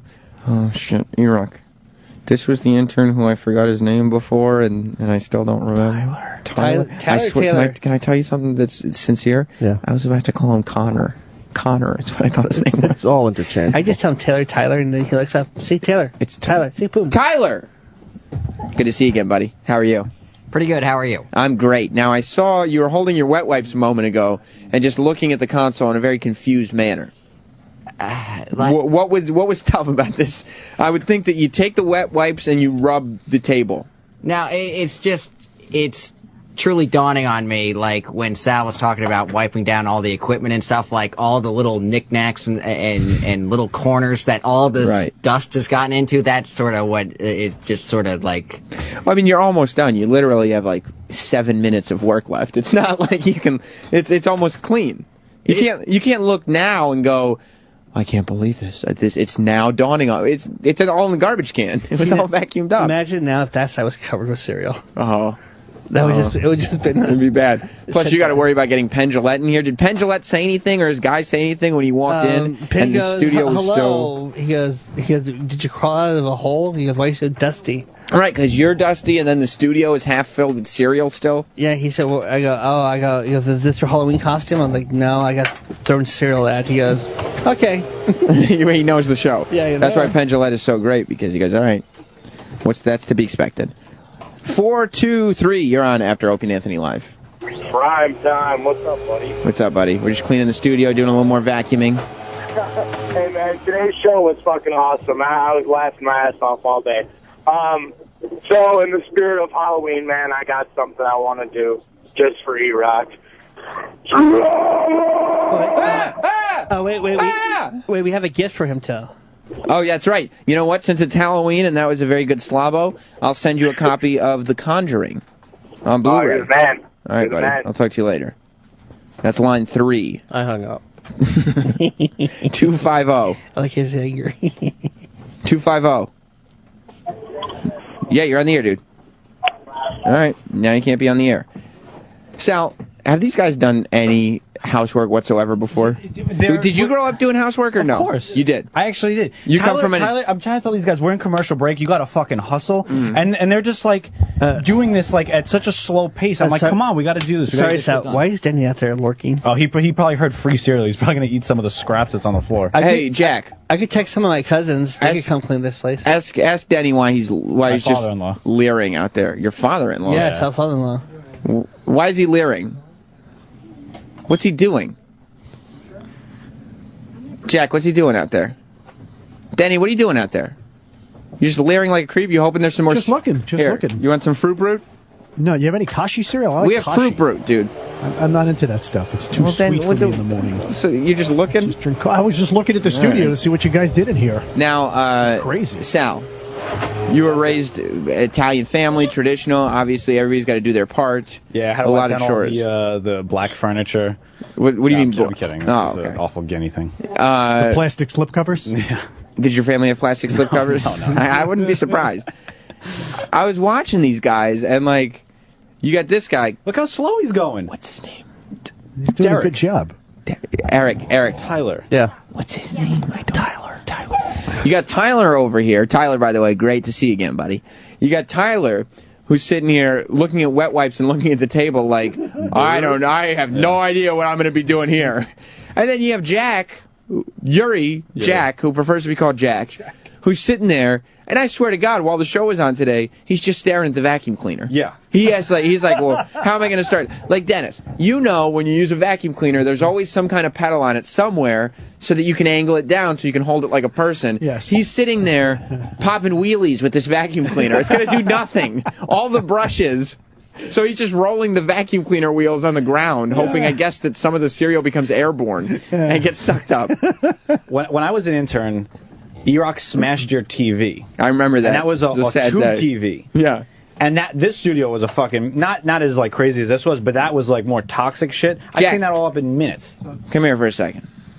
You ever used a vacuum cleaner before in your life? Yep. You have? Yep. He's Russian. All right. He's Russian. So then why are you popping wheelies with that vacuum cleaner? You came in here, like, you know that the vacuuming happens on the floor of it, you know what I mean, on the flat part. But instead of, like, all vacuum cleaners have some kind of pedal or something so you can angle it down and hold it. But you were just sitting there, like, holding it at an angle, thinking that the wheels were just going to, I guess, sop up all the cereal. I couldn't find the pedal at first. So you were just like, I guess you just tilt it. I don't know. Do you do a lot of housework? Be honest. Not as much. Not so Done much. in the past. What's the past? 2 years ago. 2 years ago, you did housework. For how long? Once a month. Okay, so 2 years you did monthly housework. And what was the housework? Vacuuming. Now, these are tough questions, I'm assuming, because you're taking a real kind of pause. Sal, did you do a lot of housework? Yes. Okay, how long ago did you do housework? Well, I was not living at home, so probably like 2 years ago. Do you live by yourself now? I clean my own apartment. Right, now. so you clean it. Yeah. Where do you live? At home, Jack? as well. And so your mom just does it? She's got it? More so, yeah. Or you got a cleaning lady? We've got a cleaning lady now. And she's got it? She's got it. Okay, so you're like, I don't need to figure out how to use that device that she's got. So when you end up in like a real world scenario like this, because, you know, when you have a small studio and you have to clean up 6 boxes worth of cereal spread all over the floor, I would call that a real world scenario. Do you sit there going, I wish that I had spent more time with a vacuum cleaner? Not always. No, you're just going, you know what? I'm okay to have to suffer through it this time if it means I don't have to go home and vacuum. So how come 2 years ago you had to do some vacuuming? We didn't have a cleaning lady before. Would your parents come into some money? I don't know. Or would they just realize that, look, they're Russian. We can't count on Jack for more than once a month, and even then, he's just rolling the vacuum cleaner wheels across the dirt. There's literally nothing being sucked up. Mom, this vacuum's incredible. I swear to God, I've been vacuuming for 6 months. I've never had to empty the thing. It's unbelievable. That scenario might have happened. It might have happened. Might have happened. And she's like, you're not doing anything with it. It's not even plugged in right now. Jack, do your parents call you Jack? No. No. Call me Yuri. Roland, this whole name change thing infuriates you. It does. Wait. And when he was interviewing, didn't you say that he also wanted to be called a different name then too? Yeah, he told me a different name when I interviewed him. What was the name when you interviewed him? Don. You wanted to be called Don. Yeah. And how long ago was the interview? July? July. So it's August, September, October, 3 months ago. Oh, no, wait. You started in June. No, this was May. Okay, so May 6 to months June, ago. yeah. 6 months ago, you were going to go with Don. And the vacuum goes. But wow, we got to. Is that good radio? That's great. Okay, good. We got to make sure the studio's clean for Ron and Fez. Yes. So Don was the name we were going to go with. Were you going by Don for any amount of time, or did you just go into this interview and think, I'm going to be interacting with new people at work now, I can choose whatever identity I want? Well, let me tell you, when I interviewed him, he told me he wanted to be Don, right? Right. His first day here, before I got a chance to introduce him to everybody, he already went around and told everybody his name was Jack. Well, I'm still trying to get through. I'm still trying to figure Don out right now. So what was the decision to say I'd like to be called Don? Was that something you were called, or was that something you figured you'd start fresh? Start fresh. So you figure, I'm going to start fresh. I'm going to create a new name for myself. Did a personality go along with the name? A little bit? I wouldn't say so. Maybe a little. Because are Yuri and Don, are they the same guy?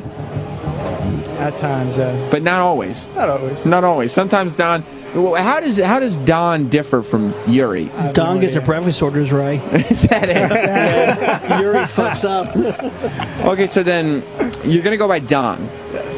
And it seems like it's okay. You get to the internship. Why do you start telling people your name is Jack? Just liked it more. You prefer Jack to Don. Have you ever gone by a different name than your birth name, Yuri? Well, when I was younger, they used to call me Jack Skellington. They used to call you what? Jack Skellington. Okay, Jack Skellington, Nightmare Before Christmas. Yeah. Is that because you were skinny or because you had a big head? Skinny. You have a big head? Your head's not round, it's oval. Jack Skellington's head is round. Yeah. So you were thinking Jack Skellington. So when they called you Jack Skellington, did they call you Jack for short, or did they go, look, there's Jack Skellington, that little piece of shit, and start beating you up? No. It wasn't a mocking thing. It wasn't a bullying thing. Because this is no place for hate. You know that. Not at all. So, Jack Skellington was a name that was endearing. Yeah. Dennis, we don't have to yell so much now. The vacuuming has stopped. Yes. It was an endearing name. So you figured you could take Jack Skellington with. Were you hoping that somebody here would be like, Jack, you ever see Jack Skellington from Nightmare Before Christmas? No. That's what we should call you around here. Or Jackass. Anybody ever call you Jackass? At times, yeah. Yeah. Did you ever think that maybe there's no such thing as a Don ass? Maybe Don would be the way to go. I didn't mind. But Yuri's a scary name, though. What's wrong with Yuri? It's awesome. Nothing's wrong with it. Why did you go against it? I just. You don't want to be called by your government? Is that the problem? Could be it, yeah. It's a strong name. Your mom gave you that name though, not the government. The Soviet government. The Soviet government. See, it's a good strong name. Like, what's your name? It's Yuri. That's true. Do you like being Russian? I like it, yeah. So then why not have a nice, strong Russian name? So that's not the only thing I'm associated with. Oh, it's that Russian kid. Gotcha. You look a little Russian, to say the least. Yeah, but then he's like, my name's Don. You go, oh, I was wrong. He must be Italian. Donatello. Donatello. Right? Who was Don? Was that based on Donatello from the Ninja Turtles? No.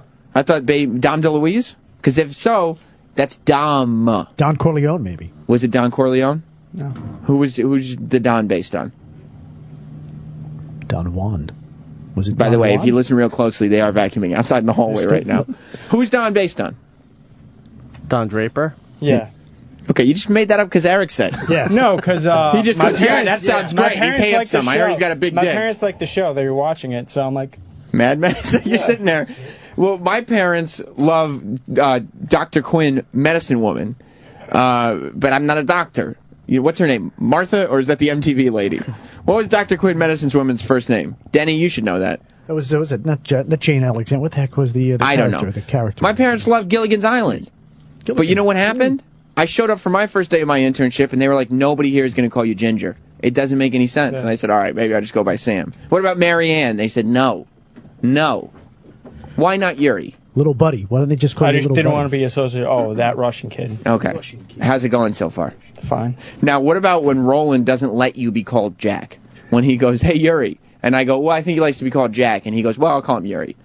It's kind of annoying. It bothers you? Yeah. Yeah, because you'd like to set up your own identity. I asked my mother Russia. Do you, at home, what do your friends call you? Jack? No. What do they call you? My real name. Yuri. Yeah. Okay. It's so weird. You think it's weird? Somewhat. Have you ever met Yours any? a cool name. I keep your name. I mean, keep your identity. That's Right. who you are. You ever meet anybody who's just decided to change their name like that? I had one in that's like what Asian kids do. When I was in 7th grade, there was an Asian kid who came to class. It was his first day in class. Nobody ever seen this Asian kid before in our lives. And we were like, what the fuck is this kid doing in our class? And the teacher goes, is AC here? And he goes, yes, that's my official name, but you can call me Paul. And everybody goes, what do you get Paul from, AC?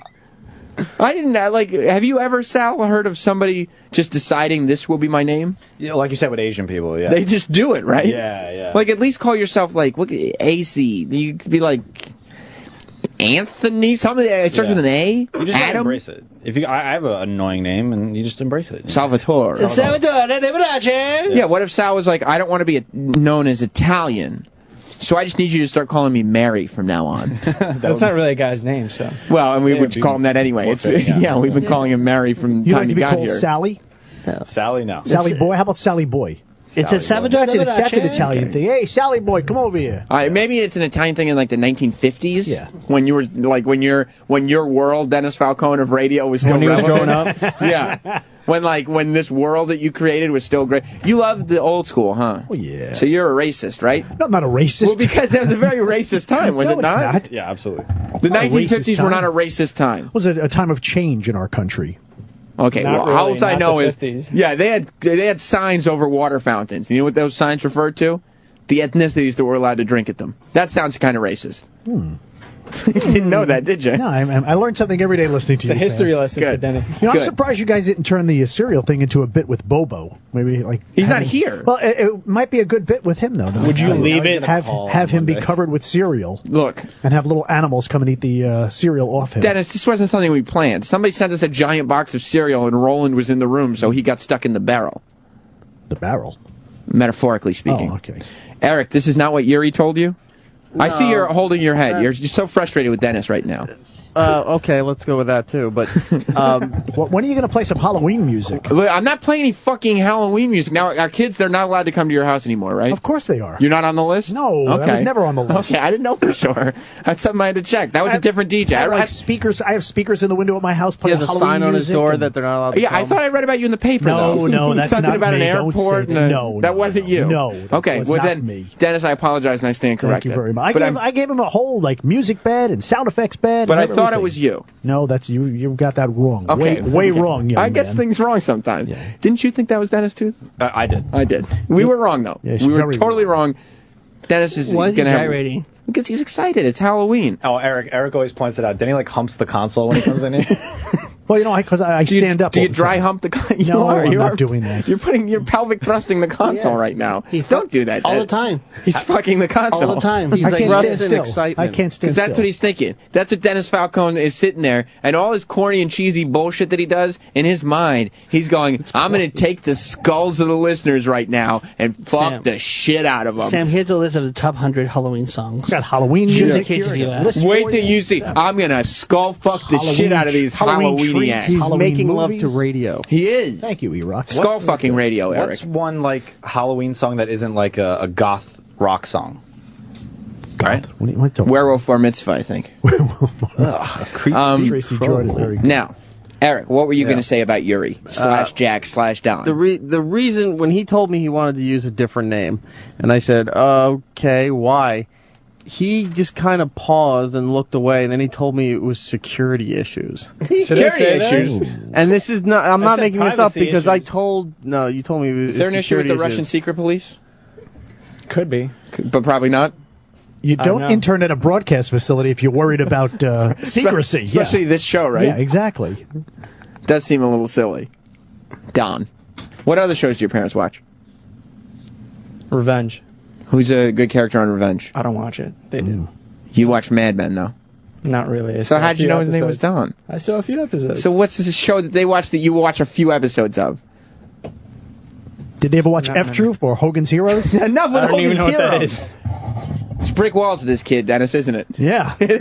He's a youngster. Well, he doesn't know. He's a youngster and a He's a funster. funster. There So, you go. Dennis, It's Halloween today. Halloween party here in the lobby today. It's going to be fun. It's not a Halloween party. It's an October gathering. Yeah, but it said come and enjoy Halloween. Celebrate Halloween. No, it didn't say celebrate. It did not. It said enjoy Halloween treats. Okay, the word Halloween was in there, though. Yeah. I did notice it. Do you feel like... fall gathering. You feel like people are a little extreme with this anti-Halloween stuff, Dennis? Without a doubt. Yeah. Without a doubt. Yeah. And even they did that too with Christmas music, too. But at least we have a Christmas channel. We have many Christmas channels. It's you love Christmas that Bill music. O'Reilly War on Christmas? It's Christmas music. Yeah, of course. Yeah. It is what it is. It's Christmas. It's Christmas music. December 25th. It's Christmas music. It's Christmas music. It's not holiday music. Yeah. Wishing you a festive holiday. Pete on Long Island. How's it going, Sam? What's up, buddy? I'm back to the, well, I don't know if you want to go back for ridiculous name conversation. Yeah. My legal name's Fieri. I go by Pete. What's your legal name? Pierrie, which is important to note that that's Irish. It's not French. Okay. So, but you're an Irish dude. Irish dude.